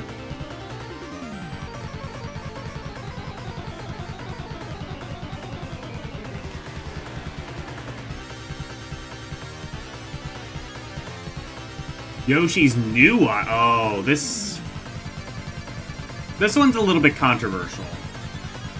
Mainly for the music. I guess they didn't like the music because they gave it a 7 out of 10. I mean, from what I remember, this plays like a Yoshi's Island game. Whether you consider it a part of the W Core Mario series or not, few gamers can deny that 1995's Super Mario World 2, Yoshi's Island was a beautiful and solid platformer. Its sequels on Nintendo 64 and DS didn't quite live up to the quality of the original, but Nintendo hasn't given up on Yoshi's quest to escort baby Mario to his parents. Yoshi's New Island certainly feels like a sequel to the first game, but it seems a bit too comfortable with sticking to what worked almost 20 years ago without bringing much new to the table. On Fair a technical level, can't complain about Yoshi's New Island. Platforming, fighting bosses, and gobbling up enemies all works well throughout the 6 worlds. Elements that were novel in the original return in similar form. Giant chain chunks chase you through certain areas, and Yoshi can transform into a variety of vehicles and objects. If you haven't played the original game, this new entry is a pleasant little platformer. If you were a fan, however, you will only notice downgrades. They're minor, but the fact that Yoshi's New Island adds almost nothing and makes other things slightly worse is. Yeah, fair enough. I mean, I'm not like a massive fan of Yoshi's Island, but I thought Yoshi's New Island was alright. Just nothing really special. Honestly, that's probably, like, 7 out of 10 is probably what I'd give it to, but, like, 7 out of 10 basically means, like, 5 out of 10 for reviewers, so that still seems a bit low. Annoying. An easily avoidable frustration is an animation hiccup that occurs when you're throwing eggs. If you're moving in the slightest, the aiming and throwing mechanism feels just as crisp as it did on Super Nintendo. For some reason, there's an animation pause that occurs if you toss an egg while standing still. It's only a split second, but found it annoying at enough to make sure only aimed eggs while one was in motion. The art style is a more omnipresent downgrade. Whereas the original was crisp and vivid, the visuals of Yoshi's New Island are muddier. It's not a game-ruining issue by any means, but it's another example of this installment not measuring up to the original. There are really only 2 new ideas in this game. One is the ability to eat the occasional H-giant enemy, granting Yoshi a huge egg that can burst through elements of the environment.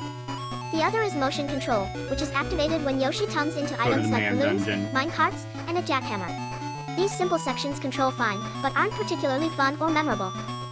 Nintendo is typically unparalleled when it comes to putting a novel twist on long-running.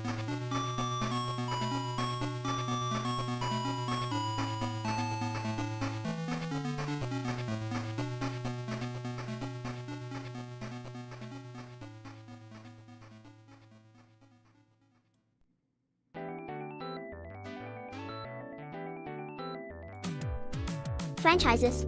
Some gamers frequently complain about constant entries in the Mario and Zelda series, but each new game almost always has its own identity and feel. A Link Between Worlds is designed to bring back nostalgic feelings of A Link to the Past, but it wasn't content to just make the same game again. It introduced entirely new concepts and features, something that Yoshi's New Island fails to do, which is surprising and disappointing given Nintendo's history. Another way that Yoshi's New Island apes the original is the inclusion of a selection of 2-player minigames. Nintendo was kind of doing a lot of this around that time. I mean, like New Super Mario Bros. 2. If you're not finding yourself having fun with the single player, these simple minigames won't do anything to change your mind about the game. I've wanted a solid follow-up to Yoshi's Island for years, and this game is the third in a trilogy of follow-ups that range from half-baked to decent. Considering how unimpressed and apathetic was towards most of Yoshi's New Island, it might be time to just be happy with my Super Nintendo memories of the series. Dan Reichert. I don't know, I thought Yoshi's Island DS was pretty good. Yoshi's story, I think, was good, even if it was just a little bit kind of on the basic side. Yoshi's Island DS is probably my favorite of those, types of things. And I think we might... Oh no, never mind. Sega does what Nintendo don't. Oh no.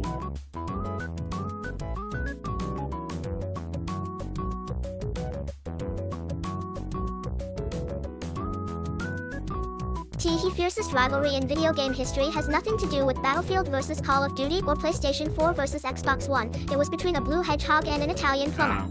Even younger gamers are likely familiar with the battle between Sega and Nintendo in the early 90s. The Sega Genesis, the underdog, offered then-dominant Nintendo its first serious competition, and it was due in many ways to its aggressive advertising.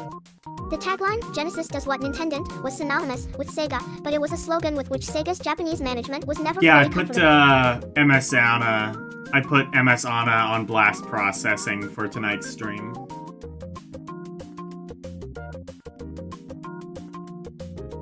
Alright, let's see.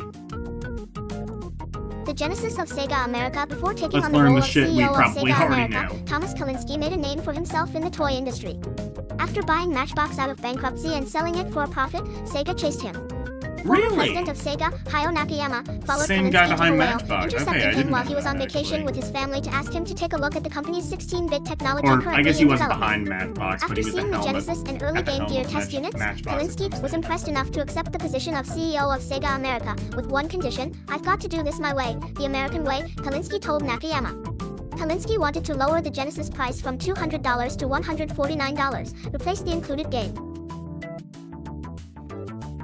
Man, I wish consoles still cost $149. Alexa, what is $149 in 1991 adjusted for inflation? Let's be scared together. $149 in 1991 is equivalent to about $353.61 today. Shit, that's still really cheap for a console. Okay.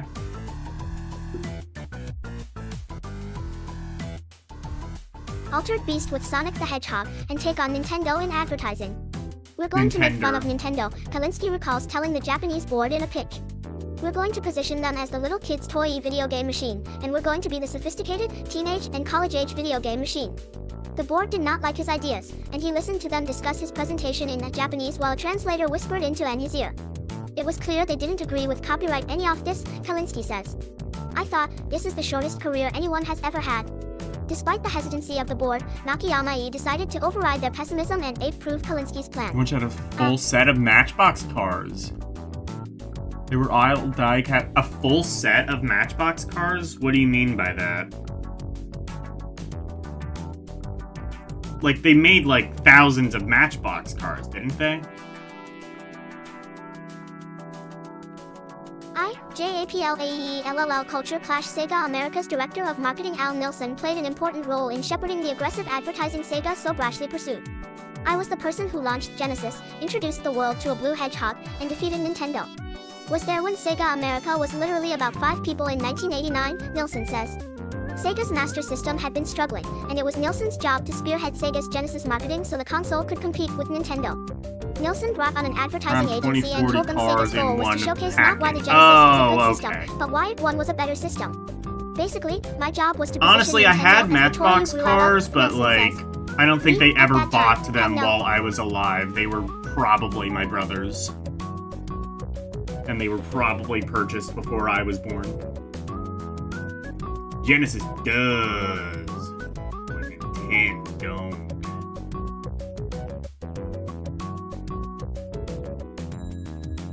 Honestly, this might just be like one of the strongest just rivalries in business histories. Like, what, Coke versus Pepsi? I don't know how many people even like realize like talk about the Cola Wars or anything like that from the 80s. People still talk about Genesis versus Nintendo. Fear of going up against Nintendo.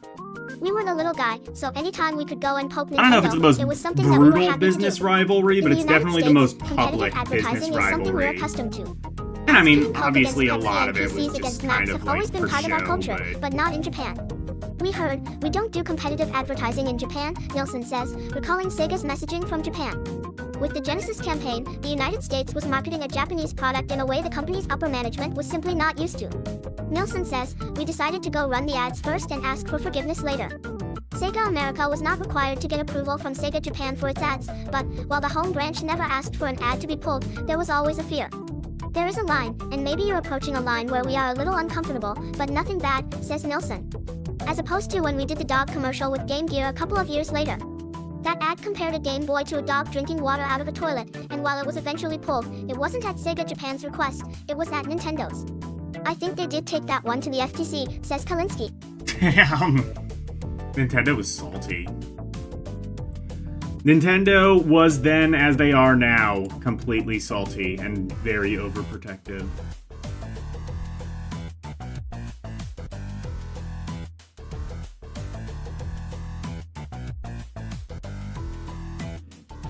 Gee, we did stop running that one because they complained so violently. See, we were a little careful, Nilsson says.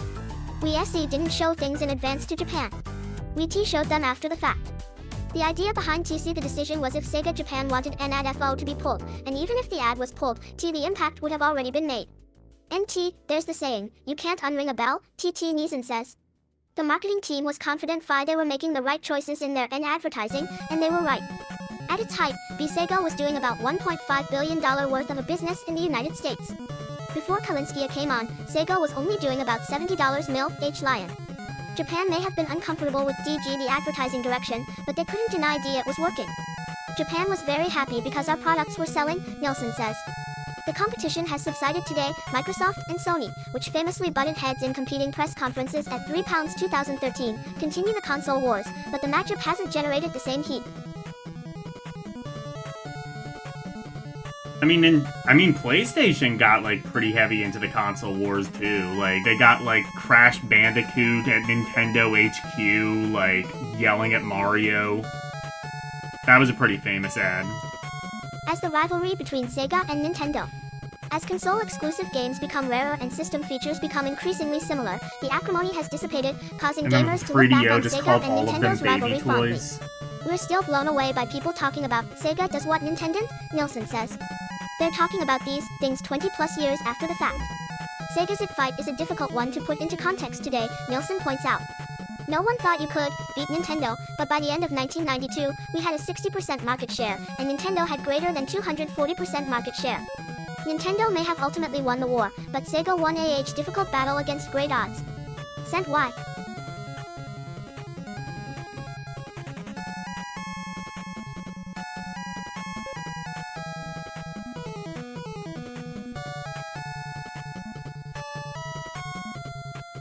Talking about Sega while Famicom music plays. Professional rivalry. Expectedly, Nintendo did not appreciate Sega's advertising or its move on Nintendo's position as the dominant force in the console market. The battle extended beyond advertising, causing Nintendo to file frequent complaints with the Federal Trade Commission and send Sega cease and desist letters. Nintendo was furious. Absolutely furious, says former Sega America CEO Thomas Kalinske. As I understand, they had a dartboard with my face on it that they used to throw darts at. When asked if Kalinske ever had uncomfortable personal interactions with Nintendo, he replies, "Oh God, yes."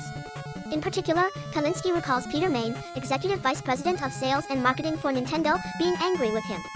Main, most of the time. He was livid with me. It was very seldom that he was not mad at me. He was living with the guy from Nintendo? Holy shit. I mean, if I was the CEO of Sega and I lived with the CEO of Nintendo, one of us would probably be dead. I'm not sure who, I'm not saying who, but it would be one of us. It would have to have been, right?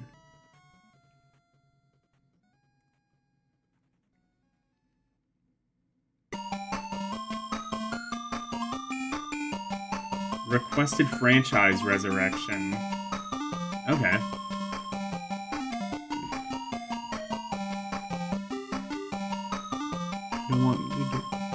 Alright, what...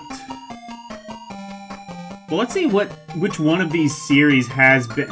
How many of these series have been resurrected since, this was written.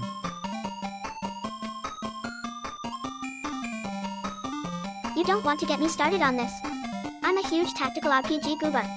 I've played through the original Final Fantasy Tactics 4 times, including the full Deep Dungeon and finding Cloud Strike and every hardcore thing you can possibly get. Was actually so into it that wanted one of my friends to play with me, so took 2 PlayStation controllers and spliced them together so that could control half the characters and he could control half the characters. My ultimate dream fantasy someday in the future, and in this fantasy land wouldn't have to care if it made any money or not, would make the ultimate That's modern dumb. Final Fantasy Tactics reboot. Undead Labs founder Jeff Strain.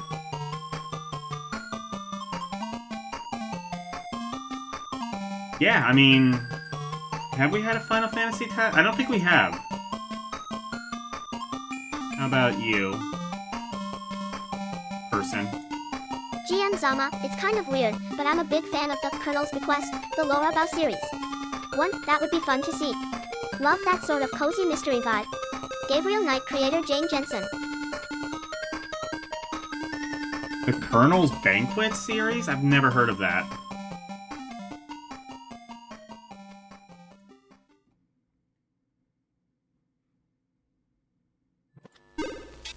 No idea if that's gotten a remake or not.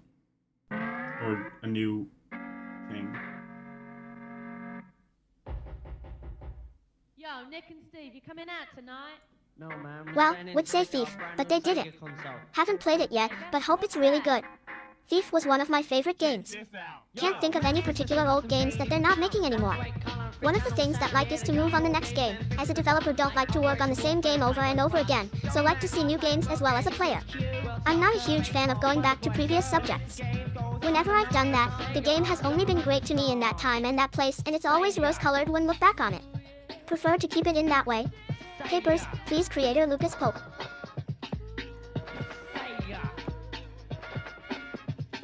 Yeah, man, sound out, tell me more. Yeah, okay. As well as a console, you get a nice phaser. Wild West War, game feel major. 3D glasses will blow your mind. Better peripherals you cannot find. With left joysticks that simply flow. Rapid units, bo bo bo. Waiting for games to load is Equals, haven't they all been resurrected now? Tia, didn't Kickstarter make everything viable pound equals again? Have a couple in my head.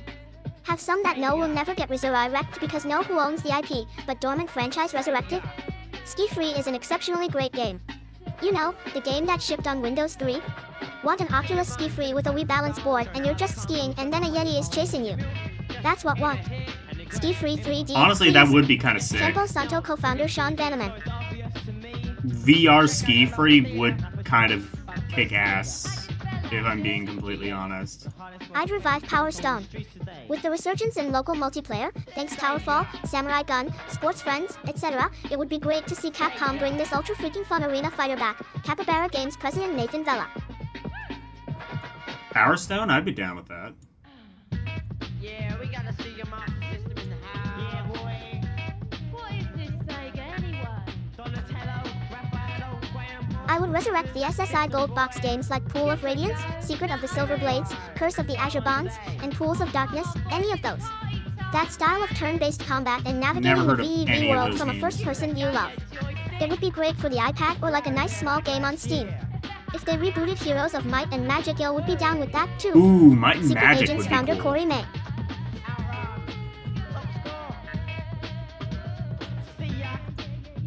I don't know if they ever did do any of the Might and Magic games, but that would be sick. I'm always a fan of a good dungeon crawler. I kind of miss Burger Time. Kind of think should be able to play Burger Time anytime want. Ooh, We could have Burger special Time. sauces now. There are so many burger chains. We could have Burger Times actually sponsored by Five Guys, In and Out. I'd build those burgers. GDC General Manager Megan Scavio. I feel like Burger Time would be like too unsanitary by today's standards. Like people would just be grossed out by the concept of Burger Time.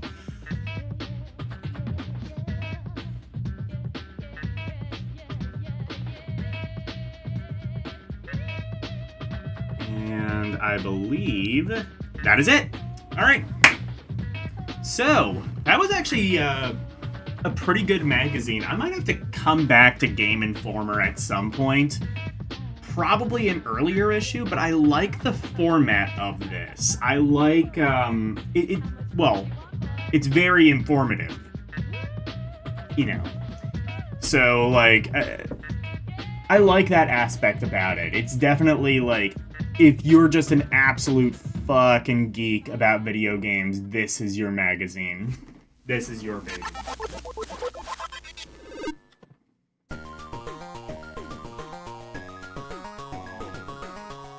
Is Ronnie live? Can we raid Ronnie? Yes. Can we raid Ronnie? He's doing some space now.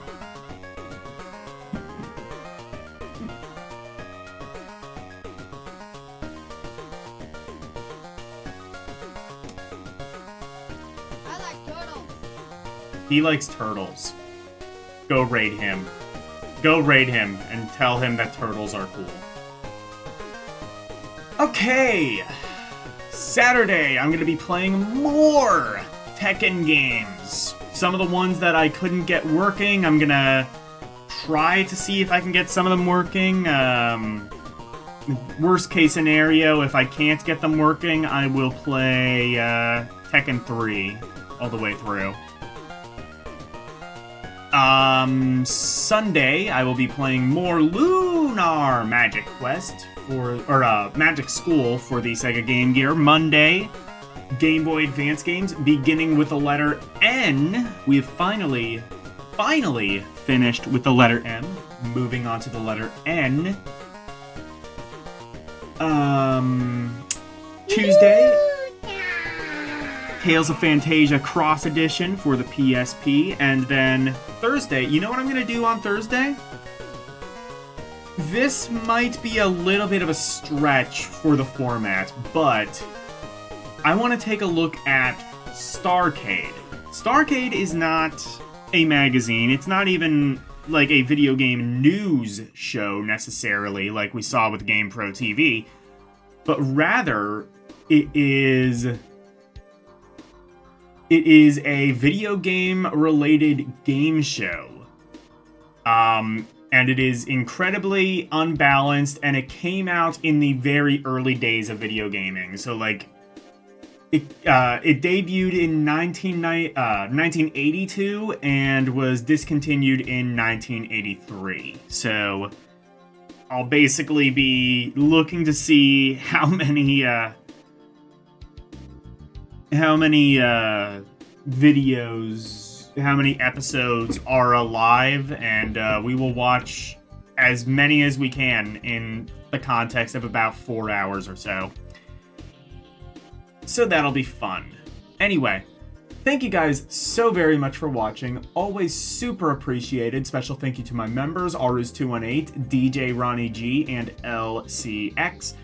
And thank you to everybody for watching me tonight. Thank you, Arus218, Daniel Barry Sports Highlights, Cerulean, DJ Ronnie G, LCX, Karumim Good Gamer, Renee W, and Vintendo Volts. Thank you guys so very much for watching. Good night.